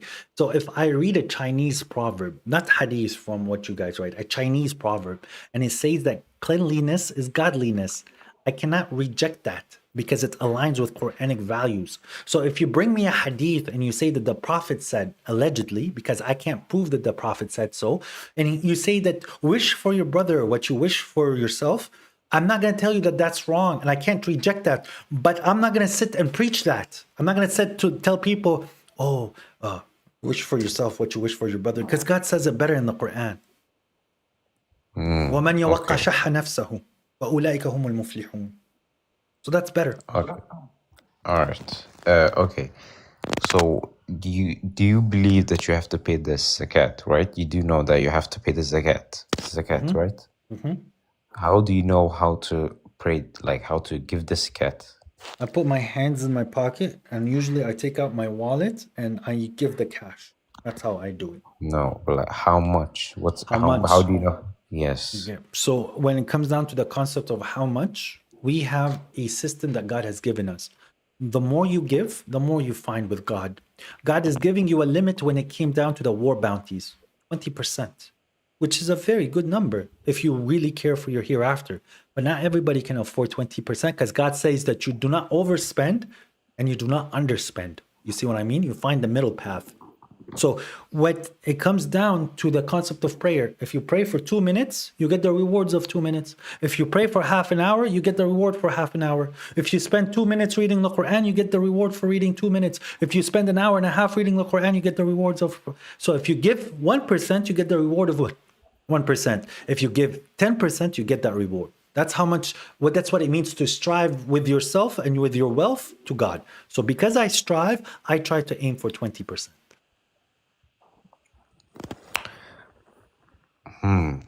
Okay, all right. That was all I was wondering. Like, because like in the hadith, it says that how much you're supposed to pay. It gives you a precise. It says 2.5%, if I'm correct. You're not correct. The hadith says that. There's different levels of zakat. It depends. Did the water that you used for the tree, did you put the water there or was it showers from God? Because if it was from showers from God, then you pay 10%. If you're the one who watered it, then you pay 2.5%. If you found gold in the ground, then it's 20%. There's levels of zakat, so it's not 2.5. You don't know this, but this is me knowing your jurisprudence is better than you. No, I just had questions. I'm not claiming that I know. I know. I'm helping you. In Sunnism, it's not just 2.5%. It depends on the circumstances. But there's also a problem with Sunnism. You guys give zakat one time a year, right? Okay, yeah. Yes. In the Quran, it says that zakat is due the day you get paid. يَوْمَ حَصَادَهُ. The day that you get your harvest is the day that you're supposed to give. The Quran says that. Yes, yes. Would you like the verse? Yes.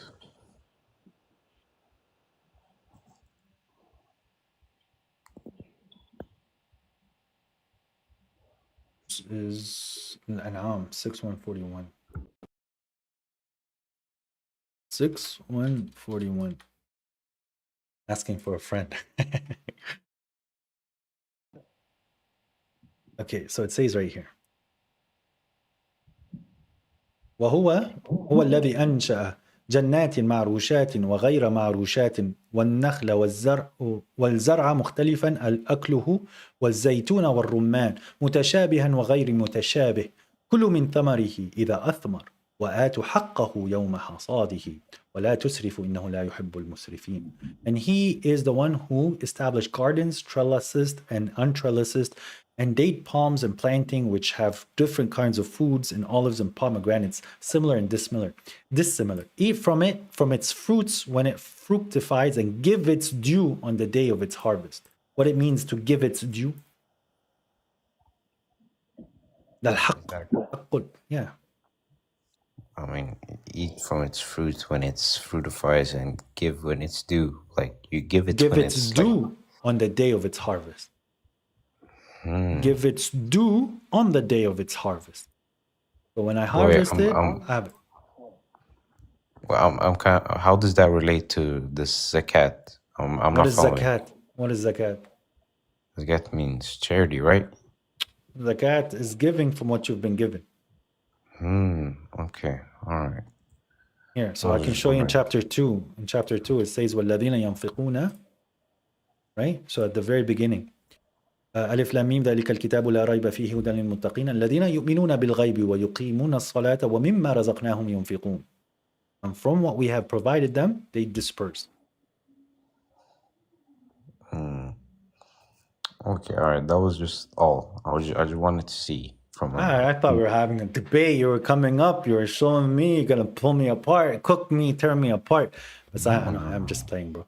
But let me see. I want to show you this. So because Sunnis don't know this about their own thing, so I'm here to help you with Sunnis. 1 second. Let me see. Is this a good calendar here? Where is it? One where it shows you. Oh man.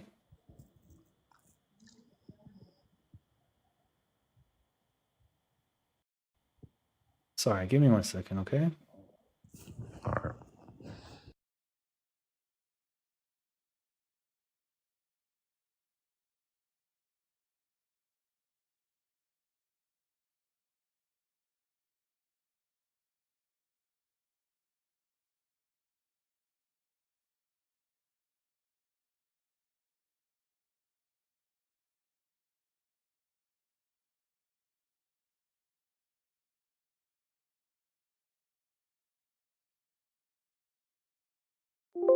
Yeah, so there was an easy chart that I can't find where it shows you the different types there it is. This is good.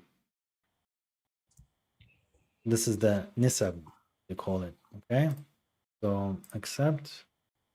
Here we go. So this is where Sunnis don't really know this stuff and they keep asking questions. I'm not calling you out. I'm just saying in general. So there's this thing called nisab, which is the percentage, right? And it says here, your personal wealth is 2.5 on your zakat rules. Your business wealth is also 2.5. Agricultural produce. If you irrigated the crops yourself, it's 5% of zakat. If God irrigated it, then it's 10%. The livestock is a different thing, and then treasures is 20%. So you should go and tell the Saudis that they have to pay 20% from the oil that they're taking out. So what do you mean by like 20%? How should they give it back? 20% of the profit. Oh. Or 20% of the oil should be given for free. According to Sunnism. Yeah. So if I take 100 ounces of gold 20% has to be given away for free. Or if I sell it, then 20%. But if it comes down to the oil, it's just like finding gold in the ground. According to Sunnism, 20% of Aramco should be given away from 20% of Aramco should be charity. Dangerous. All right. All right. I'll I'll thank you for giving me this perspective. Like I find it interesting to see people of these that indulge in these, ideologies, who believe in this. I found them interesting because, like, I get a new perspective. So yeah, thanks. I'll look into it. Not a problem, brother. Salam. Wa alaikum salam.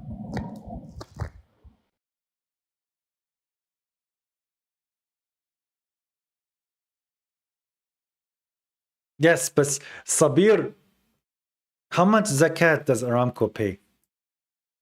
Hmm?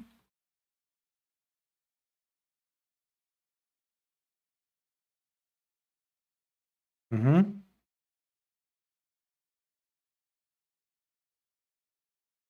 Mm-hmm.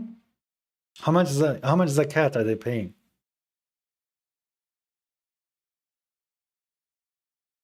Be honest, bro. And I'm gonna try to show you.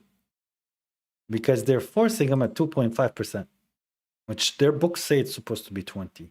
It's nice to pick and choose, especially when you're in the power. You know what I mean? So when you're in power, peace. Safari, I can't get into the details. When you're in power, you're the one who decides. This is the beautiful part of our religion, is that the Quran is going to be applied based on the leader. You know what I mean? That's why these verses, they have some ra'i, opinion behind it. So when God states that the thief, you should remove his hand, right? It's based upon how the leader wants to implement that verse.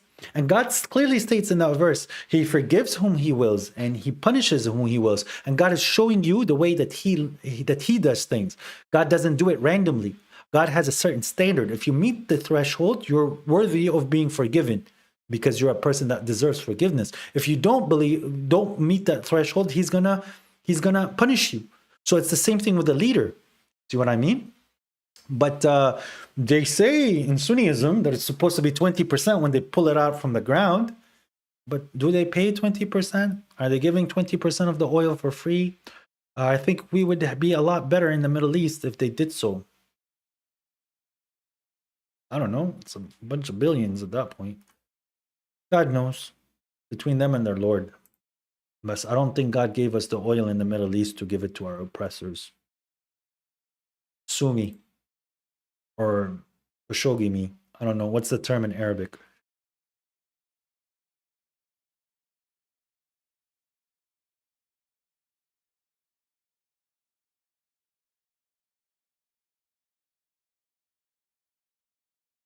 Stone me.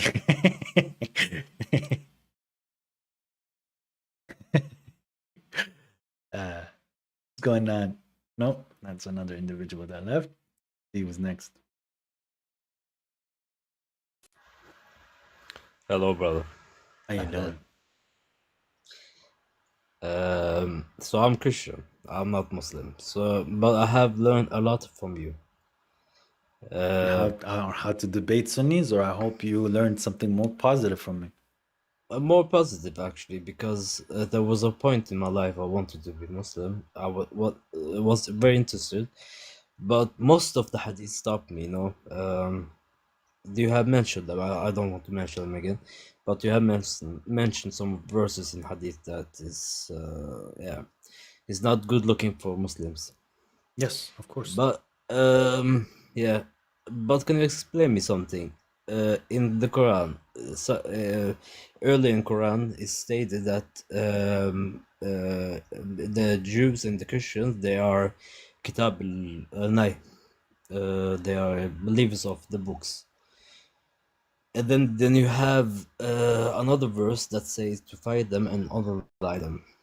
How can you explain that? Doesn't. No. The unaliving and the fighting is not against the Jews and the Christians. Ahlul Kitab is not people we should be fighting. unless if they fight us. To unalive them and kick them out of their homes is against the polytheists who started the war. There's no Okay, verse but that's where it's telling us to fight Jews and Christians. But there are some places that says that we are kuffars. Yes. Christians. Yes, you're committing kufr. Yeah. You're committing disbelief. It's not polytheism. So there's levels, okay? So I'll show you what I mean.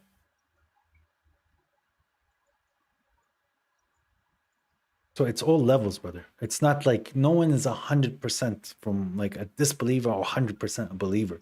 I have concepts of kufr in me, and just like everyone else, where kufr means like rejection or covering the truth, but just because you are committing this kufr would not necessitate for you to have the label as a complete kafir. There's a certain threshold that you need to pass for you to be called a kafir. Okay. So, for example, God says here about the hypocrites. Okay, this is about the hypocrites. I'll read it in English, unless you want me to read it in Arabic. But وَلْيَعْلَمَ الَّذِينَ نَافَقُوا. So we know it's nafaqu is the hypocrites. Okay, so it's very clear. It says, and that he might expose those who are hypocritical. For it was said to them, come and fight in the way of God or defend. They said, if we had known there would be fighting, we would have followed you. They were closer to disbelief than they were to faith. So the munafiq is someone who says he believes in God and believes in the day of judgment, but unfortunately their actions might be otherwise, or they themselves are disbelievers and just lying. So here God is saying that no, they're closer to disbelief than faith. You see how it's, even though God is giving you two polars, there's an analog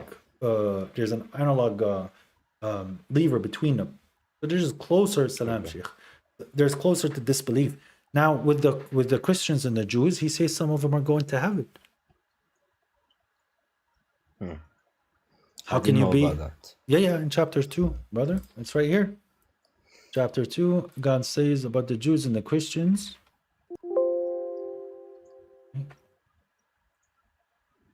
Right here. Indeed, those who have believed and those who are Jewish and the Christians, as well as the Sabians, who believe in God and the last day and act righteous, thus they will have their reward at their Lord, and there will be no fear upon them, nor will they grieve. So we can see that some are capable of going to heaven. Okay. My second question is about there's a lot of Muslims. The common slogan is that Quran have been preserved and there's no errors and all that. But since the Hadith from Bukhari came and told Muslim how to act and how to pray and all that, doesn't mean that the scriptures have been corrupted. No. The preservance was not, but the preservance is for something called the remembrance, the dhikr. And the Quran contains the dhikr. If God said that He's preserving the Quran, then we wouldn't have these variations in readings and we wouldn't have these small scriptural differences. But when it comes down to the message is completely preserved and it's not changed, and you cannot change it, and you cannot get a different understanding of the Quran in regards to what guidance is. Now, the Bukhari is the one that sat and collected a certain hadith and said that this is the standards of what we should be accepting as authentic. But this concept was ongoing before that, and their style of preserving the hadith is different than what the Quran endured. So we know it's not the same. Okay, but I don't know, bro. It's very hard to, there's a lot of Muslims that I've seen a lot of videos because I've been following you for a long time now. But I've seen a lot of shuyukh and all that. They condemn you and they call you mushrik and all that. They don't call me mushrik, they call me kafir. There's no mushrik, there's no shirk. Shirk means you're associating to God. They're the ones who are associating to God, and I prove it. But these shuyukhs cannot sit here and prove to me that I'm committing shirk. There's no explanation for how I am a person who's associating to God. I'm saying that the Quran is from God and is sufficient. So what's the other thing that I'm adding? Yeah. So they can say whatever they want. But I see what you mean. You're saying that it's Yeah, hard to believe is you because there's so many people against you. not that. It's hard for me to see that you're gonna convince Muslims to I'm not stay here to away from the convince. hadith. I'm not here to convince anybody. I'm here to show the truth, and whoever God wants to guide, He guides. I'm just gonna keep defending, even if I'm the minority. The minority is where the truth lies. I'm sorry to say that. Yeah. Because if you go to a Okay. business and he has 10 employees, 2 or 3 of them are actually working. 7 of them are not doing much and waiting to be told. And if you go into a religion, it's the same thing. 2 out of 10 are actually fighting. Everyone else is just a cheerleader. But when it comes down to the Quran alone community, and you see the people who are striving with the Quran, because we're such a small number, we do such a big difference. That's the difference. Yeah. I have Here. been introduced you to my friends, actually. Thank you, my brother. My Muslims friends, actually. I so- will say this, peace, your Loni. No pizza yet. So I want to tell you something very, very simple. I have a small channel compared to all these dawah guys, all these big dawah guys with hundreds of thousands of subscribers, millions of subscribers. I barely make 22 on YouTube, I think, and I have maybe 15,000 on TikTok. This year is still not over. For orphans in Uganda and the orphans in Gaza and other places as well, we've helped in San Francisco and we helped in Syria. We've raised more than 100,000 US dollars in such a short time with the believers that are just Quran alone. So we make a big difference very quickly, only because the word of God is sufficient for us. It's not 2.5% for us. We know that God wants us to do as much as we can with what we have, and we're making a bigger difference. Now imagine if we had 100,000 people or 1 million people. I swear to you, this world would be a lot more better. Yeah. May God bless you, brother. I've seen your work and all that, so keep on doing that. But one last question is very simple. What was your what was you before Quranist? Was you Sunni Shia? My parents were Sunnis. I wasn't much of a practicing person, but I believed in God, and no, I wasn't very religious, but yes, I grew up in a Sunni household. Just a typical, usual layman. اوكي شكرا حبيبي والله علمت كثير منك الله الله يعطيك يعطيك العافية. الله يعطيك سلام العافية. حبيبي الله يحييك. سلام شكرا سلام. Guys, I just need 1 second, okay?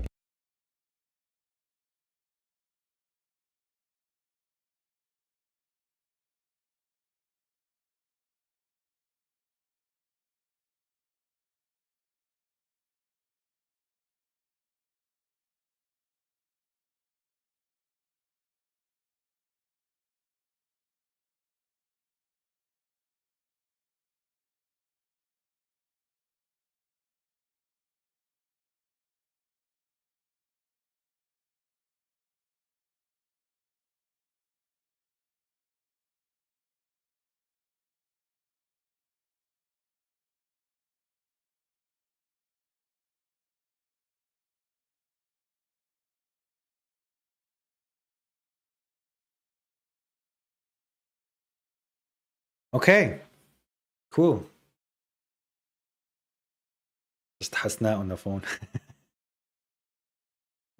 Sometimes you just have to lip reading. Yeah, I just wanted to make sure my wife is okay. That's fine, Itachi.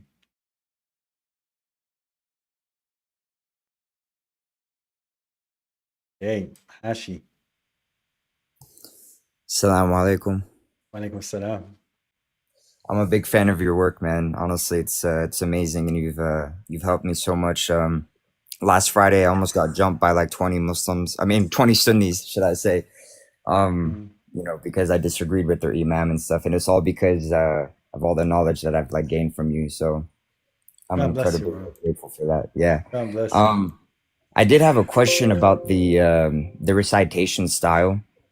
I know that there's like if you tell like Sunnis that you know when they recite, it's sort of like singing, and they say no, it's recitation. But that tradition didn't that tradition come later on? Yep. Yeah. Right. So, like, Because what do you think about that, though? so if you ask them about the styles, those styles, okay, which they say tajweed, there's two types of tajweed. One is accurate and one is what they added. Okay, so the accurate one is for your over enunciating each word, which is an art. It's just so that person can understand that clarity. Okay, so for example, like the letters, inna alladhina amanu walladhina hadu wan nasara was sabiin. Okay, so this is you over enunciating each letter. This is a proper tajweed. But when he's going to say, إِنَّ الَّذِينَ آمَنُوا وَالَّذِينَ هَادُوا وَالنَّصَارَى وَالصَّائِبِينَ. Okay, now you can't prove those things from the hadith, especially the hamza or the alif, because they didn't have a hamza. Okay, so Right. that's so the thing that they're not capable of showing you is these rules that they have, like idgham ma ghanna or khafi or all this stuff. It just doesn't make sense. Right. So, what do you think about like recitation styles like Abdul Basit, for example? I love hearing it, not Abdul Basit. I like Minshawi when he does the in that style. Sure, Right. it's nice and method, but again, this is just people getting closer to the word in a way that they want to recite it. So God states, for example, to do not hasten your tongue with it. When you hear Minshawi, he's doing that in a very measured and precise way, a measured tone, as my brother here, Danes, is saying. So they're applying some of the things, but the things that I don't agree with is the idgham and the med and the units of med.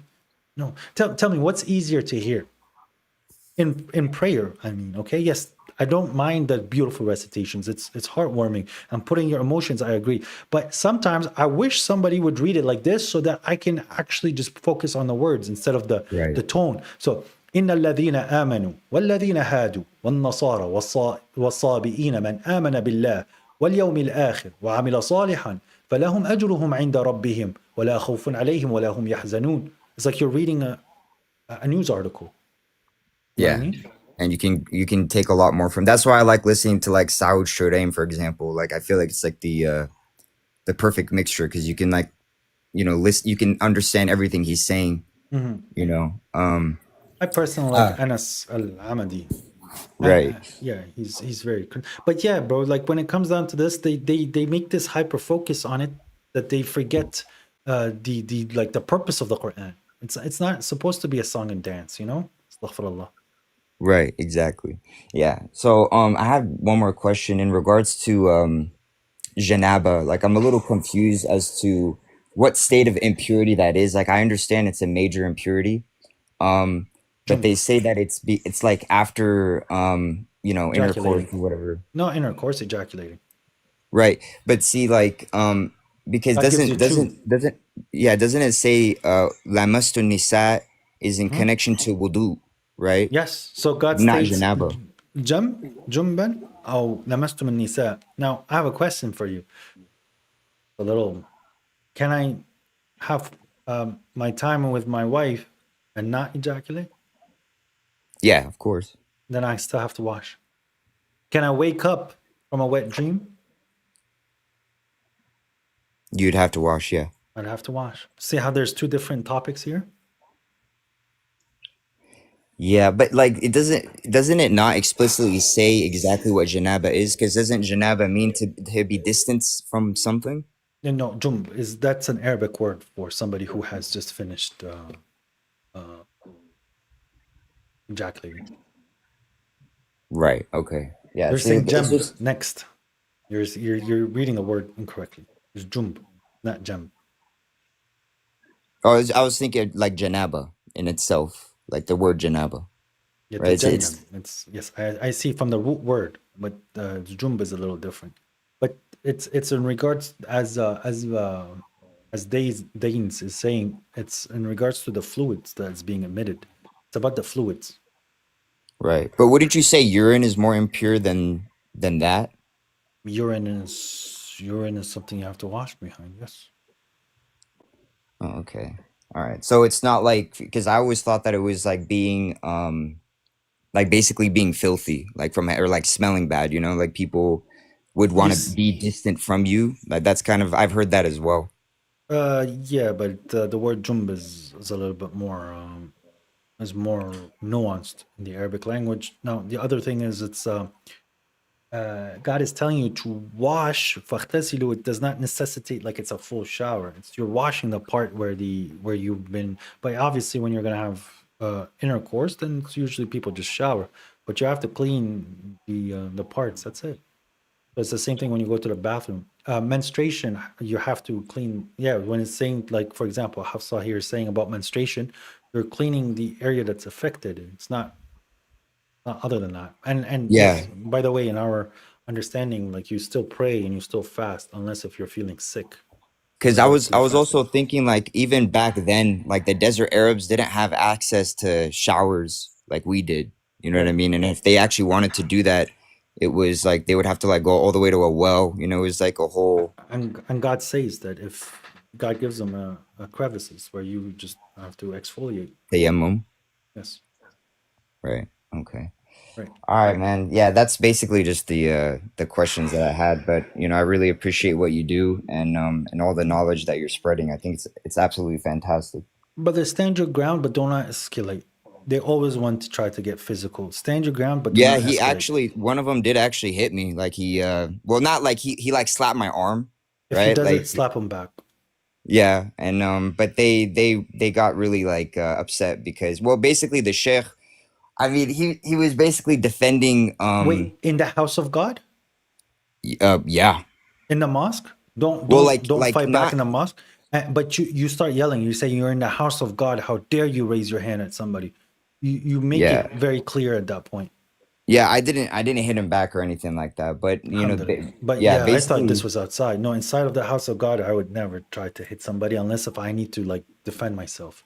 yeah, Then yeah, I would. absolutely, absolutely. Yeah, basically, what the sheikh was saying was like he was talking about one of the hadith where the prophet was praying next to the Kaaba, and then I'm just No, prefacing Hafsa. here. Yeah, and then they went and they like some of the kafir or whatever, they poured intestines on him while he was praying, and then he got up and then cursed all of them name by name, and then they all dropped dead, you know. And I just felt like that was akin to like they're trying to make it seem like he's a murderer or something, you know. I just and then but then they also believe that he was stoned in the streets. You know what I'm saying? So it doesn't make sense. He was like, you know, peaceful when he was getting stoned, and then when that happened, he decided to curse them. You know what I'm saying? I just like it just didn't sound like my prophet. You know what I'm saying? I So know this is the stuff where it's like it's very difficult to hear. It just doesn't. It's and why would you sit there and say it with pride, like from your chest? You know what I mean? yeah, I thought it was horrible. Oh, I do have one more question. Do you consider Trinitarian Christians Ahlul Kitab? Yeah. Okay. You have to understand their perspective, and God is going to judge them for what they say and what they do. That's all I can tell you. Yes, they're in a lot of trouble, but some people are being punished here. Because I feel like God makes a distinction in the Quran, right? Like when he says those who say God is three, he doesn't even call them Nasara. You know what I mean? So like, yeah, I'm but sorry. he says inna ladina qalu inna Allah huwa al-Isa, right? So he's making he didn't call them mushriks. He's calling them kafir. لقد كفر الذين قالوا. Yeah, but he also doesn't call them Christians, right? There is a concept, I believe. 1 second, where he is. Because in 262, I feel like he's referring to monotheistic Christians and Yes, monotheistic. usually you when know. he's saying the people of the book, yes, that's yes, that concept you're right about. وقالت اليهود وقالت النصارى, yeah. So وقالت النصارى المسيح ابن الله, and the Christian said that the Messiah is the Son of God. So he does attribute it. Right. Would you say that Trinitarian Christians are polytheistic? Yes, by logics, yes. In their view, no. They're not saying there's three gods. So they're saying that there's one God. But they're going to get judged for what the truth is. It's not what they feel like it. Right, because it's like what they're claiming, right? Right. But Exactly. but God is also understanding. So when a person cannot break from this, when a person is not capable of breaking from this, what? When a person is not capable of breaking through his programming, that can be something that God would understand on the day of judgment. Give me 1 second, please. Yeah, of course.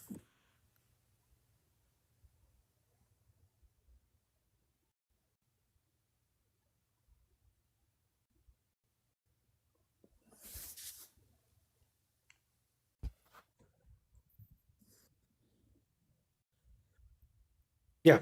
So it's a very deep topic to talk about the Trinitarian Christians in regards to the light of the Quran. I still people take it differently, but they are committing shirk. So we'll see how that ends for them. Right. And then one last question, I promise. I know you have like other people. When you end your prayer, like you don't do salams, right? No, When you why are you end it? doing salam to? That's what I'm saying. Yeah, I don't agree with that either because I feel like it should just be focused on God, and I don't think angels are going to get offended just because you don't say bye to them. You're not saying it to the angels anyway. So if you look at the history of this concept of the salam at the end, taslim, the person who says it correctly is Malik because he gives you an explanation and it's something that you could see somewhere else as well.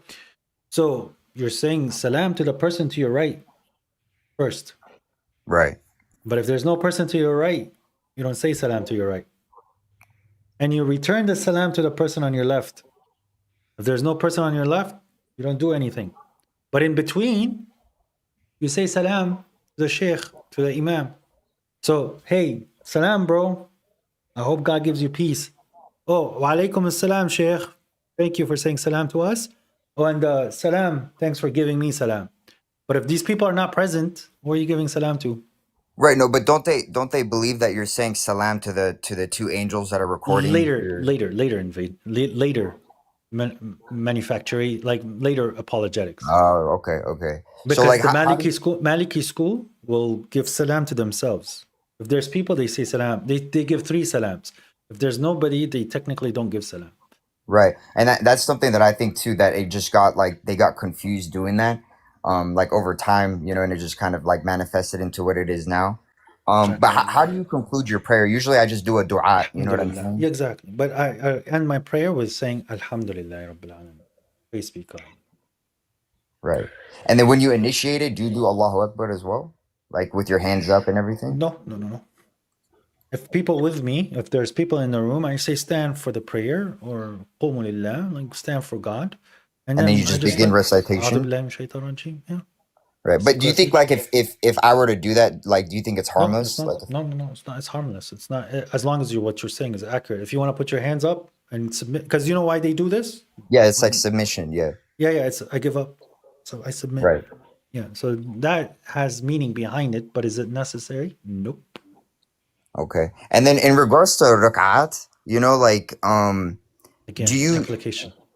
Right, yeah, because like one of the things the sheikh was telling me, like, because he was arguing with me about like how do you know how many rakat you need to do, and I kind of think that it ties into the same thing with zakat. It's like however many times you do it, Sure. you're basically, But God's not going to limit your bounty, right? Like, okay, so the answer is it doesn't matter.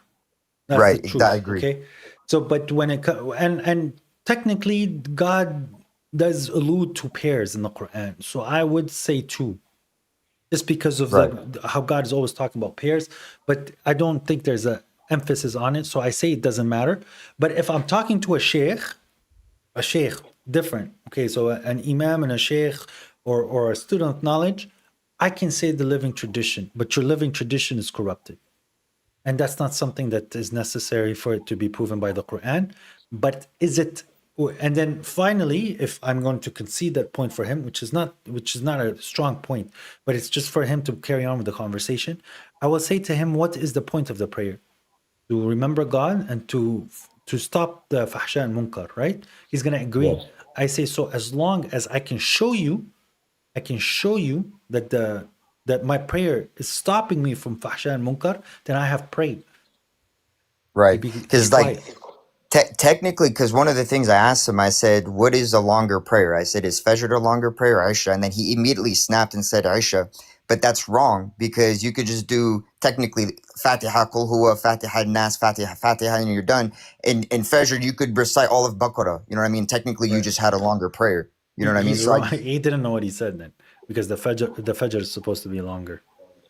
According to Sunnis, Fajr is supposed to be long recitations. Oh, that's interesting because he actually did say Asr and Isha are supposed to be the longest. That's what he said. Ask him between Maghrib. Ask him between Maghrib and Fajr, which one's supposed to be longer. He's going to say to you Fajr. Because Maghrib is 3 rak'ats, but it's supposed to be extremely quick. But it doesn't, but see, that's my thing is like, it doesn't really matter how many rak'at because you could recite literally all of al-Waqi'ah, all of Muddathir, whatever you want. It doesn't matter. Like you can make it as long as you want. But So I just like the whole concept doesn't make sense to me. There's so much to say in there. So why is the Prophet reciting chapter 2 or chapter 7 and some of their hadith, full chapter? Okay. Why is there like hadith where the people's feet are bleeding because of how long the prayer was? Right. Exactly. Yeah. Okay. Yeah. But they don't, this is the things that they don't understand. God says to shorten your prayer. If you fear that these people are going to attack you, not the travel one. If you feel that disbeliever is going to attack you, you can shorten your prayer. If your minutes anyway, if your prayer is already 5 minutes, how do you shorten it? Right, exactly. Yeah. And then I also showed him the hadith about where it says, and it was from, I believe, Abu Bakr, right? Where he said the Prophet said that where the Prophet said, "Do not write anything about me except the Quran." Abrogated. Right. See, okay, and that's he said that he told me that was an old hadith, and I didn't understand what he meant by that because, if you're gonna make it sahih, right? Doesn't that show like that how it's fallible and in and of itself it's a huge contradiction, and it's interestingly enough, it's like because I think Abu Bakr only had about 100, right, compared to like Abu Hurairah or whoever. So like it's interesting enough that was narrated and then it's just completely dismissed from somebody who spent the most time with the Prophet compared to somebody who's only spent, I believe, only 3 years, and he was really young at that too. So, but these are the problems that we keep finding. So that's but you can't. So the people who are actually in the knowledge and understand it, not the guy in the mosque. The guy in the mosque usually is just the guy that leads the prayer, but the people usually behind them and the people, the students of knowledge, as they call them, that have been there, they don't ask us, how do you pray? Because they know that question doesn't make sense. Because they're trying to measure you to their standard. And because of the knowledge behind them, they know that it's not going to work against you. So if they say that, how do you pray? It's going to go against them. So they don't ask you that question. If somebody comes to me and says, how do you pray with just the Quran? It shows that this individual has no idea why there's verses about prayer in the Quran then. See what I mean? So the concept of a prayer, just let the guy be. You can ask, you can show him the verses. He's going to deny you anyways. But then in those conversations, you want to turn it around. So why are you silent during your Dhuhr? Thank you, Tarantul. Well, they say because it's mutawatir. This is exactly what the Prophet did. So that's how against the Quran. Yeah. Against the Quran. And then if you ask them for the explanation, they go, because during the time of the Prophet, Quraysh used to be drunk. They used to get drunk. And at 12 and 4 o'clock, the Prophet, or the noon and the mid-afternoon, he wouldn't raise his voice so that they don't attack the believers because they would be drunk. Okay, Quraysh is no longer here, so why are you still doing that? Yeah, exactly. Makes no sense. Yeah, it doesn't make any sense at all. Yeah. Right. I just you see, and then I just got a comment right now in my chat. Can you explain how we pray? Well, it says it in the Quran. Like it literally, the steps are in there, and why would God tell you how to do wudu if he's not going to tell you how to pray? You know what I'm saying? So if you just, use your brain a little bit, you'll see it. Stand obediently. It tells you to prostrate. It tells you to recite the verses that are easiest for you. You know what I'm saying? Yeah. And it doesn't tell you to get on your knees and then beat the shit out of the devil with your pointer finger or make him dizzy. But they beat the devil up every day, yet they still have to sit there and face him. Yeah, and make sure you don't yawn either, because he'll piss in your mouth. So. There's a few things that are funny, but here. So if anyone actually wants to see the verses and how I pray, okay. So there is on my YouTube channel, as again, there is a video, and it's right here. Okay, it's how do you pray. It's a 10-minute video. It's not gonna take more than 10 minutes to explain it. Okay, even though you guys require a lot more to explain from without the hadith how to pray, because you don't have hadith talking about prayer in that regard, showing you step by step. So here's all the verses that you need, right? And just to upset you Sunnis, okay, just to upset you Sunnis, do you know where I taught you guys how to pray? A lot in the Quran. At the Now- Prophet's mosque. At the Prophet's mosque is where I went. I show people how to pray. And yeah, I give you like a step by step. I show you everything that is required so that you could see that it's something that is simple and straightforward. So we have, you see, at that point, the wudu, ablution, and then you have the standing and the prostrating and the kneeling with the verses that you require. Guess what? The Prophet's mosque, nobody cared. Nobody came to me and be like, hey, bro, you're praying wrong. Well, because if they did come, I'd embarrass them. But people just don't care. Oh, one more thing. Do you think that the Muslim Ummah is fasting correctly, like in regards to time wise? The breaking of the fast is wrong. Well, no. It's not- I'm talking it's about not like during the Ramadan year, is how great. it Yeah. changes. Yes, You I know, like believe. every year it changes 11 days, it goes backwards or whatever. Right. From my understanding, the Prophet was fasting like almost at the same time every year.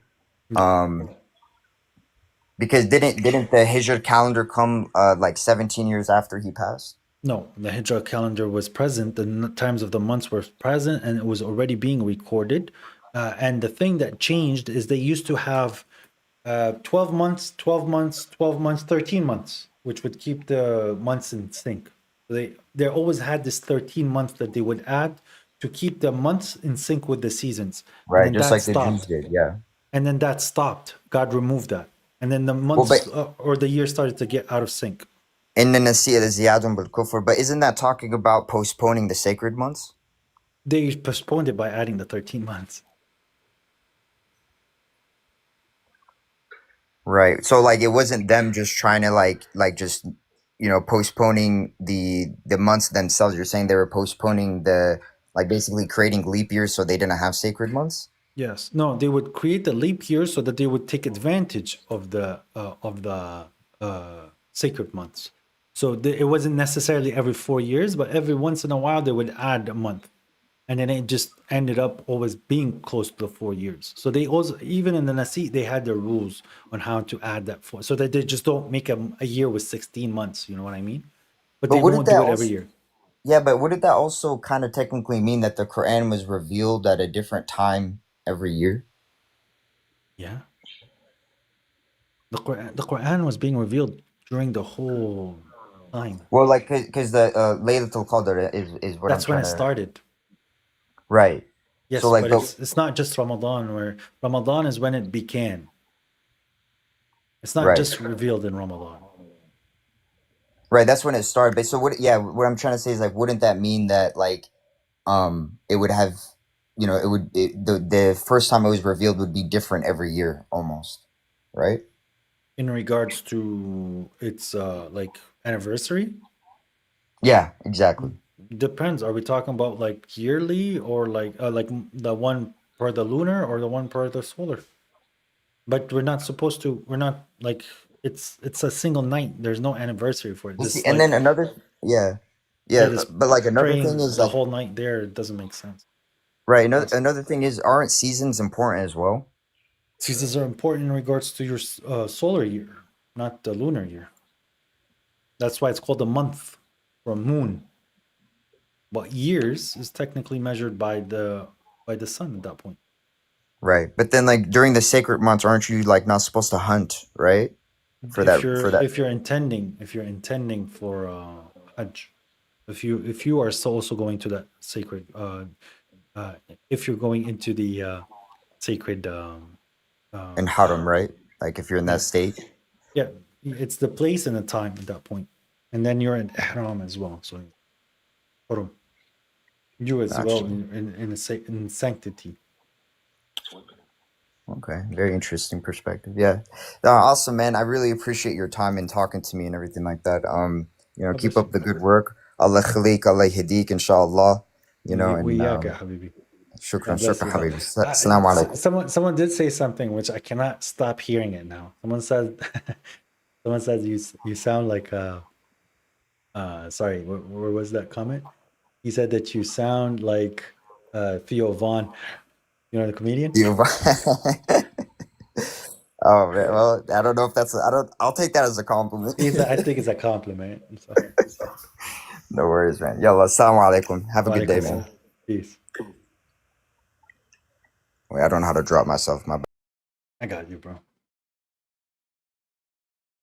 Skuburu. Kubaru? No.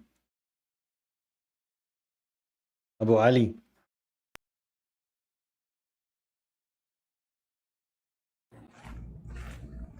Assalamu alaikum. Alaikum assalam. How are you, brother? I'm doing all right. Good, man. I have a few questions for you. I've been watching you do your thing for a while. My thing is, I hear your views and I hear about the hadith, and you know, I somewhat am agreeing with you. But what do you do for interpretations? In what regard? So there's exegesis and there's interpretation. Exegesis, the Quran. Okay, so interpretations for me is for example when God says that it has made it appear to them that Jesus was crucified. What does it mean to appear to them? Now this is where interpretation and personal opinion comes in. It's not necessary for that guidance. This is just some people understanding on what God meant in those verses, and God says that only He knows the full truth. But when I'm debating a Christian, all I have to say is that it was made appear to them. How, what, when, where, and how? Not for me to know. It's not for you to prove, anyways. That's where I usually leave it in regards to interpretation. But if you're talking about something different in regards to exegesis, explaining the Quran, I don't struggle in explaining the Quran. All praise to my Lord. I mean, for you, so at me, for example, if I say, you know, I want to go Quran only, and I start to read the Quran, there's going to be lots of things in there that I don't understand. Who do I go to get clarification? There's so much that's available under your hands nowadays for you to go find out what those words mean. Because it's exactly what it is. It's an Arabic language, so you need to start understanding the proficiency of the Arabic language. Or if you're reading it in English, you have to understand why it's what's being said. God says it's guidance, huda. Okay, so what is the huda? It's the way that you need to act and the things that you need to do. That's purely it. People keep thinking that the Quran is so complicated and so difficult. Whether you're talking to somebody that's been on this road for a long time, I didn't go and read, I didn't go and sit under a shuyukh and people. It is the Quranic text that is extremely simple to read. Give me between, let's say, look, from the top of my head, 27 and 52. Give me a number. 27 and 52. Pick a number. 43. 43. Okay, we're going to go to 43:1. That's the first verse in 43, okay? Tell me if you need help with this, brother. Okay? Tell me if this is not as straightforward as it can be. Okay? Hamim. By the clear book. وَالْكِتَابِ الْمُبِينِ إِنَّا جَعَلْنَاهُ قُرْآنًا عَرَبِيًّا لَعَلَّكُمْ تَعْقِلُونَ. Indeed, we have made it an Arabic reading. Perhaps you will reason. وَإِنَّهُ فِي أُمِّ الْكِتَابِ لَدَيْنَا لَعَلِيٌّ حَكِيمٌ. Indeed, and in the source book, like the mother book that we have, it's supreme and wise, this Quran that we're reading. أَفَنَضْرِبُ عَنْكُمُ الذِّكْرَ صَفْحًا إِن كُنْتُمْ قَوْمًا مُسْرِفِينَ. So, أَفَنَضْرِبُ, should we strike away from you the remembrance, a page of the remembrance, when you are extravagant people? Like you musrifin, you over expend. And then it says, وَكَمْ أَرْسَلْنَا مِن نَبِيٍّ فِي الْأَوَّلِينَ. And how many prophets have we sent in the people before? Right? وَمَا يَأْتِيهِ مِن نَبِيٍّ إِلَّا كَانُوا بِهِ يَسْتَهْزِئُونَ. But every time a prophet came, they made fun of him. So we destroyed them. فَأَهْلَكْنَا أَشَدَّ مِنْهُمْ بَطْشًا وَمَضَى مَثَلُ الْأَوَّلِينَ. So we have destroyed people that is even stronger than those people, and their example has already been made many times before. Okay? وَلِئِنْ سَأَلْتَهُمْ مَنْ خَلَقَ السَّمَاوَاتِ وَالْأَرْضَ لِيَقُولُنَّ خَلَقَهُنَّ الْعَزِيزُ الْعَلِيمُ. خَلَقَهُنَّ الْعَزِيزُ الْعَلِيمُ. And if you ask them, who created the skies and the land, they will say God did. So I don't understand what's the difficulty here, bro. So I mean, what you're saying is that you should just understand it on your own while you read it. But for those who don't, is there any tafsir to go by? Brother, I you mean, have to clearly understand the language. Have you read it? Like truly, have you read it? Or are you being warned away from reading it, that someone else needs to explain it to you, that you might fall in traps and all of this stuff? Have you read it? No. So just a little bit about me. I was born in the United States, and I moved to Jordan. I lived in Jordan for 5 years. Deen. I took Deen in school. I took. My dad had us, in Saturday classes, things like that. So no, so never by ourselves, because we always have this idea that there are different interpretations for certain verses. There's different outlooks on certain things. My thing as a Quranist, for you, like, are you figuring this stuff out yourself and then going with it, or are you? Yes. I'm figuring it out by the Quran itself. So notice, for example, the reading that I'm reading here, okay, the one that I put on the screen for you. There was a verse where we had a little difficulty. Okay, so this one, for example, وَإِنَّهُ فِي أُمِّ الْكِتَابِ لَدَيْنَا الْعَلِيٌّ حَكِيمٌ. What's this Al-Kitab? What is this mother book, the source book? Well, God already talked about it somewhere else. So God has already explained it to us. If we go to chapter 13, verse 39, you'll see God is talking about it. يَمْحُ اللَّهُ مَا يَشَاءُ وَيُثَبِّتُ وَعِنْدَهُ أُمُّ الْكِتَابِ. God erases or effaces whatever he wills and confirms, and with him is the source book. So we know when God is telling us about the messengers in the book, that there's a master book that God has, the mother book. See what I mean? So God is explaining to us the verses in a way that's extremely clear, brother. Read it in English. See? Yeah. So another thing. Here's another thing. Like, like differences between Sunni and Shia, right? Political. For example, marriage and divorce and things like that. Where do we get these out of the Quran alone? You can't. Like, are 4 wives permissible? 4 wives are permissible, but it has its situation. So God is telling you to be careful, because if you have 4 wives, you have to treat them equally, and it's hard to treat them equally. You're not going to be able to, and God is forgiving and merciful. So it's something that when you're approaching this, it's difficult to do so. But at the same time, you have to be able to provide for them. God was talking about the orphans, and then he started talking about having 4 wives. But obviously, it's better for you to have just one. But it's not. It's in regards to community. It's in regards to orphans. It's regards to your material. It's not just sex. It's not about sex at all. In regards to 4 wives. Right, and that's what I'm saying. So we get that from the Quran alone, that we're able to have 4 wives, and the rules of keeping them. Right. In the That's all right. And when it comes down to the marriage, God is telling you how to set up the contract, the witnesses that are required to. When the contract, it has to conclude. It has to include how much she wants as a price, right? The mahr, and whatever else agreements that you have. There's no blame on it. There's things where you can. And when it comes down to the divorce, there has to be someone who's equitable between you guys to judge. You can't take anything that you have given her. These are all in the Quran. When it comes down to the fasting, it's all there. When it comes down to the hajj, it's all there. When it comes down to the salah, it's all there. It's just not what these people are doing. These people have went away from what the Quran says, and they're trying to prove that they have things that are not in the Quran and think we're lacking. So why would God ask you to stone a devil in hajj? An idol. Makes no sense. No, I get that. And also, let me ask you this. Obviously, I'm in America, and I recently got married. In your opinion, thank you. In your opinion, do you get married with the Sunni or the Shia? Which way is closer to what God asks us to do in the Quran? They're both doing it in something that is okay. So, but the thing is, there has to be a marriage contract, and there has to be money paid if it's a full wife, not just mulkul yamin, and there has to be 2 witnesses. That's it. Okay, and then about the what you said, mulk al-yamin, what's that about? Mulkul yamin is what they call slavery, but there's no slavery in the Quran. You can't have sex with slaves without marrying them.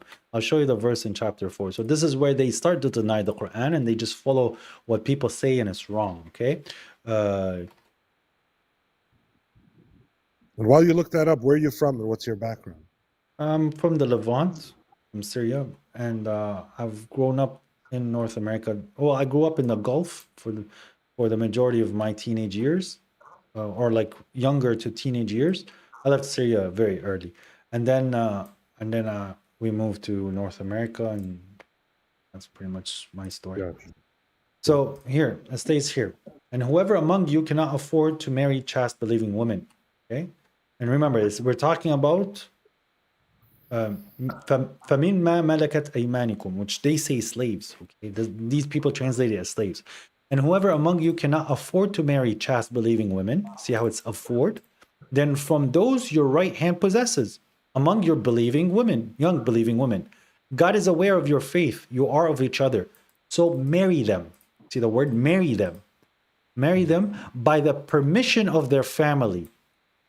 See that? And give them their fees in the services of chaste women. So help them like paying them their bills and whatnot. So you cannot take them as fornicators, nor to be taken as secret lovers. So it goes against everything they say that you can just have sex with your slaves. So if I cannot afford a meher, if a girl wants, if the usual, what they're asking for is like, say, $5,000, I can't afford that. But I also want to be able to get married. I'm going to find someone that is just me and her making a contract. She's not my full wife because I didn't pay the full price. And whenever I can, then I'll upgrade it and I'll make her a full wife. She's a mulk yamin. Mulk yamin means I have an oath to her. I'm holding an oath. I'm holding one of her oaths. So I promised her that I'll pay the bills, whatever I can. I'll take care of her. I'll feed her. And we're just going to have some fun on the side.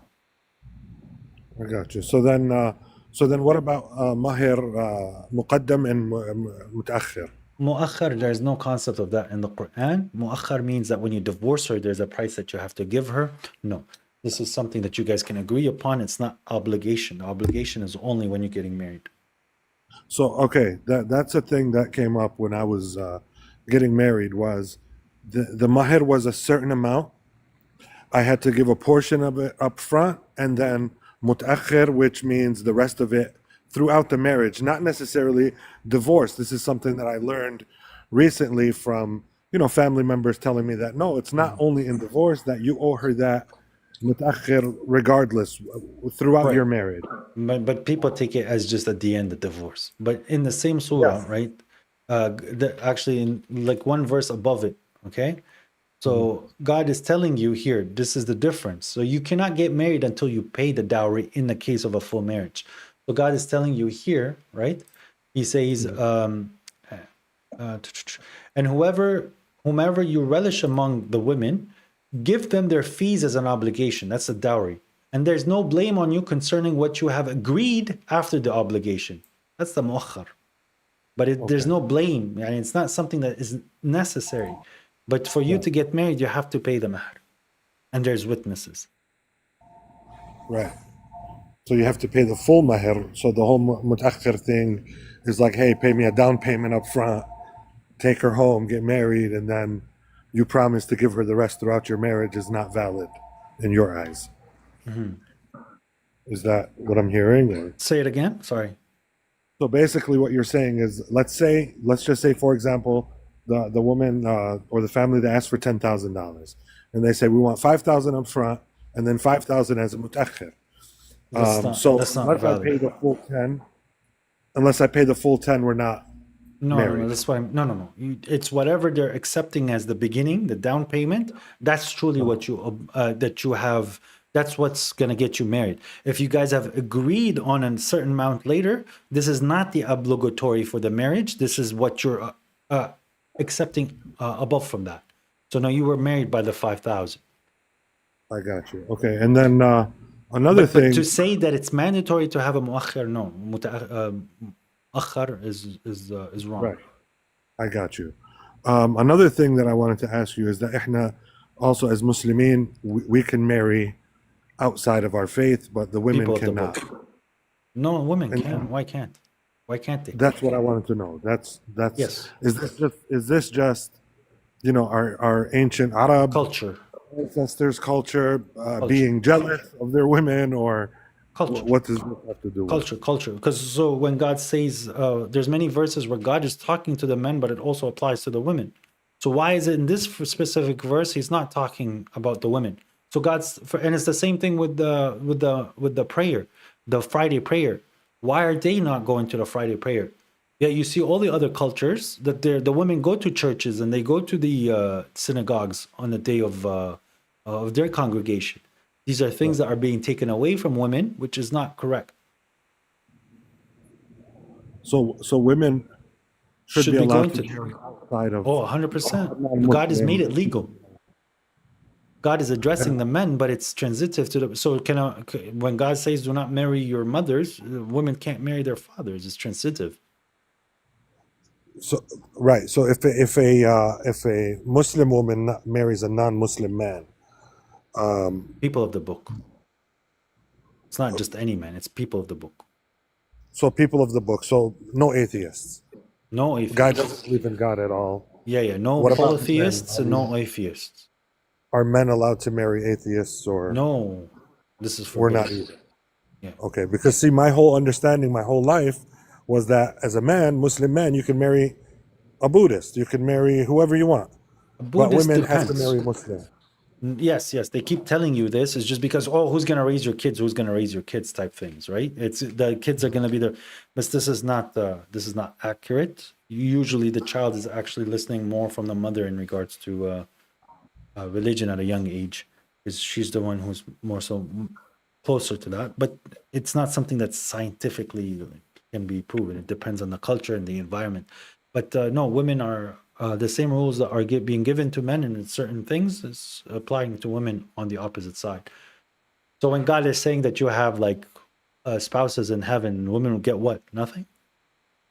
Right. So it's transitive. Okay. But God is talking to the men in the Quran primarily. But when he's saying, believers... I have another...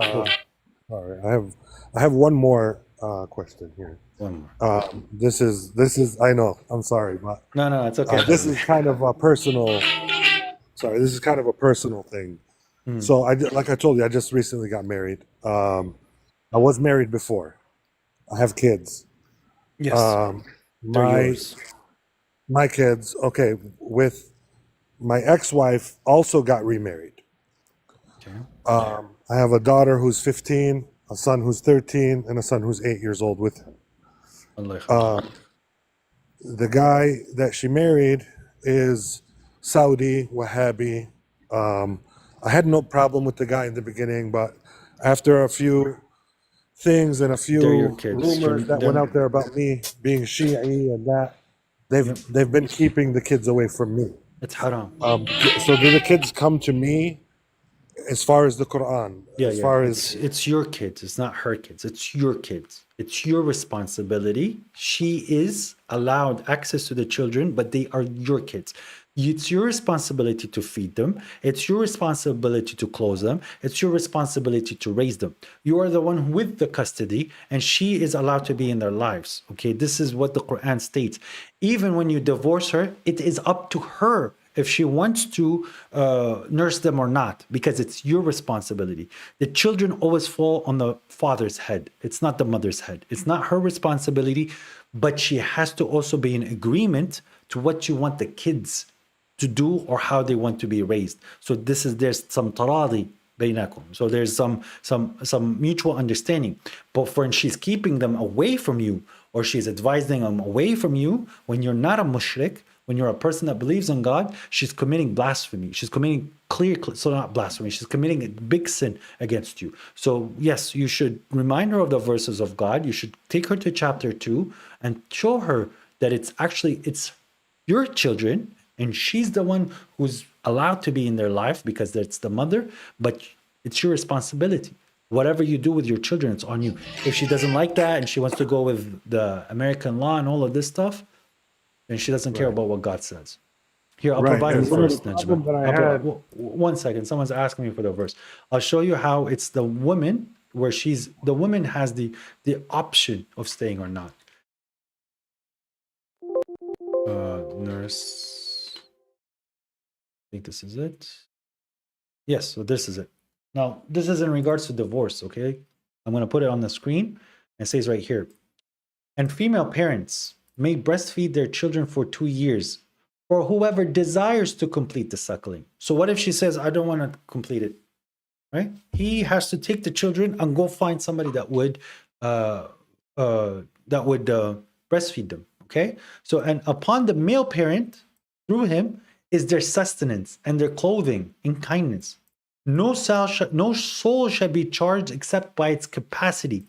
No parent, no female parent, no mother should be harmed because of her child, nor should the male parent be harmed because of the child. And upon the inheritor is the like of that.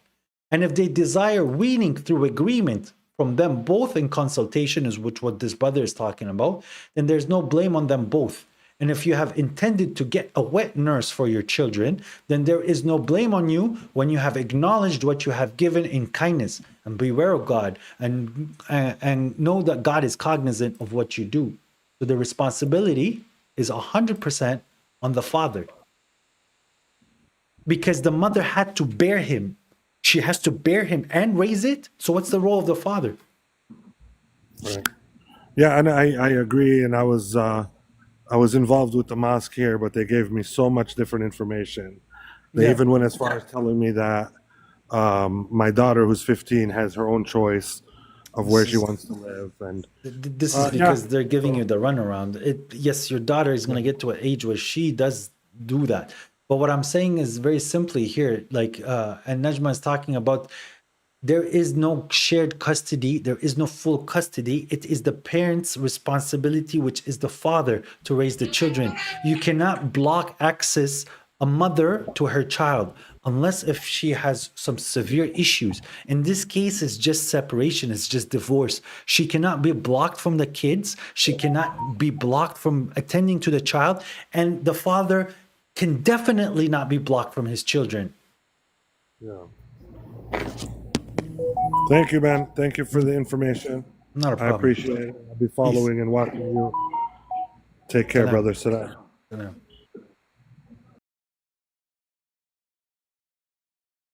So Najma, how does he pay for the kids and have no no access, and still there's no responsibility there?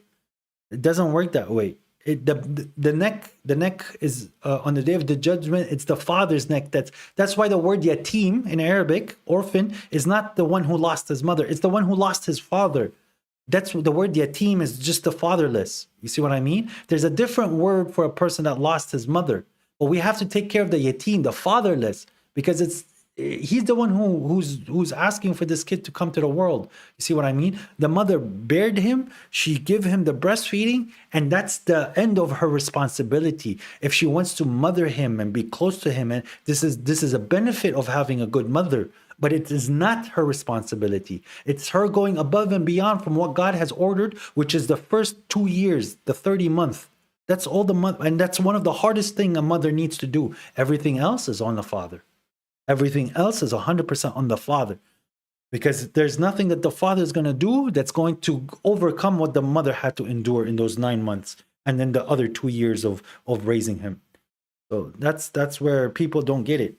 The mother's role is so difficult that when you dump the mother and you keep the kids with the mother, you're doing such a big crime. And if the mother doesn't want the guy to have access to the kids, it's such a big crime towards the kids. You're raising them as orphans at this point. Haram. It's wrong. These concepts of divorce and custodies in the West is so backwards.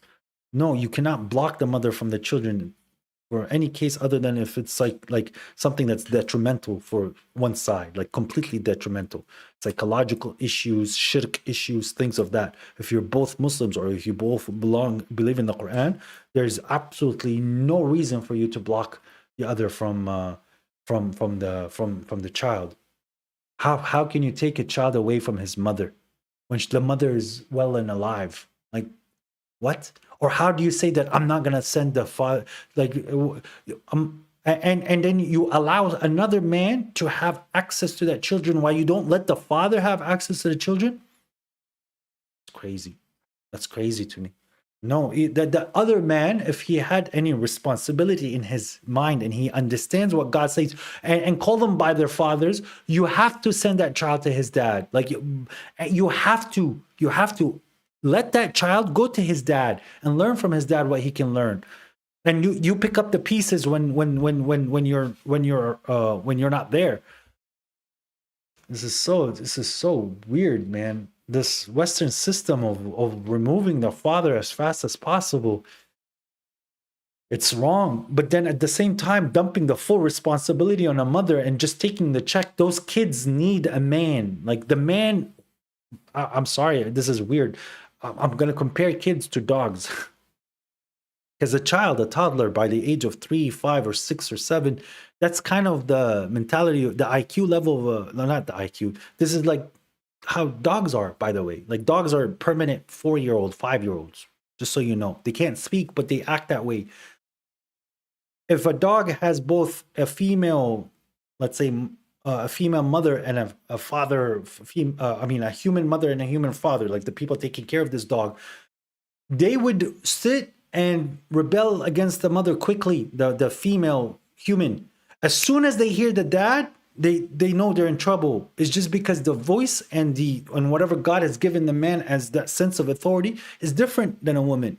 But if you're going to remove a child away from a father figure, that child is going to be automatically pushed to emotionally oppress the mother and not oppress, but to emotionally manipulate the mother, because mother is going to be soft with the child to a certain degree. It's a mother.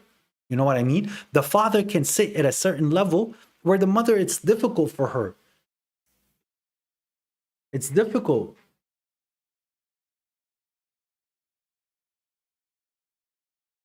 Full Sunni type explanation. Najman, do what you want. It's very clear that a man has authority over children in raising children. That's what the word orphan means. Yatim. Okay? And the mother role is extremely important, but to think that a mother can raise a kid by herself without a father figure, it's detrimental to the child. Alhamdulillah. And on all the mothers that have raised children by themselves, these are exceptional mothers. These are mothers that are going to have a huge reward on the Day of Judgment when the father was actively not present or the father was a deadbeat. Obviously, some fathers don't care. Some fathers don't even want to pay. Some fathers just had the child, he hates the wife and he leaves. Those are people that are not understanding anything from the book of God. Nothing from the book of God. Because like me, I'm going to make sure that even if I divorce the wife and I have a kid with her, I'm going to make sure she's in a healthy state, because she has to still sit and baby my kids. She still has to mother my kids, as they say it. Why would I sit here and put hate in her? As God says, do not kick them out of their homes. You think I'm going to sit here and play a custody game and kick her out of the house with her kids and kick them out and not even pay maybe just a few bills and a few things and not be present with the kid's life and come see them once a month? No, I'm a failure as a father. I failed what God said. But okay, I can't stand this woman. I can't be in the same household with her. But she wants to sit with the kids. You can keep the kids at your house, but I want to see them every day. I want to take them to school. I want to bring them back from school. I want to spend 2 hours with my children. They can stay and sleep with you. They can sit and smother you. That's your role as a mother. But to sit there and say to me that this is now, no, that she has to have full custody or I have, this is crazy. This is detrimental to the child. This is not something that I would accept by anybody.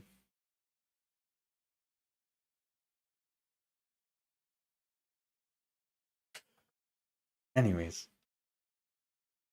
The people are very mean to their children nowadays, especially in this West. What do you mean? I would sit and I would take her to court. I want access to my kids.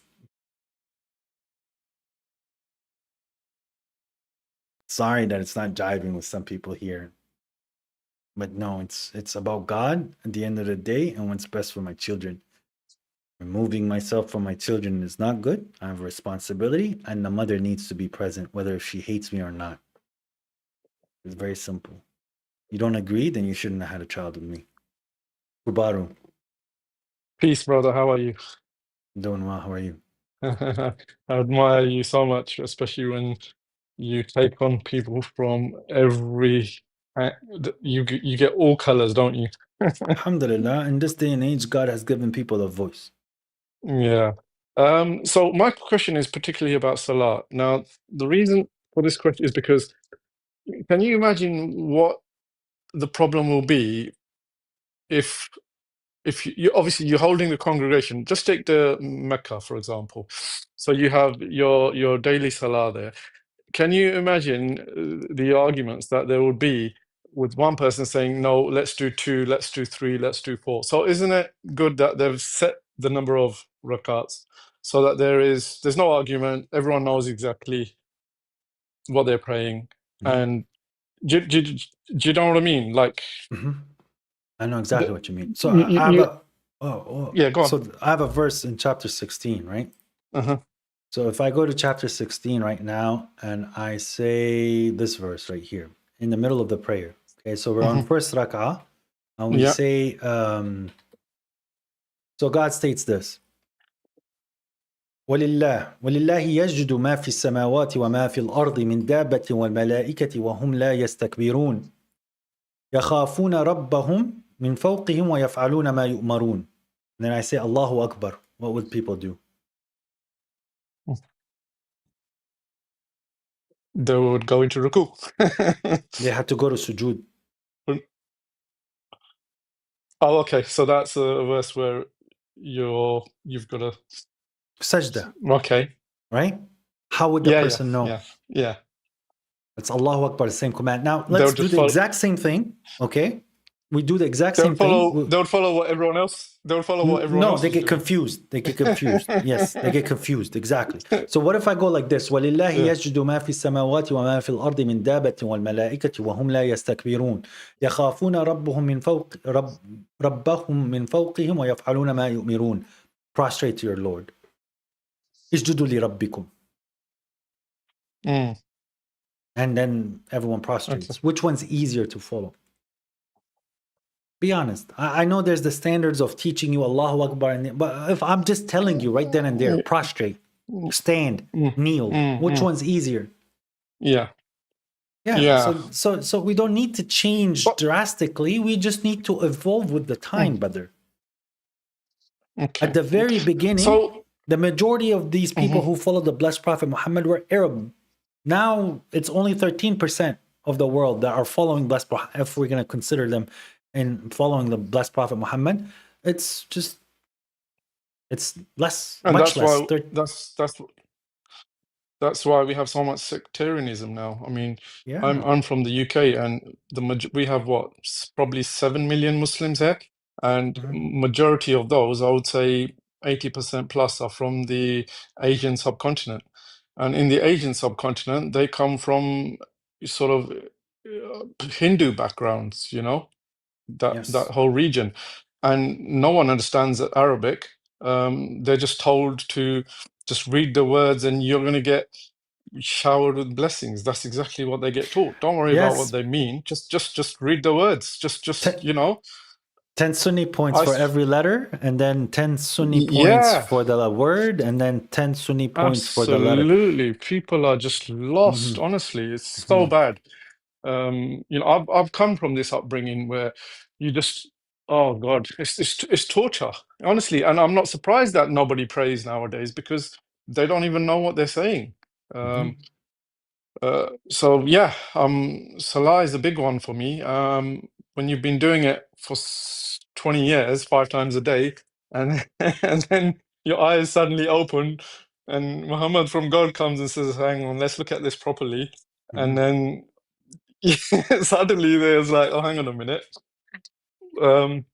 It's amazing that you bring light, or you honestly bring light, and God bless you, bro. Honestly, it's, and I hope more people can honestly open their eyes, because what they're doing is blind following. They don't even realize it. Sorry, go on. I have this Quranic Quranic calculator.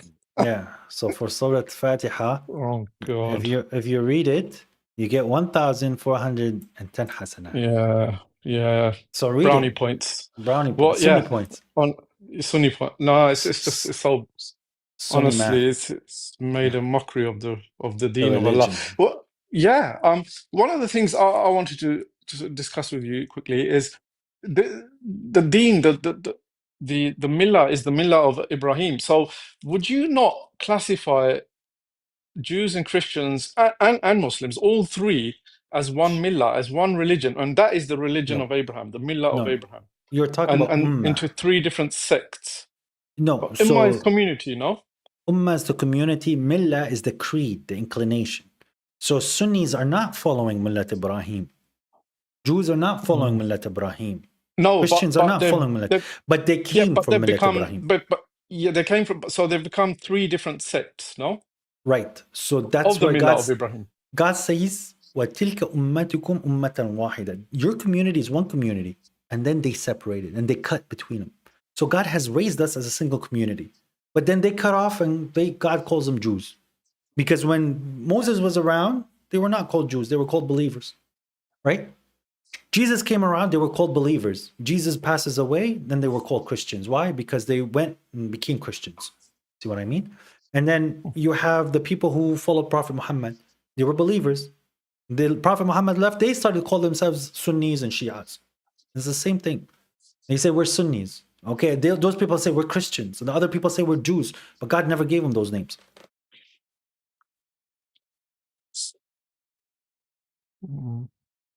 So Yeah. that's why, yes, we can't say that they're from Millat Ibrahim. Oh, look at this, guys. Is this guy IDF soldier? I have to be, I guess. You have to be a Zionist because they don't agree with God. you.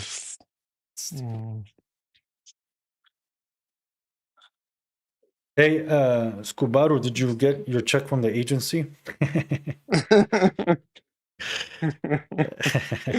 God, open your eyes, people. Open your eyes and open your minds. Honestly, it's just what has become. You're just blind are following the blind.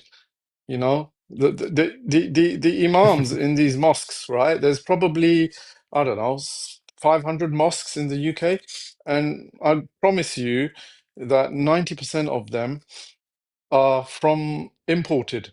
They're not even born and bred here, right? They're No. imported from the subcontinent, and they're doing the same thing. Yeah. I'm gonna tell you something that's gonna make you really think. The Islam that you see in the UK has very little with the Islam that you see in the Levant, in Jordan, Palestine, Lebanon, Egypt, Syria, like Emirates, Kuwait, Saudi, because their style of Islam is extremely harsh, where the majority in the Middle East don't see it the way that they do it. But they have this Pakistani version of Islam and this Afghani style of Islam where they think that this harshness is appropriate. Like, it's very rare for us to hear somebody getting slapped because he's reading the Quran wrong. But over there, it's no, you have to slap him. But I think that is partially because the UK colonized their lands, so there is that sort of, we must be, different as much as we can from these, colonialists. We must be aggressive towards them. We must, do you know what I mean? There's more of a. I'm talking about the internals. I'm talking between each other. It's not about the against the white man or the West or whatever, the way that they see it. I'm saying, like, the version of Islam that they preach to each other is not the same that we get in the Middle East. In the Middle East, it's a lot more kinder, it's more accepting. In Britain, no, it's a lot more secularized. Yeah, because I'll tell you why. Because they know Arabic. They know Arabic. Yeah. You see it. I still think, fair enough. You can say Sunnis, Hadith followers, but believe me, a lot of these people don't take Hadith that seriously a lot of the times. In the UK? No. In the Middle East? The majority don't care, bro. The majority in the Middle East, in Syria for the longest time, they didn't care about Bukhari and Muslim. It's just this recent push from Salafism that came from Saudi Arabia that started to promote this emphasis on Bukhari and Muslim. For the longest time in Syria, it was 40 hadith of Nawawi. That was it. And then the fiqh, the schools of fiqh. But they wouldn't sit and dive into these Bukhari and Muslim. They just had 40 hadith and whatever jurisprudences that you were learning in the mosque. That's it. This is before the Ba'ast. So have a nice day. All right. Brother, thank you very much. And Appreciate peace it, be bro. with you. May God Peace. preserve you. Keep going, Thank brother. you. Thank you. Thank you. For now.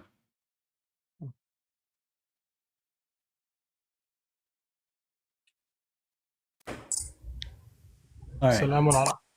Wa alaikum assalam. And I apologize and I appreciate you waiting. There's a lot of people waiting. There's a lot of knowledge, but I wanted to ask, and you touched on a subject I wanted to bring up was, you said millah is creed according to the Quran. Millah is something that people incline to. Well, how come like in Surah Al-Baqarah when you are making a contract, it says wamlul, like to make a contract. Yeah, but the word there is changed, wamlul. Okay, so wamlul, it's not the same. It's the same root, but it does not necessitate that it has to have the same meaning. Okay. So wamlul here, it's like someone who is he's the one who's dictating. It's almost dictating. Okay, you see what I mean? But millah is the one that's inclining. So it's like the word shajara, which means fight. Ma shajara baynahum, and shajara means tree. They share the same root, but it does not necessitate that they need to have the same branch. Well, because it uses the same germ back to back, like to confirm that it means to create like a compositional style, to create a contract. I don't know if you can pull the ayah up and we can see it together. Yeah. Like millah in the Quran is used in a very specific way. It's not like just creed. Like for the most part, it's like a compositional style, something that you're putting together. Like Millat Ibrahim, does it go hand in hand with Lisanu Ibrahim? Is it the style in which Ibrahim was? No. Lisan means the language or the tongue. Okay, but when we're talking about, it's not locution. Lisan is not locution, like as in a specific understanding within that tongue. It's not the physical tongue. It can't be. No. It's the language that's being spoken. So it's the dialect and the language. Okay. So that's what I understand as lisan. Okay, but it's commonly understood as the language. So here we go. So I'm gonna go to verse. First of all, I want to take you to right here. Oh, man. So are you saying that the millah to you means contract? Yeah, well, because I want to derive like the exact understanding on how Allah uses the word millah in the Quran, because that's the best understanding we can get. Okay, and tracing this word millah, you find that it doesn't, really refer to creed. It's always in some type of compositional or, contractual way where it's encompassing a certain thing. It's not like a creed of a certain people or. No, but still, it would still fall back to, as you want to say, that it's contractual, right? So it's in regards to what people are accepting. And the thing that's interesting is when you're saying falyamlul, it's someone who's dictating what he wants. See what I mean? So, but it's something that where both parties are accepting. So if you want to go back to this understanding of this word in the way that it's presenting, which I think is malal, right? Malala? Yeah, malala. Yeah, so it's malala. And then I think it would be yumlil. Yumlil is the first one, and then millah, right? And those are the two forms that it has a beard. So one is a verb and one is a noun. But they're consistent in their meaning, right? Does not necessitate, but we can go with that. So it's the dictations of Abraham. We can go with that. If you want to say فَاتَّبِعْ مِلَّةَ إِبْرَاهِيمَ, the dictations of Abraham. See what I mean? That would be the almost the confessions of Abraham, which still goes back to his worldview. And that's what I mean by creed, the inclinations. I always understood it as the worldview of Abraham. Yes, but also because the Quran really emphasizes on Ibrahim a lot. And, as you mentioned, I've been in here for a while where, you talked about how he reflected in Allah subhanahu wa ta'ala really honored his worldview and how he, questioned things and didn't bow to statues and so on. But Ibrahim had he asked for a truthful tongue, if we want to say tongue or truthful locution. That's why I think locution is a better understanding when it comes to, the word lisan, because Ibrahim speaks in a very specific way in the Quran. Like, for example, he uses, salamun alaykum. It's a lot different than as-salam. And you see who uses as-salam. Like, he even corrected the angels when they gave him, the salam. He didn't They correct told them. He did correct them. He gave him one that is better. Okay, He returned it and made it better. He didn't correct them. So when God states, for example, if someone gives you a greeting, return it or give something better, right? Right, but is as-salamu alaykum, like repeating it that way, is this correct according to the Quran? No, قالوا سلام قالوا سلاما فقال سلام. Salamun, Okay. yeah. Yeah. So what he did, he gave an indefinite salam. What they gave him is a temporal salam. See what I mean? So they're saying like salam in the moments that we're in here. Salaman. He said salamun, which is indefinite. It's the difference between alhamdulillah, alhamdulillah. The word, that specific diacritic is giving it either onwards or ongoing forever, or is just right now. Right, so like in Surah we have salamun qawlun min Rabbir Rahim. Salamun. Salamun. Yeah, salamun qawlun min Rabbir Rahim. Yes. Is there a correlation between these two ayat or? Not necessarily. Why? Well, actually, it would be, because salamun would be the indefinite. Ahsant. Yeah. So, but that's why he gave the angels. He said salamun. Right. But just like looking and tracing the ayat where you see the exact same word used multiple times, you get a very precise answer or a very precise style in the way Allah subhanahu wa ta'ala is presenting to us. I agree. So I feel like, yeah.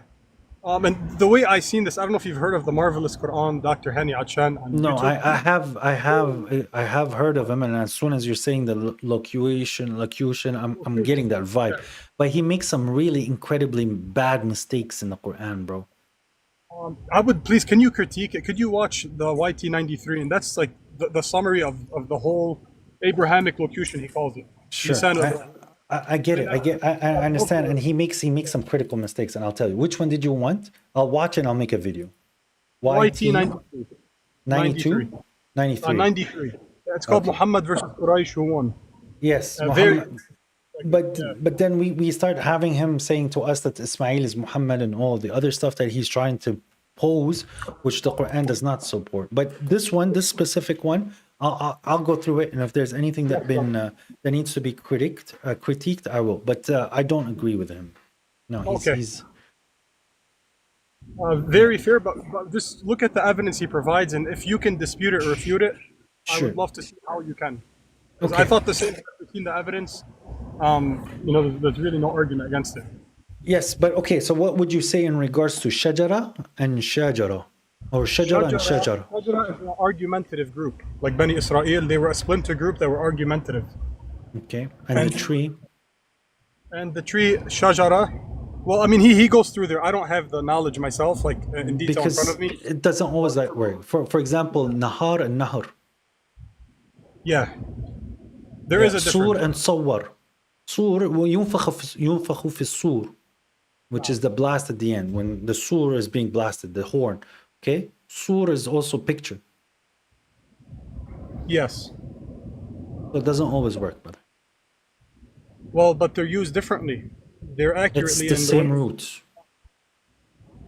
Yeah, I can give you a whole list, brother. I can give you a very exhaustive list. That this style of just looking at the root and the root has to have a connection is not always the case. My brother Muhammad, but like it's basically it's tucked away in the Quranic stories when Allah is using it in certain ayat. It's used consistently. Like if you've seen, for example, if you've seen sur in the Quran, you trace the word sur.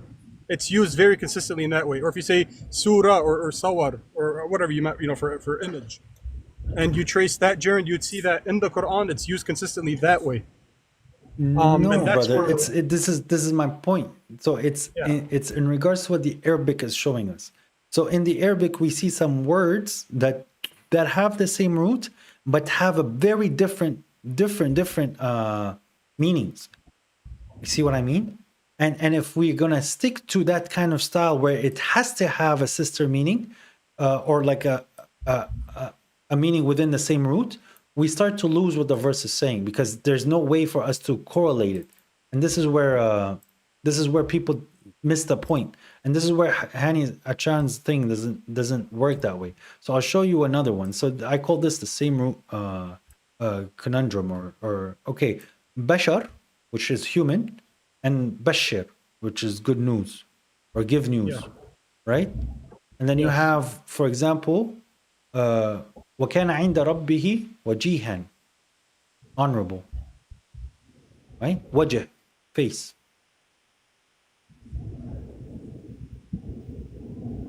When tawarun, to ignite, wara, behind, waqara, deafness, waqiru, respect. It's the same root. See? So when the word millah, we have to be a little bit more careful. But dictations, I can agree with. It can be understood that way. But then when they say لِتَعُودُونَ فِي مِلَّتِنَا, you will enter back into our millah. So does that mean tongue at this point? No, in their style, their compositional style. Like compositional style. And I can give you an example, brother. What I mean by that is, if you look today, for example, all of mainstream Islam we have today, Sunni, Shia, we're taking all our sources from truly the millah of the Israeliyat, from the biblical stories, the Torah stories. And we've been infiltrated by them. We are in their millah. No, that's not a millah though, bro. That's not their millah. But using it in this context, it couldn't fit that criteria? Technically, no, because their millah is so would you consider the people who are following the hadith books, they have their own millah? Actually, you would be right. Yes. I would concede that point. Yes. Sure, I would concede that point. Yes. You're That's right. what I'm seeing, that angle. And there is a millah of, in the Quran, but it's preserved. It's preserved within the Quran, and you're not going to be able to attain it if you take outside sources over it. But that's exactly what the Quran is teaching you. Perfect. So the Quran is teaching you this millah. You see what I mean? This inclinations, sure.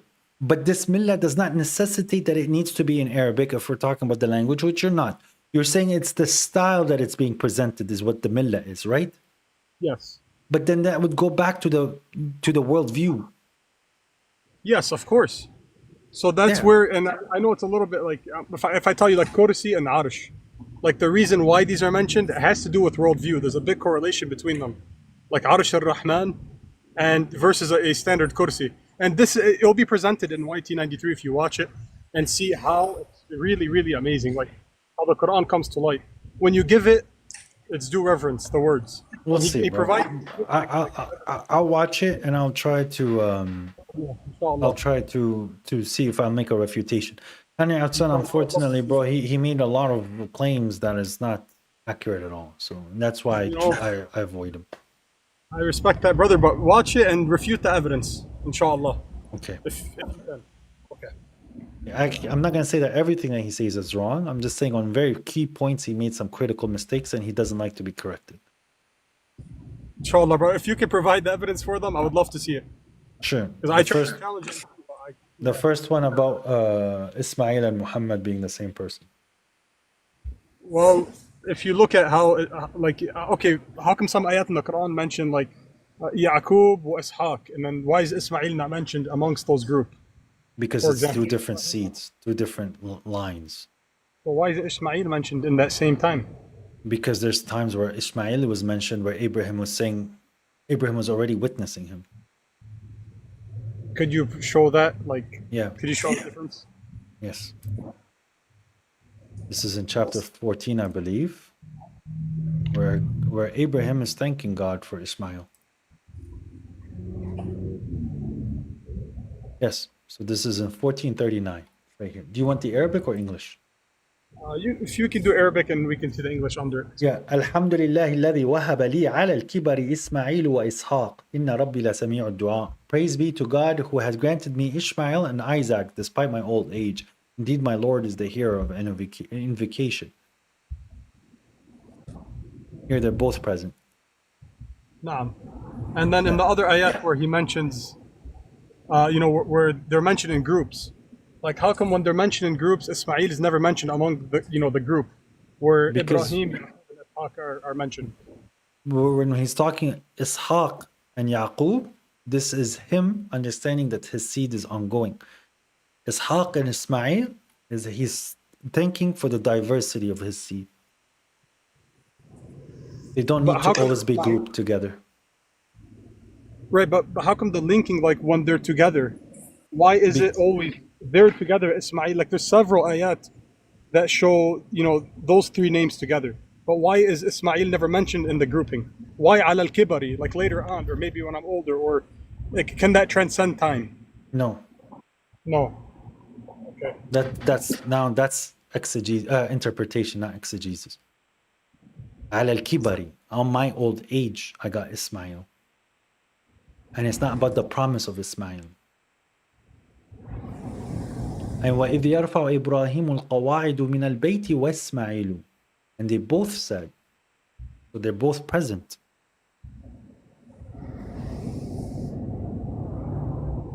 So this notion here, it's rejected. If he's saying anything truth in regards to what you're calling the locution of Abraham, okay. If there's truth in it, but this concept, he's wrong. Sure. His brother Muhammad, could I send you the notes from that segment? I have them actually, and you can review the ayat. Do you have right now, or can we do it? I have them now actually. I could. But could I send them to you? Maybe you can pull them up. I don't know how to put them on the screen or not. Let me review the video, and I think it's better if review them, and I'll send you the notes via message here, and you go through the ayat and the evidence he provides for why it is. So please send them to me on my Telegram. It's the same name as my channel. That's how you'll find me on Telegram. If you search my name on Telegram, you'll find me. Okay. Allah. Thank you, brother. Thank you for your time, bro. God bless you.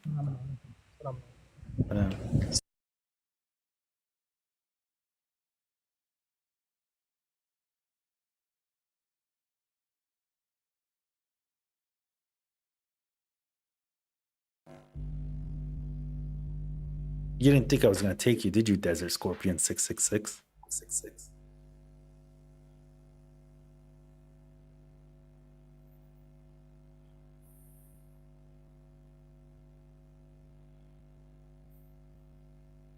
Scorpion. Did you fall asleep, bro? Desert Scorpion. Habibi.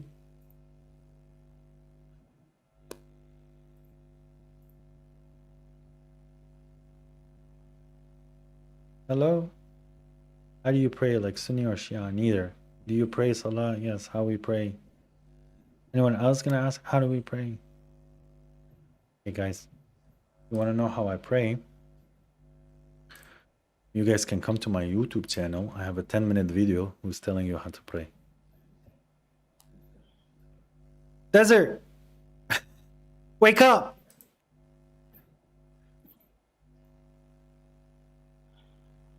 Okay, let me just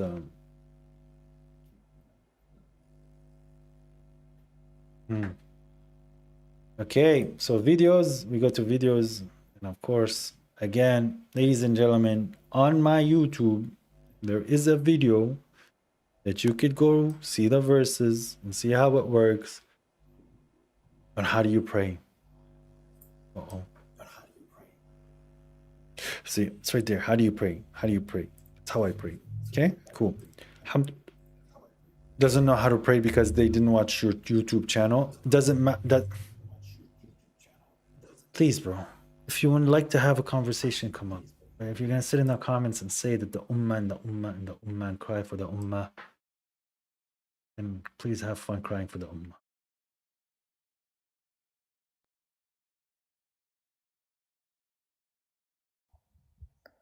It makes sense that. Hi there. Hello. How you doing? Doing well. Firstly, I would like to start off by saying may peace be upon you. Peace be upon you as well. In the English version, because I think we're a bit too tied to Arabic. Okay, I agree. What I mean by that is that only 15% of the Muslims in the world is Arabs, right? How many? Or it's like 15% more or less. Yeah, a small number. And it's unlikely that Islam is just, for Arabs or for people who speak Arabic. It's for the whole world. Mm-hmm. So I would like to look at a specific verse, chapter 22, verse 78.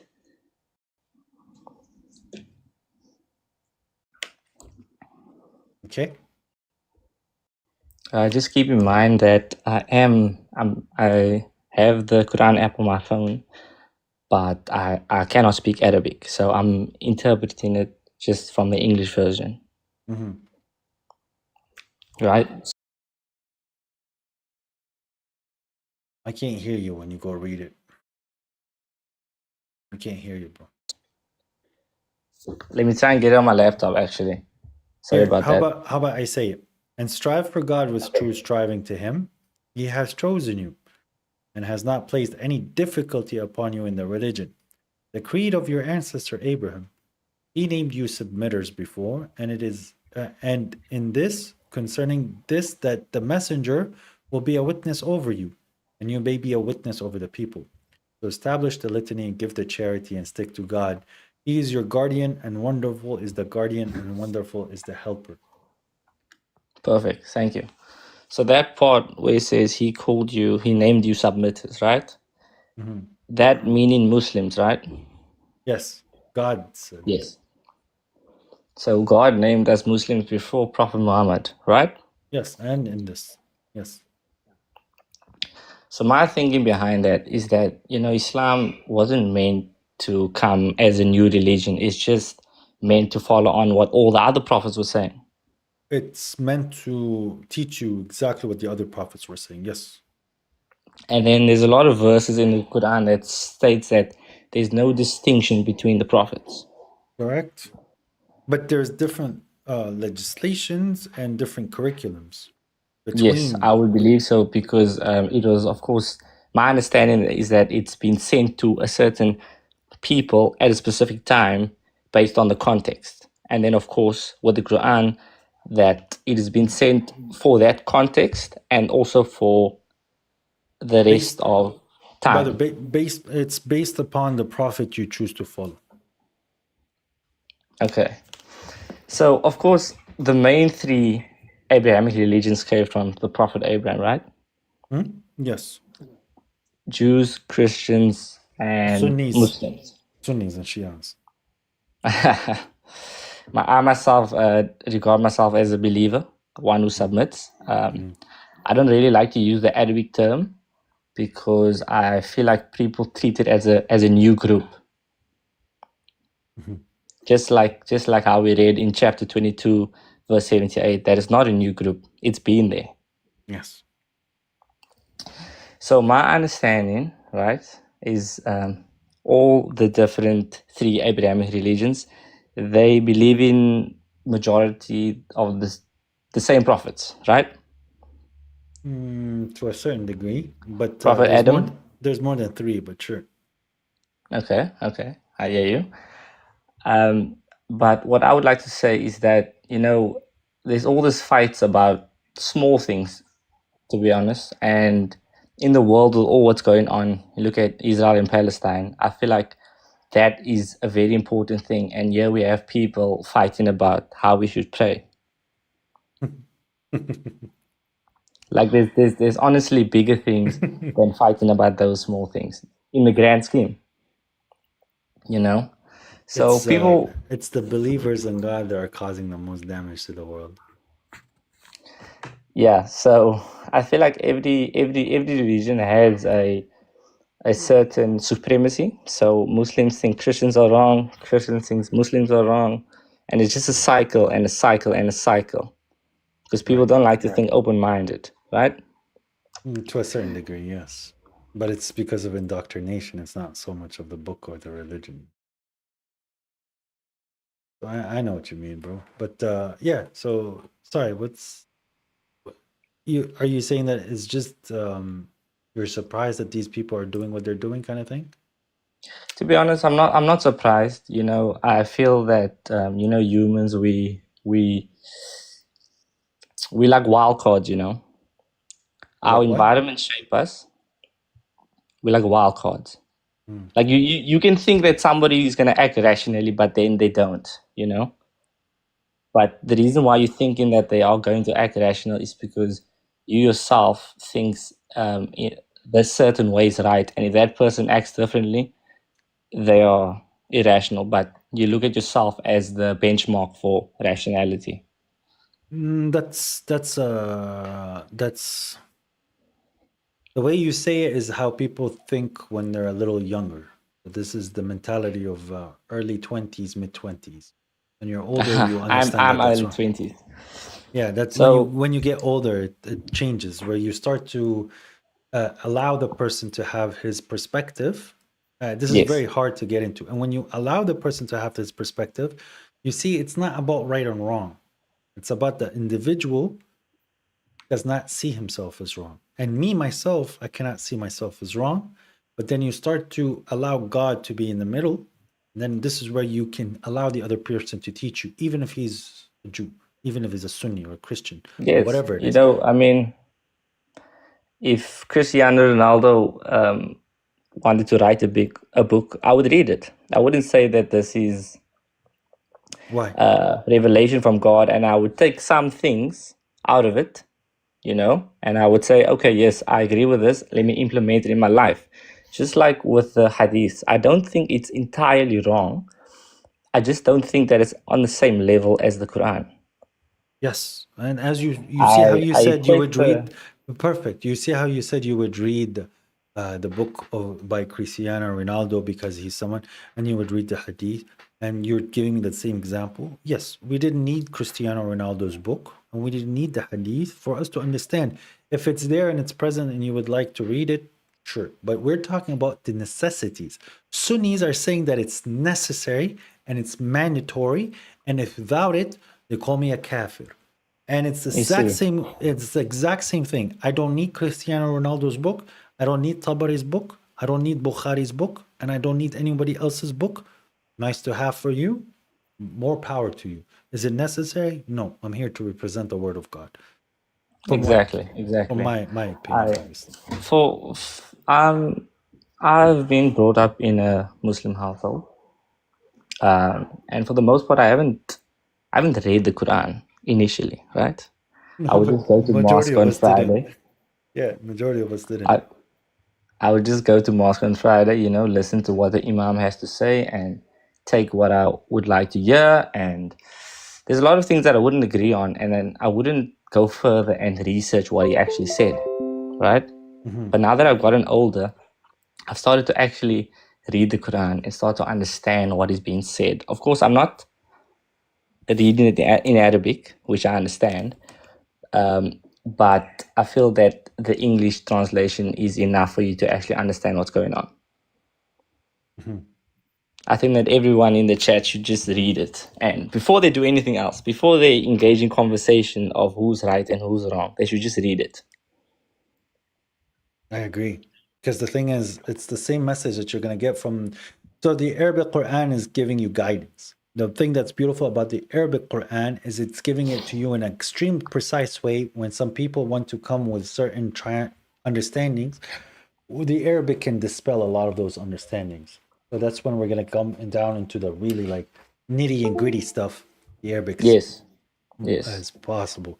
But when it comes down to now translating the message, it's translatable. It's understandable. It's not going to be as precise and beautiful and elegant as it is in the Arabic, but we can get it across to you very easily.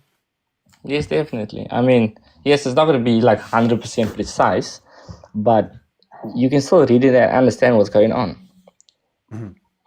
And also, I think somebody told me something interesting. They said that in heaven we're going to speak Arabic, No, you don't right? know that. You So don't know that. so that was interesting to me because they think in Arabic as this divine language, you know. They give it superiority when God picked it as because it is a strong language and it's a good way the communication came across, but it does not mean that that's the language of God. But before he picked a Exactly. different language when he was communicating to Moses, it does not necessitate that that language now is also the language of God. Exactly. So bringing me back to that chapter 22, verse 78, right? Mhm. Where God called us ones who Muslims. believe, right? Yes. Muslims, right? So if Abraham, he didn't speak Arabic, am I correct in saying that, right? I believe he didn't. Yeah. So if he didn't speak Arabic, what were we called then? Surely we weren't called Muslims. What is the equivalent to his language? Submitters. Yes, beautiful point. No, that's something that I also use. So when Moses So said to his people, if you were mu'minun or you're Muslimun, would have he used the Arabic word? No. So what does that mean? So we're supposed to say submitters. We're not supposed to say the word Muslim. But unfortunately, convention has done, because of fundamentalism, because of Orientalism, this is something that where we struggle now, where Arabic words got Romanized, and those people pray to Jesus and those people pray to Allah because they won't translate the word Allah. If people notice, I don't use the word Allah when I'm talking in English because it doesn't make sense. So the English yeah, speaker doesn't make the word submitter Muslim. Unfortunately, because of convention, I use it, but it's submitter. I remember I watched this one video where you said to somebody peace in English, and then they said, "Why are you not saying salam?" What happened to salam?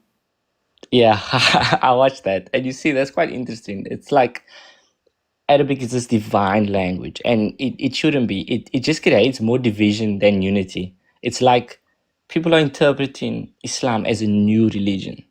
Muslims themselves like to claim all the prophets are Muslim, but then they will always, when they're speaking about Prophet Muhammad, they will say Sallallahu Alaihi Wasallam. But then when they're speaking about another prophet, they don't Jesus. say, "May peace and blessings be upon them." You know what I mean? They don't give the other prophets that same level of respect. You know, Because if you can go say Allah, some of them will say Subhanahu wa Ta'ala. Sometimes they would say Subhanahu wa Ta'ala. But if you say Muhammad, they all will say Sallallahu Alaihi Wasallam. You could sit there and say Jesus, Jesus, Jesus, Moses, Moses, David, David, David, Moses, Moses, Jesus, Jesus, Jesus. You say Muhammad, Sallallahu Alaihi Wasallam. Hey, why didn't you you say, see, oh, we say Alayhi Salam? No, you don't. Like I just said it like 10 times, you didn't say it. there is a verse about the no distinction between the prophets. I took it They down, but I don't forget want to that. go to my phone because I think Yeah, it cuts the. it's said twice in chapter 2 and in chapter 3.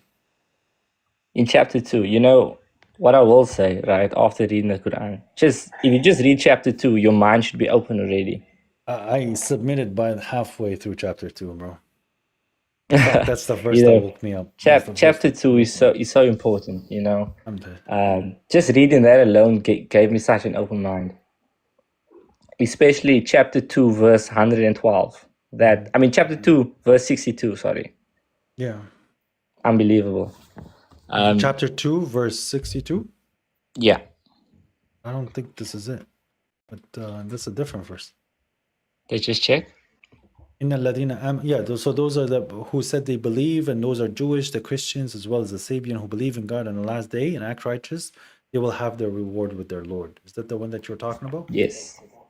Yes.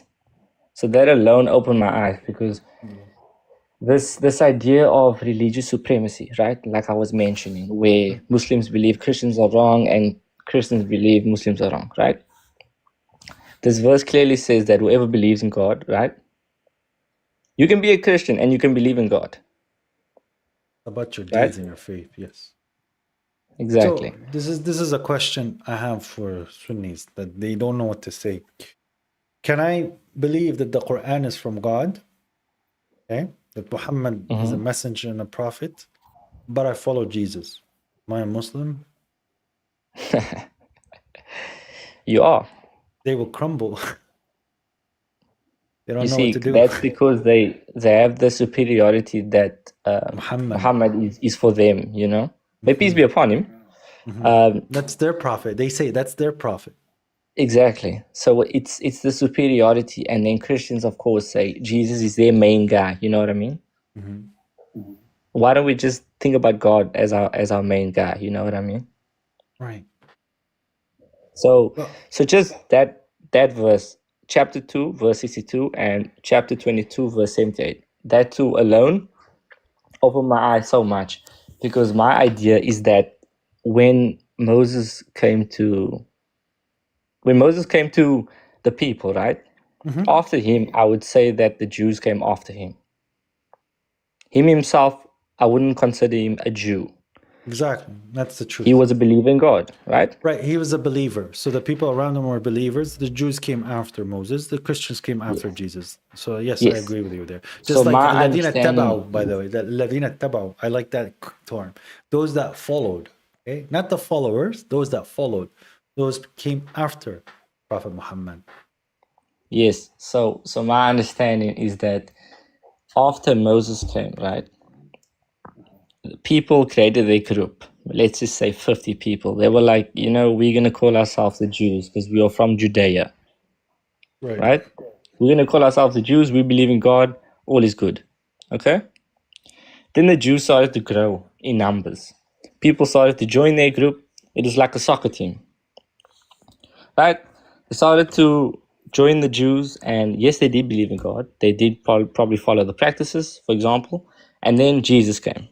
May peace be upon him. Right?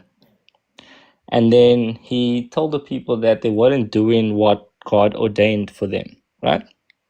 Correct. But the Jews already had their group, so they didn't want a new messenger coming in because they already had their beliefs. I understand. Okay? So then, from Jesus, maybe some Jews were like, you know what? I don't agree with this group loyalty that you guys have. Let me start another group called the Christians. After Jesus passed away, Jesus didn't want Christianity. I don't think it works that way. Is this? I don't like this, and I don't. No. It's just people started to add to their religion and started to call themselves certain things. It's the same thing with Sunnis and the same thing with Jews.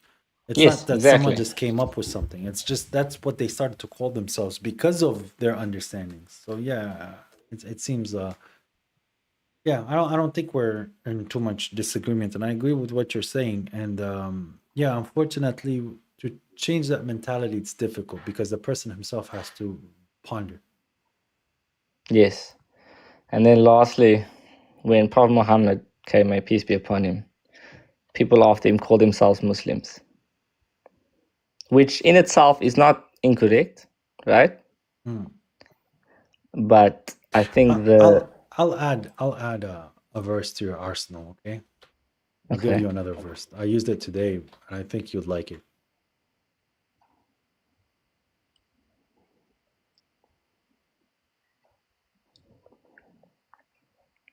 Right here. This is chapter 28:53. Yeah, this is about the Quran. 28:53. Notice what it says here. This is what people said when the Quran was being recited to them. States here, and when it was recited to them, just give me 1 second. Sorry. Ooh. And when it was recited to them, they say, "We believe in it. Indeed, it is the truth from our Lord. Indeed, we were Muslims before it." How were they Muslims before the Quran? They were already submitters. Exactly. This is the point that you're making, and I understood this. Yes, and just reading this alone, you start to accept people more. Yeah. And you don't have that superiority that you're better, because I would say that someone who grew up in a Christian household, for example, you don't get chosen where you get born, right? No. Let's just say your parents decide that, or their parents before that and before that and before that, they call themselves Christians, right? Right. And you're born and you decide, okay, I'm going to believe in God, right? I would say that yes, you're from a Christian household, but you are a Muslim. But not Muslim in the sense of a group, but Muslim is in the sense of a believer. Submitted. Yeah. Yeah, so it's a submitter, and I agree to a certain degree. But yeah, I think it's easier for me to talk to you because I feel like we're on the same page for a lot of the things. There is one thing that people have to understand. When I come online and I do these things, I have to. There is a form of there is some showmanship. Okay, in real life, obviously, I don't talk to people in when they upset me. how I talk to some Sunnis and Shias, and I'm not hostile towards anybody. So the Yes. majority of the people, when I'm walking down the street, they don't know if you're Quran alone, Sunni or Shia, and people don't.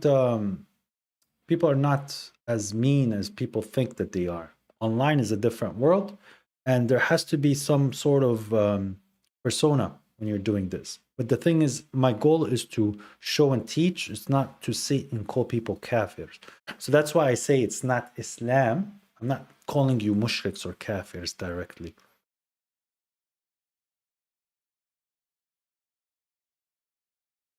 I completely understand. Just before we go, just last verse. Last point. Okay. Chapter 5, verse 48. I had it all on my phone, but I know if I move, it's gonna mess it up a bit. Okay, here you go. So 548. Yeah. And we have revealed the book to you in truth, confirming what is before it of the book and governing over it.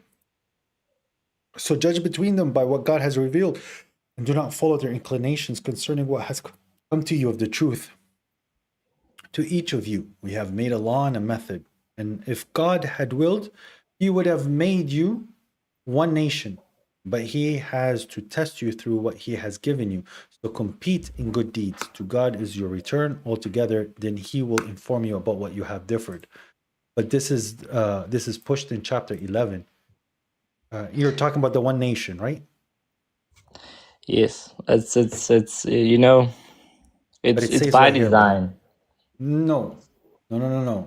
God says if he willed, they were not polytheists. They're polytheists. The design is not for us to split. In fact, the opposite. He's testing us No, among each other. I think God designed this, He said that if he willed, he could have made you into one community. My We're understanding of supposed to that. be. We're supposed to be. Here's the thing.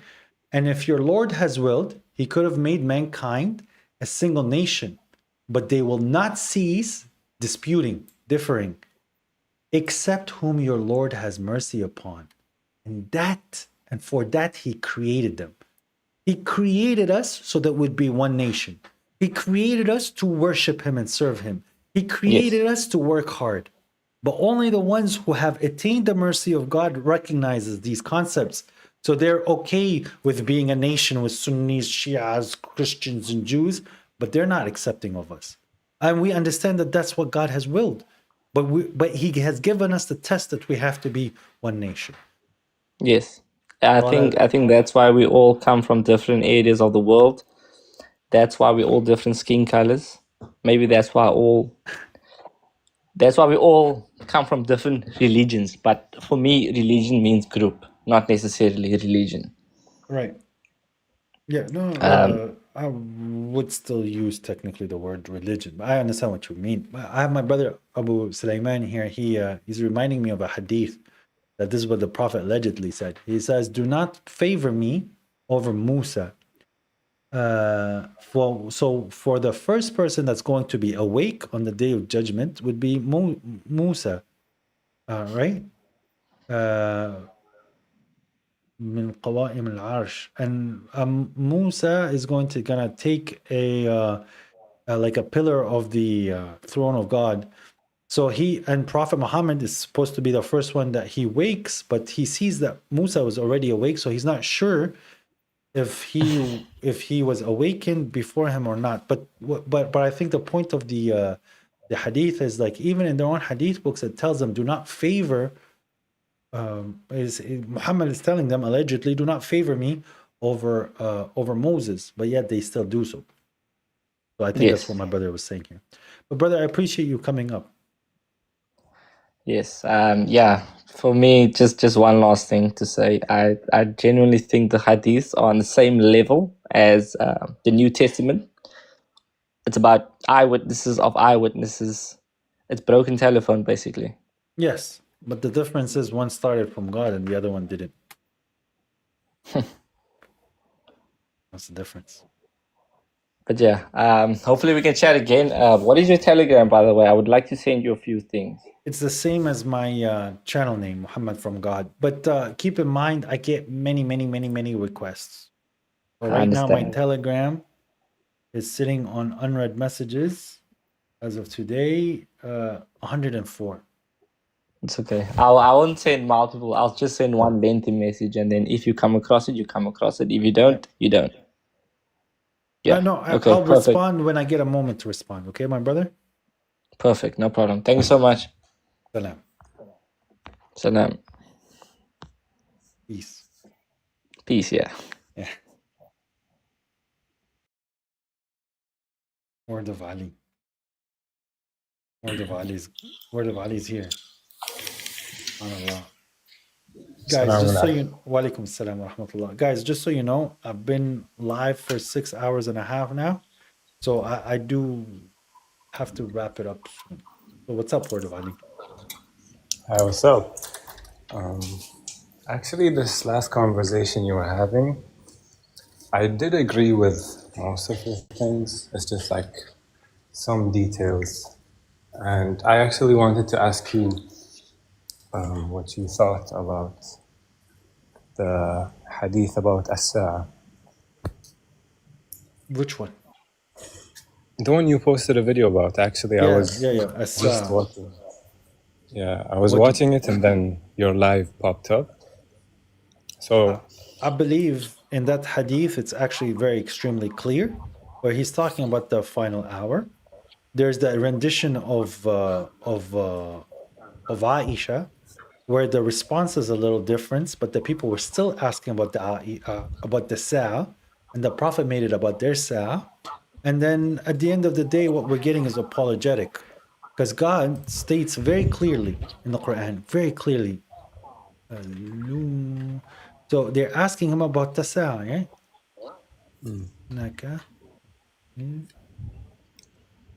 We were supposed to see this. If someone asks the Prophet about the Sa'a, we were supposed to see this answer, which we didn't. Okay?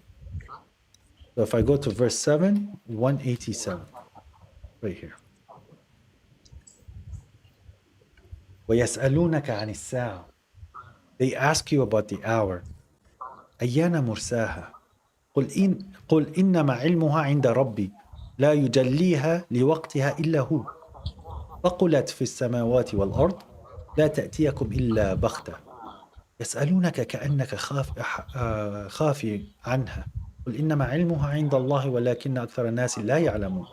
They ask you about the hour. When will it take place? Say. See, God is ordering the Prophet, the messenger, say, its knowledge is only with my Lord.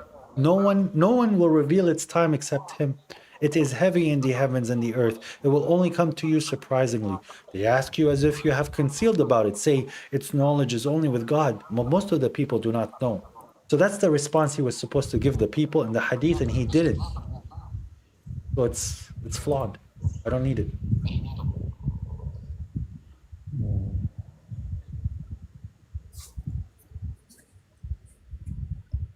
how would you decide on the words of your translations? Like, how often do you but how often do you reflect on a certain word and its meaning?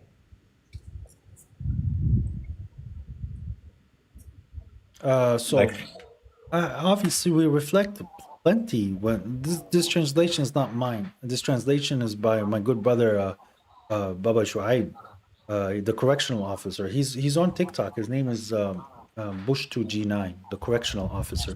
He's a Quran alone brother, and he did this translation in 6 years, and it's a very strong and well-oriented translation. And you have many other individuals that translated the words in a very similar way.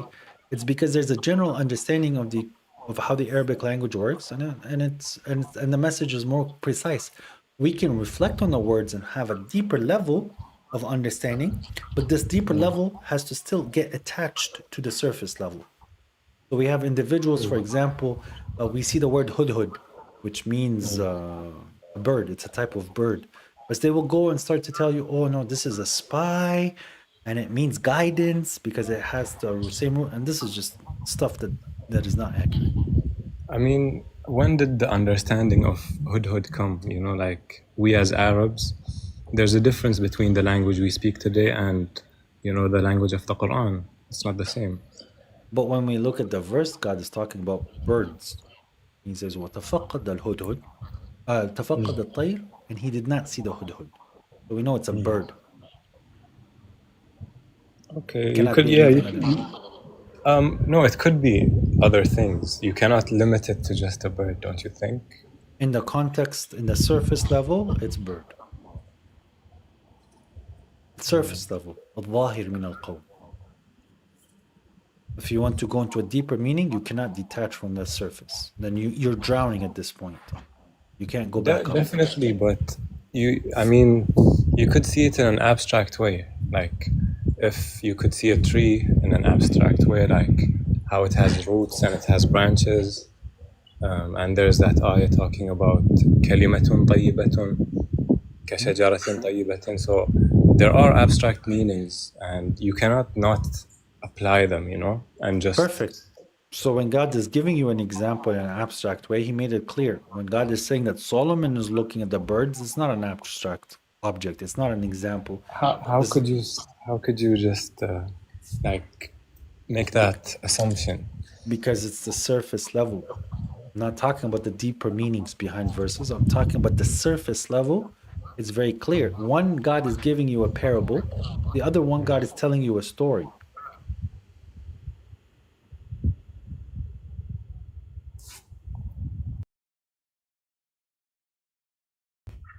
Isn't it all just stories?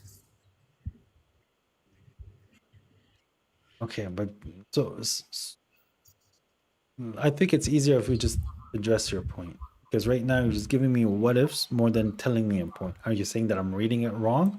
Or you're just saying that there's more subjective understandings to the Quran, which I don't disagree, but again, it's subjective. So however you want to It understand it. is, but like I'm talking about the surface level of what we can both agree to. We have to talk about the surface level at that point. The but abstract nature that you can deduce for you. True, but then you're using like a standardized translation in your works. Yes, of the surface level.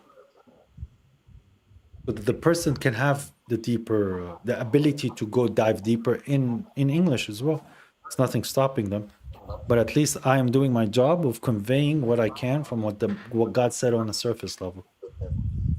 I do agree, like people get their own understanding from your words, but let's say if you had like a more accurate translation or a more accurate understanding of the literal meaning of the word, like the actual produce meaning it. of it. I don't think the translator, especially Shuaiba, is trying to minimize the effort. I think he did a very good job, and he put a lot of effort in producing the Quran from what he is perceiving, from what God is guiding him. So if you think that he's lacking in the translation, then I think it is your job, your duty to produce something else, produce something better. True. But so this one hasn't been updated in 6 years, or does No, it? he if you show him an error, if you show him something, he would update it. But he took 6 years to do it. Okay. Well, what is it called? The Great Quran. Okay. Right here.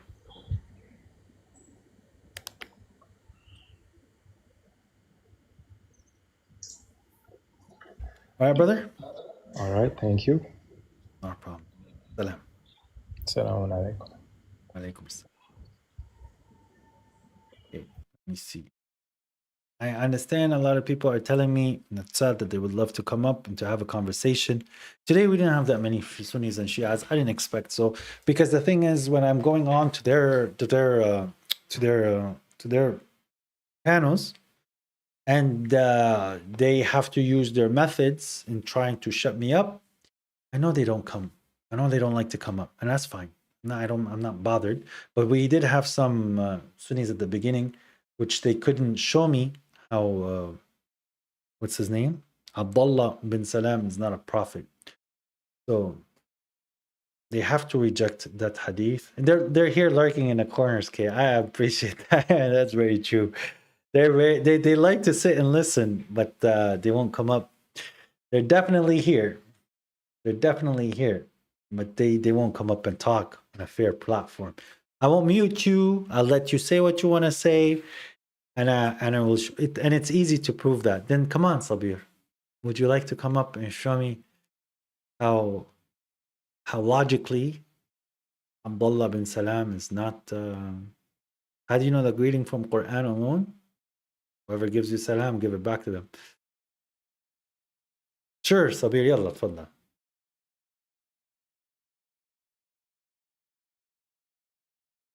Kibba. Inshallah, soon I will be able to answer your questions. I can't see the request option here. Okay, maybe I can invite you. Yeah. How do I search your name at this? Allah. Sabir. Did you run? Trying to find you, bro. Sabir. Sabir.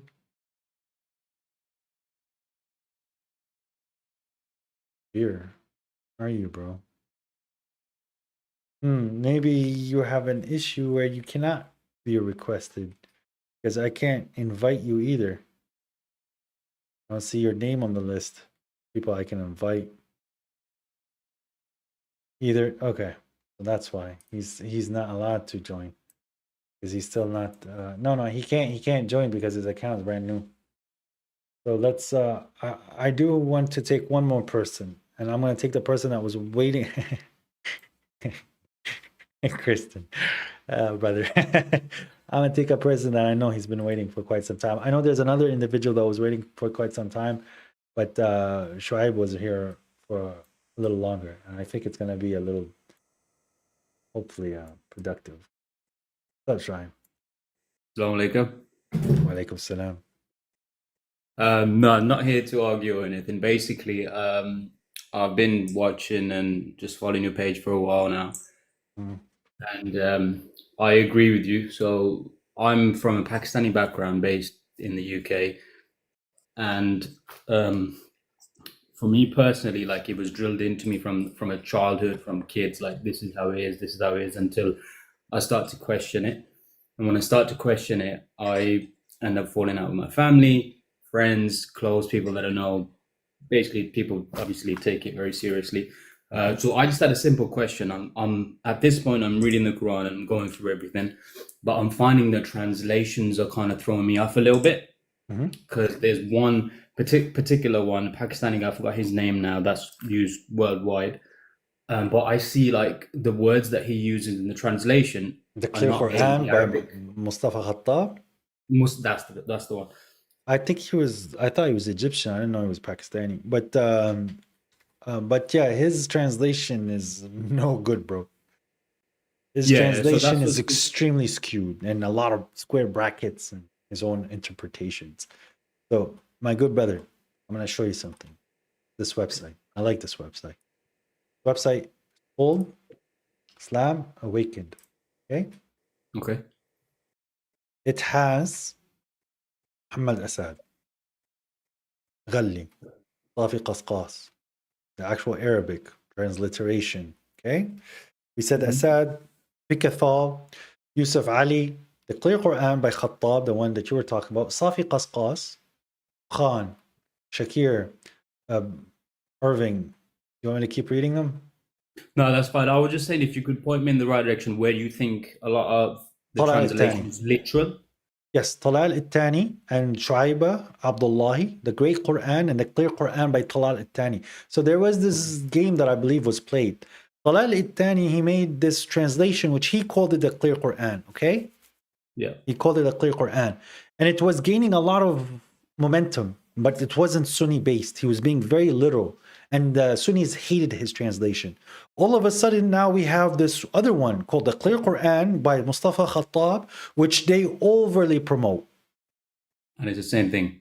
But it's the same name. But the one with Talal al-Thani is the one where it's very accurate to the Arabic. Okay? Yeah. So, and then I have my good brother, who's also a Quran alone brother, Shuaib Abdullahi. He himself has, again, a literal translation where he's not adding from himself. It's what the Arabic is saying. Is that the clear Quran? That's the Great Quran. The Great, okay. Okay, the Clear Quran by Talal al-Thani. Okay? Okay. So I'll just write that down because it's at the moment it's just throwing me off a little bit because a lot of the stuff don't make sense. And then 1 second, I'll show you the one that my wife likes. Give me 1 second.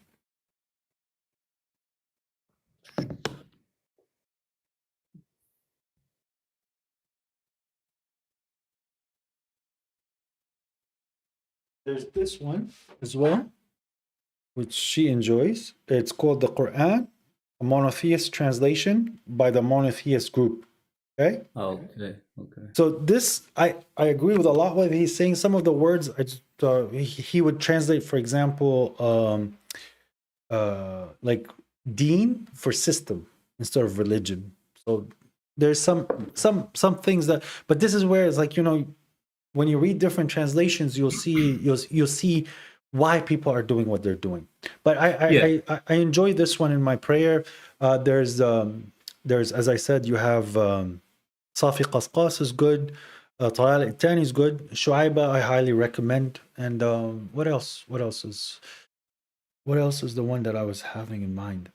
Oh, Pikathal, the older one. Pikathal. I've heard of this. Yes.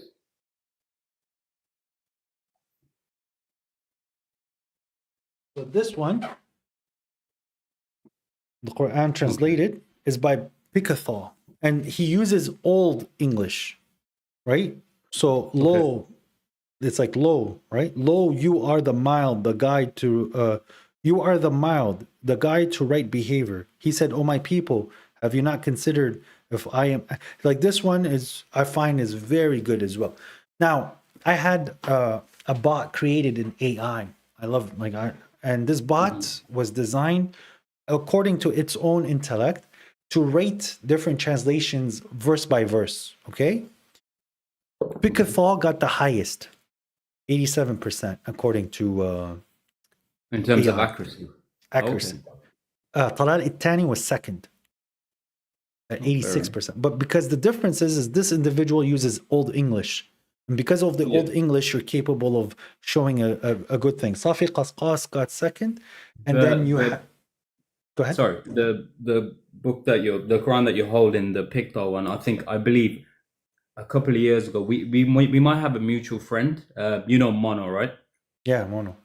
Yeah. So he was telling me about it at that time. And at that time I was in that, ignorance and bit where I was like, no, this can't be millions of people around the world. It's not true. It's this. Mm-hmm. And then I was like, no, I don't want to read that book. He was like, just read it, see how it goes. So, and now it's come to a point now I'm going back to that book. Yeah, it's a good translation. It's a really good translation. Yeah. So somebody asked me about Muhammad Assad's translation. It got one of the lowest scores in regards to accuracy. Muhammad Assad's translation, unfortunately, did not make a good cut. And the one even below that was Rashad Khalifa's translation. So Rashad Khalifa did the worst, okay, by far. Rashad Khalifa did really bad. And then you had Muhammad Assad, and then you had Mustafa Khattab, which it shows that the people who had an agenda where they were trying to put their opinion into the works, they would score really low with the AI. And the individuals that stuck to the actual text, they were getting above 85, 84 and 85 and above. Nobody scored 90%. So. Yeah, because I was trying to read, and I've got these 2-3 different translations next to me, and you can see the bias, the people that literally where it doesn't even mention certain words, and they've just put it in there. And then when you read the Arabic, Obviously, I'm not an Arabic speaker, but when I look into it, and I'm like, that word is not even there. So where did it come from? But Right. that's all it was. I'm not going to take any more of your time. Thank you so much for having me on. Appreciate it. And you Thank can read the Quran. You can hold the Quran while you're praying. And thank you very much for coming up, brother. Thank you. Right.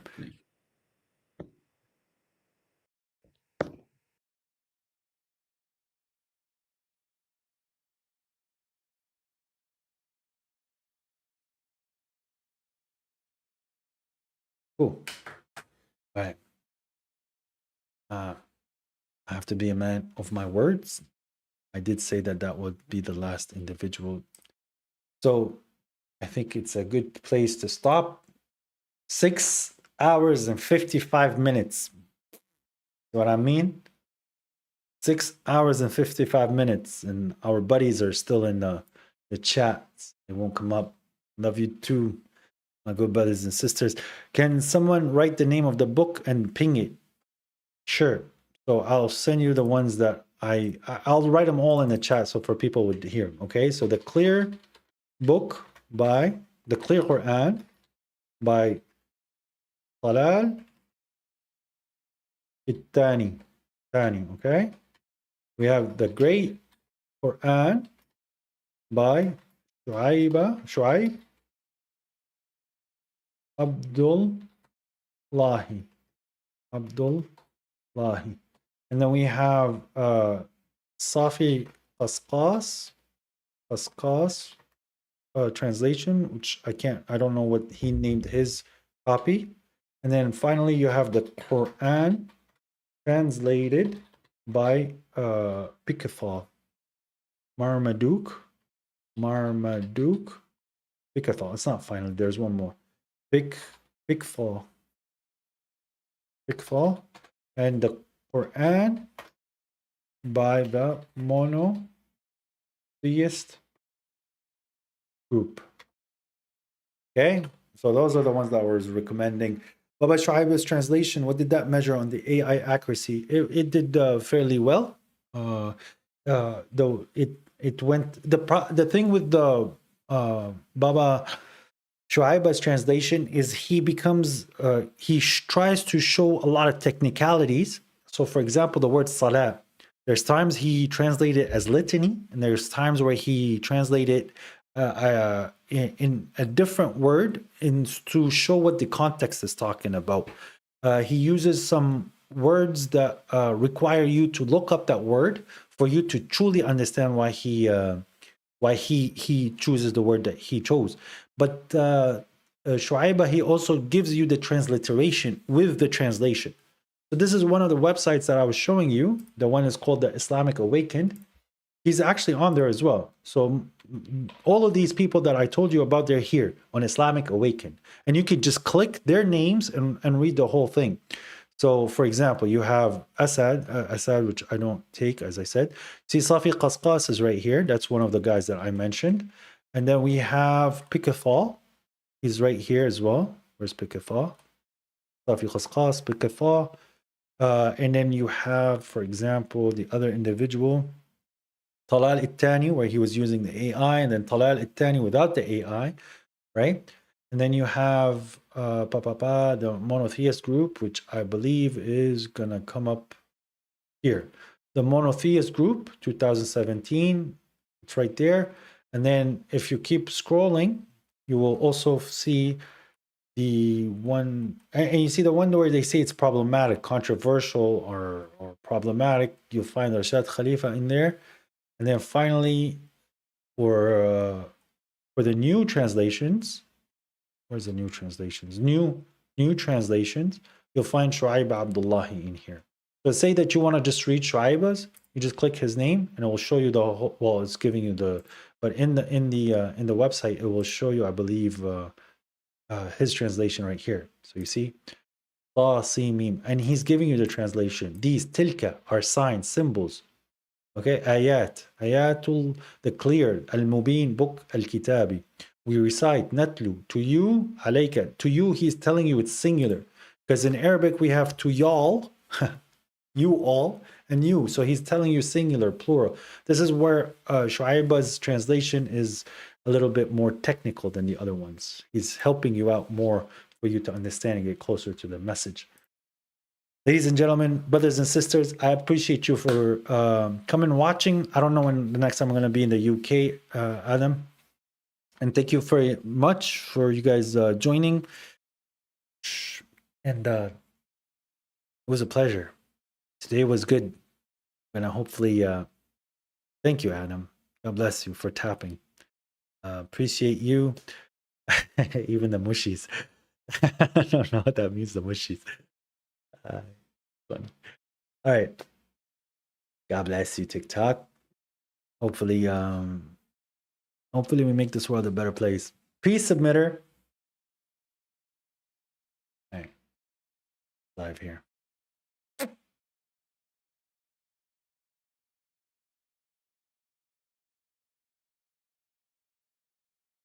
They're gone. Just us. YouTube.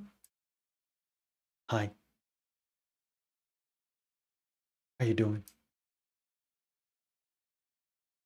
How's it going? God bless you too, SS. Today was interesting. I did wanted to show that hadith, which I did a few times. Notice, guys, now the Sunnis are going to have to avoid me. How it goes. You make the hit. They realize that they're getting cooked. They see these videos that gets put about them. They just don't want to come.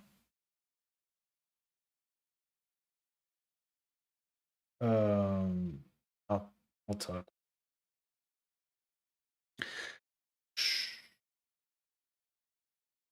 So yeah, it was a good time. Unfortunately, yes, they're not going to be coming as often as they did before, which is fine because we're going to step 2. So again, I'm hoping to move more so in a different direction soon. We need to I need to get some things in order, and for that to happen, we're going to give an opportunity for the believers again. But we're about to do some street dawah. Dawah on the streets. La mashallah. Servers, SSL certificate, so much work. While just intermittently listening to, so I will have to rewatch the stream later. Brother, just use the agent in Cursor AI. It does most of the stuff nowadays, bro. SSL certificates and dedicated IPs, not so much. No, SSL certificates, it will.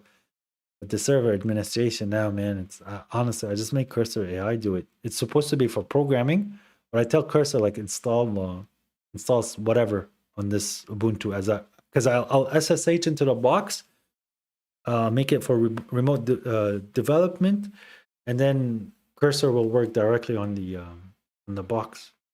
Pretty cool, but you have no idea when it's doing something wrong. So. Anyways, man, this AI thing is weird, dude. I had this technology 10 years ago. SubhanAllah. Guys, like you can program in a week's time what you could do in like 6 months. It's interesting. Yeah, no, then it's different. Then it's different. Why was there no Friday sermon? I was unfortunately really tired, and by the time I woke up, I was too late for me to even make a remark. Most of the time when I'm doing a sermon, I don't know if you guys can tell, but I'm up 30 minutes before the sermon. My schedule needs a little bit of improvement. But with that said,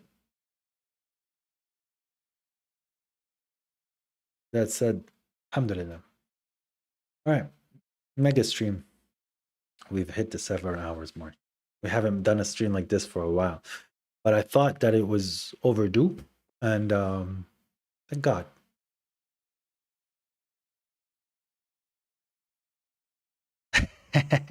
All right. God bless you guys. I'll on the next time. I have to make sure Hasna is okay. Peace.